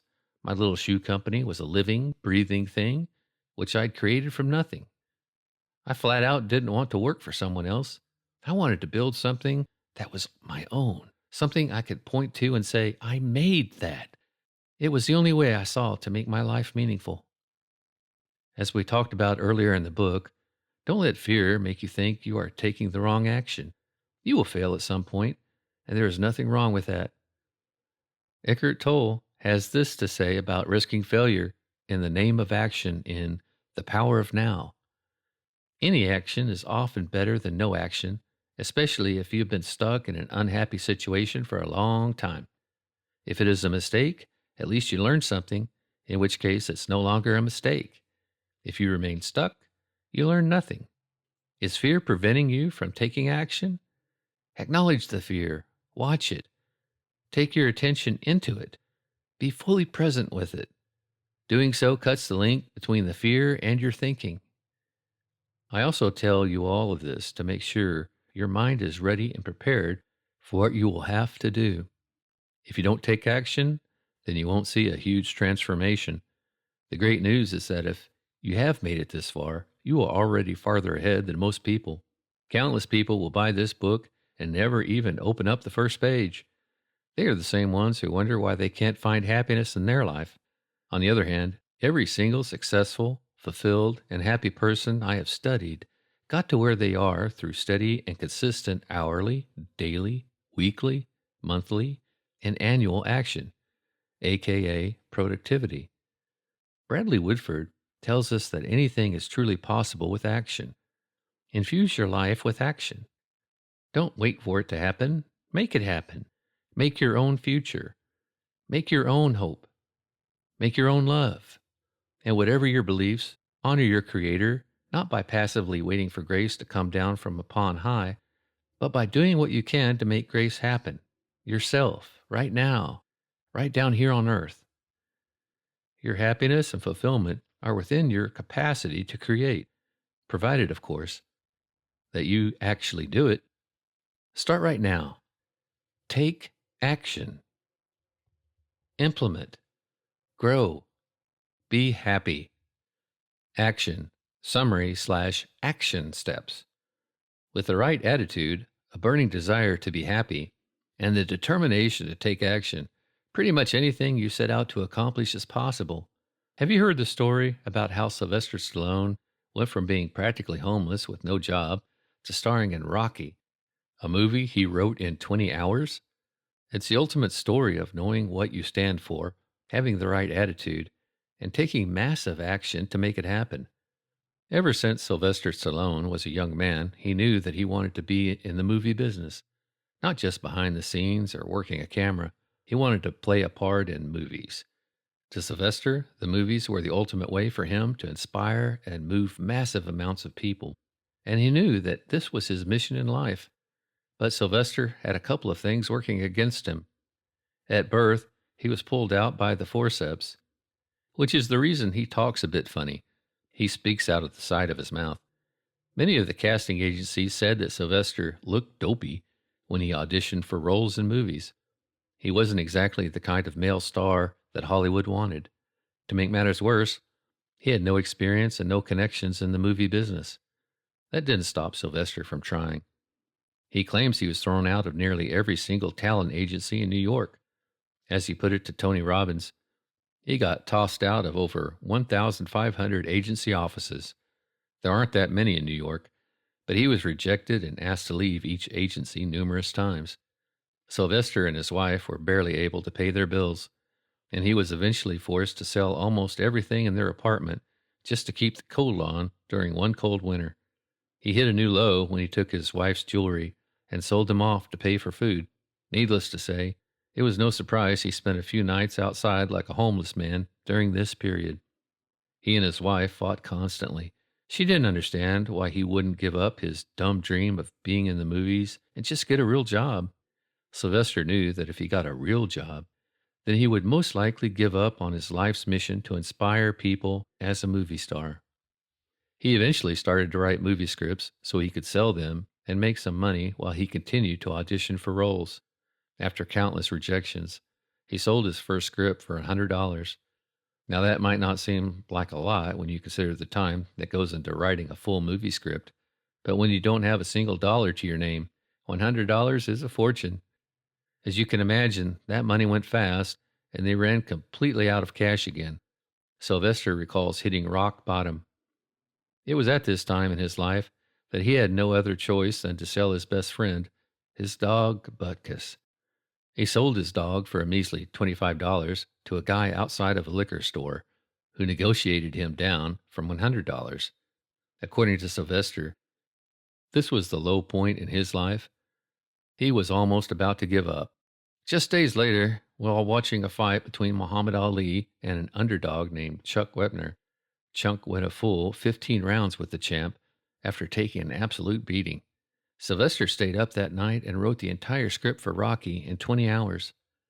He knew this was his big break, but after pitching it to numerous production groups, all he heard were things like, "It is too predictable, it's stupid, it's sappy." He later read all of these negative comments at the Oscars, where he won all of his awards for the movie.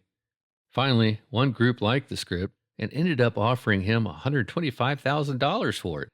This was more money than he had seen in his lifetime, but there was just one problem. Sylvester wanted to play Rocky, and they wanted a well-known actor, not some unknown writer. They argued back and forth, and eventually they told Sylvester to take the $125,000 cash offer or leave it. He left their office with the script in his hand and no money to show for it. The group called him a few weeks later and doubled their offer. They would pay him a staggering $250,000 for his script if he agreed not to star in his movie. After more back and forth, he walked out again. They eventually came back with their final offer, $325,000 for him to sell the script and get on with life. He said no. He wasn't giving up the rights to the movie unless he played Rocky Balboa. They finally made a compromise and gave him $35,000 plus part ownership in the movie royalties, as they didn't think it would work. They told him they weren't going to spend a lot of money on it if he was going to play the lead role in the movie. Can you guess the first thing he did when he received his $35,000? He went down to the liquor store to see if he could find the guy that bought his dog for $25. He was going to buy Butkus back. After 2 days of searching, he began to think he would never see Butkus again. However, on the third day, he finally saw the two out in front of the liquor store. He rushed up to the man and offered to pay the guy his $25 back. The man refused. Sylvester then offered the guy $500. "No way," the guy said. "He is my dog now, and you can't buy him back." He offered the guy $1,000 for Butkus, and still the man said no. "No amount of money is going to buy this dog back," the man replied. Nothing was going to stop Sylvester from getting what he wanted. $15,000 and a part in his movie later, Sylvester had his best friend Butkus back. The group that bought Sylvester's script ended up spending a mere $1 million to make the original Rocky. It went on to win numerous awards and grossed over $200 million. According to sources familiar with the deal, Sylvester owned 10%. Butkus and the guy who bought him for $25 can be seen in the movie as extras. Pretty awesome. As you probably know, Sylvester went on to star in tons of movies over the years and now gets millions to play lead roles. All of this despite talking out of the side of his mouth and looking dopey. He never gave up on his life's mission, and it paid off handsomely. Attitude can change your life. Or, as Rocky Balboa says, until you start believing in yourself, you ain't gonna have a life. Many people have said attitude is everything, but I disagree. The truth is that attitude plus action equal everything. You can wake up and smile all day long, but if you don't get off your bum and make something happen, you are just a stick figure with a big smile. You won't get the results you want by simply faking it. You can have the best attitude in the world, but if you don't do anything with it, then it's somewhat meaningless. The fourth and final cornerstone is one of the easiest to do, yet hardest to master. It's easy to take a little bit of action and stay positive for a day or two. It's also easy to take action now and then. However, it's incredibly hard to be consistent at both taking action and having a great attitude. For those who can do both consistently, the world is yours. Your action steps. 1. Start believing that everything happens for a reason and know that happiness is a choice. 2. Write down goals and take massive action every day to achieve them. 3.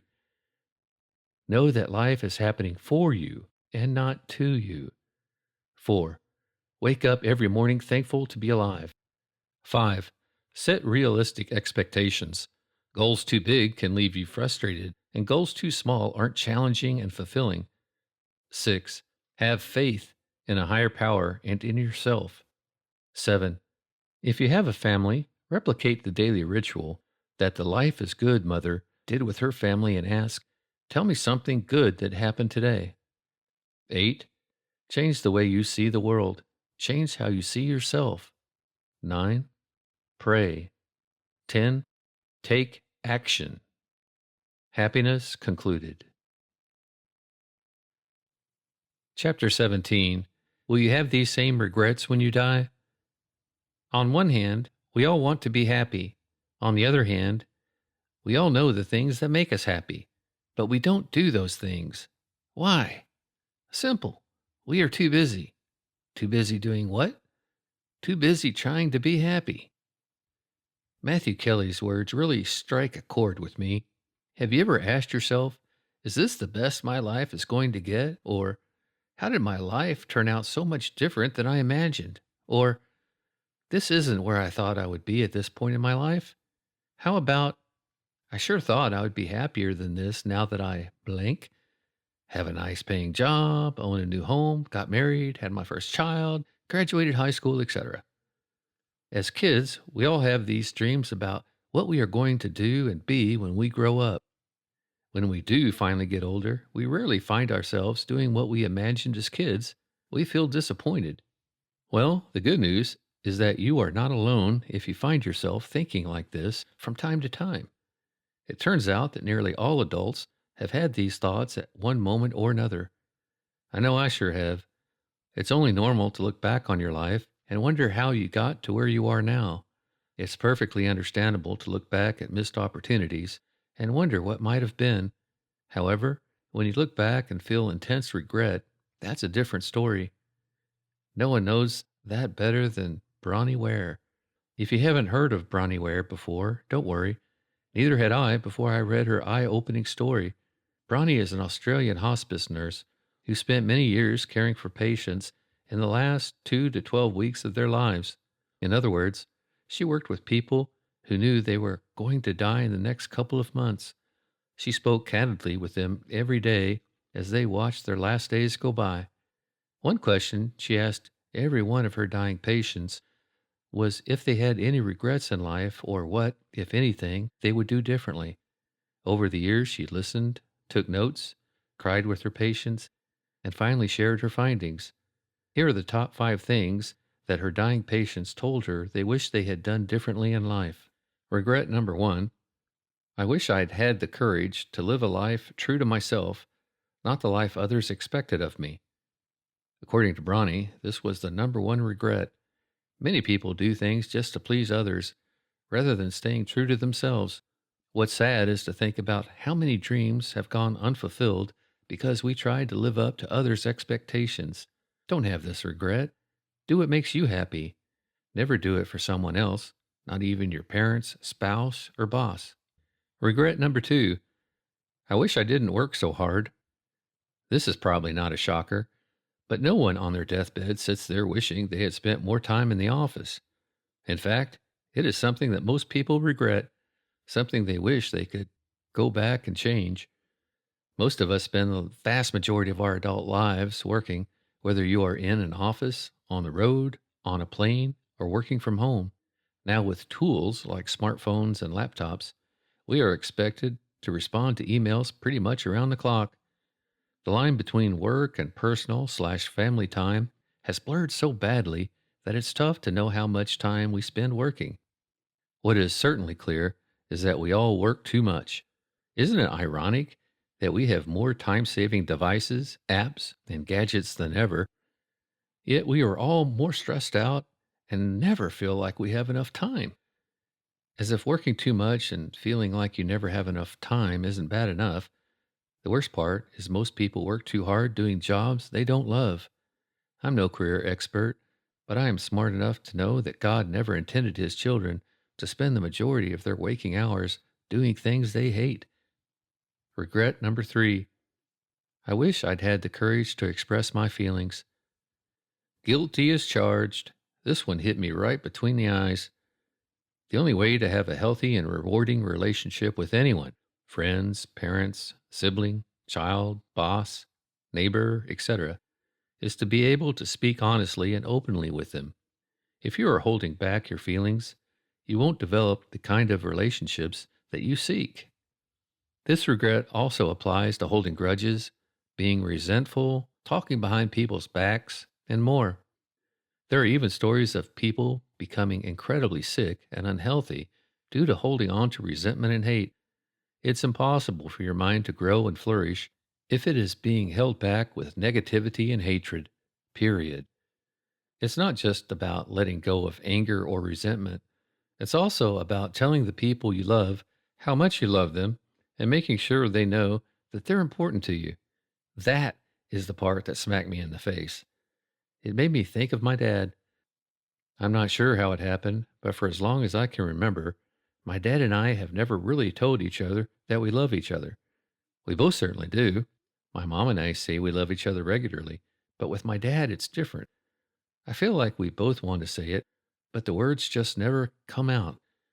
After 2 decades of uncomfortable silence, neither of us has taken the initiative to just say it. Since this is a common regret, I am certain my dad and I are not alone on this. Dad, I know you are reading this, and I want to tell you something publicly so you never doubt it. I love you. Regret number 4. I wish I had stayed in touch with my friends. Have you ever thought about one of your best friends, realized that you hadn't spoken to them in ages, told yourself you would call them that day, only to get so caught up in your busy life that it slipped through the cracks? I know I've been there way too many times. If you think you will regret not staying in touch with your friends when you are on your deathbed, then make it a must-do and not a might-do going forward. It's not worth regretting later. Regret number 5. I wish I had let myself be happier. I was not shocked to see this regret on the list. In fact, I'm glad it's there. What this confirms is that happiness is a choice. Most of us get so caught up in ruts, bad habits, and boring daily patterns that we start to falsely think happiness isn't a choice. Nothing could be further from the truth. Your happiness is a choice. Do you know what else? You are a miracle. You are good looking. You are loved. You are a winner. I believe that we all beat ourselves up way too much, and we spend way too much time comparing ourselves to others. It's no shock that we sometimes feel like we are failures. We are constantly comparing ourselves to someone else who is richer and better looking, or who has a nicer car, bigger home, better job, or whatever it might be. Did you realize that from the day you were conceived, you were a winner? Did you know that you outswam, outmaneuvered, and won a race against somewhere between 250 million and 1 billion others? That is like winning the Boston Marathon 50 years in a row. The chances of getting struck by lightning are 1 in 700,000 per year, and you were the 1 in 250 million. You were the absolute strongest. You were the leader of the pack in the most competitive life or death race of your life. You got life where millions of your competitors died that day. Think about that for a second. You are a winner. The good news is that your awesomeness doesn't end there. According to UNESCO, approximately 25% of the adult population in the world is illiterate. There is another 25% of the literate group that will not pick up a single book this year. So the fact that you are listening to these words means you are smarter, more willing to learn, and more likely to be successful and happy than billions of people. Just know this: God handcrafted you out of millions of other humans he could have given life to because he had a special plan for you. The big question You need to ask yourself as you listen to this book is, are you living up to it? Is there room for improvement? Are you celebrating life like you just won a race where the odds were against you? You are a winner. You are a miracle. If you think God went to all of that trouble to create a miracle just to have you not be happy, not feel important, and never live a fulfilled life, then you are wrong. He wants nothing more than for you to succeed, be happy, be fulfilled, and to leave an amazing legacy. The same things you would want for your own children. It's time to start celebrating your life. Take the Dalai Lama's words to heart when he says, "Every day, think as you wake up, today I am fortunate to have woken up. I am alive. I have a precious human life. I am not going to waste it. I'm going to use all my energies to develop myself, to expand my heart out to others. I am going to benefit others as much as I can." Pa-pow! Final thoughts. The second most important day of your life. Happiness is the meaning of life, the whole aim and end of human existence. Aristotle. My father-in-law has an old farmhouse in a small rural city called Dublin, Georgia. The original farmhouse was built back around 1865, but after burning down many generations ago, it was rebuilt and stands looking pretty amazing today. The farmhouse sits on approximately 500 acres of land. One of the things that my father-in-law did to help pay the big tax bills on the land was to plant pine trees on as many acres as he could. One day he decided to drive me through the property to show me all of the trees he had planted. We first came up to the mature pine trees, and he told me how they would harvest the pine needles and sell them during the fall. He also informed me that he planted these trees over 20 years ago, and that the most valuable and strongest wood comes from 25 to 35-year-old trees. I asked him when he was planning on cutting these mature trees down, and he said, "Joe, the beauty of trees like these is that if you take care of them and give them the nutrients that they need, they will pay for themselves from the needles they drop every year. Then you can wait until timber prices are where you want them to finally decide to harvest them." He then showed me some of the newer trees, which stretched as far as I could see. They were thin and scrawny, and they couldn't have been much taller than me. It was hard to imagine that these small trees would look like the mature ones we saw earlier. My father-in-law looked over the tops of these baby pine trees, and then he looked over at me and asked, "Joe, do you know the best time to plant a pine tree?" I thought he was talking about what time of year, so I guessed the spring. He looked at me with a grin and said, "No, the best time to plant a pine tree is 20 years ago." We were both silent for a couple of seconds as I tried to digest what he was telling me. He continued on, "Joe, do you know the second best time to plant a pine tree?" I was silent this time to avoid looking any dumber. "Today," he answered. What a powerful statement. I haven't forgotten it since I heard it, as it applies to so many things in life. The best time to lose weight and hit the gym is years ago, but the second best time is today. The best time to save money is years ago when you got your first paycheck, but the second best time is today. The best time to go over your fear of public speaking, anxiety attacks, or any other debilitating fear was back when they first occurred. The second best time is today. The best time to tell your mom, dad, wife, husband, or kids that you love them was years ago, but the second best time is today. The best time to be happy and fulfilled was years ago, but the second best time is today. The best time to declare your mission in life was years ago, but the second best time is today. Just like a pine tree needs time to grow and mature, fulfillment won't happen overnight. It will only happen if you take the right action and start planting the seeds today. The best news is that you have all of the pieces of the puzzle, and life is sure to give you more. More importantly, you have your 4 cornerstone pieces, and you know exactly what the puzzle is supposed to look like. It's up to you to put it all together now. Start today. The most important day in your life was the day you were born. It was nothing short of a miracle that you came into this world. The day you were born was God breathing life into you. It was you feeling the rush of air through your body for the very first time. It was your very first day of your life's ever-changing jigsaw puzzle. The second most important day is today. Every day you wake up able to breathe is a day that you can make a difference in your life and the life of others. Every day you wake up alive is a day you can choose to be happy and fulfilled. And regardless of who you are, how old you are, or what family you were born in, you deserve to be happy and fulfilled in life. Finally, don't forget the third most important day in your life. It is the day you die. How will you be remembered on that day? What will your legacy be to the world? Will people say you just went through the motions and stayed in between the lines, or that you lived life to the fullest and made an impact? Will people talk about how you were only driven by material things and had few friends, or that you were loving, generous, and had countless friends? Will people know what your mission and purpose were in life? Will you die with the same regrets that most people have, or be one of the few who can honestly say you spent your final days fulfilled? It's your choice, and you must take action.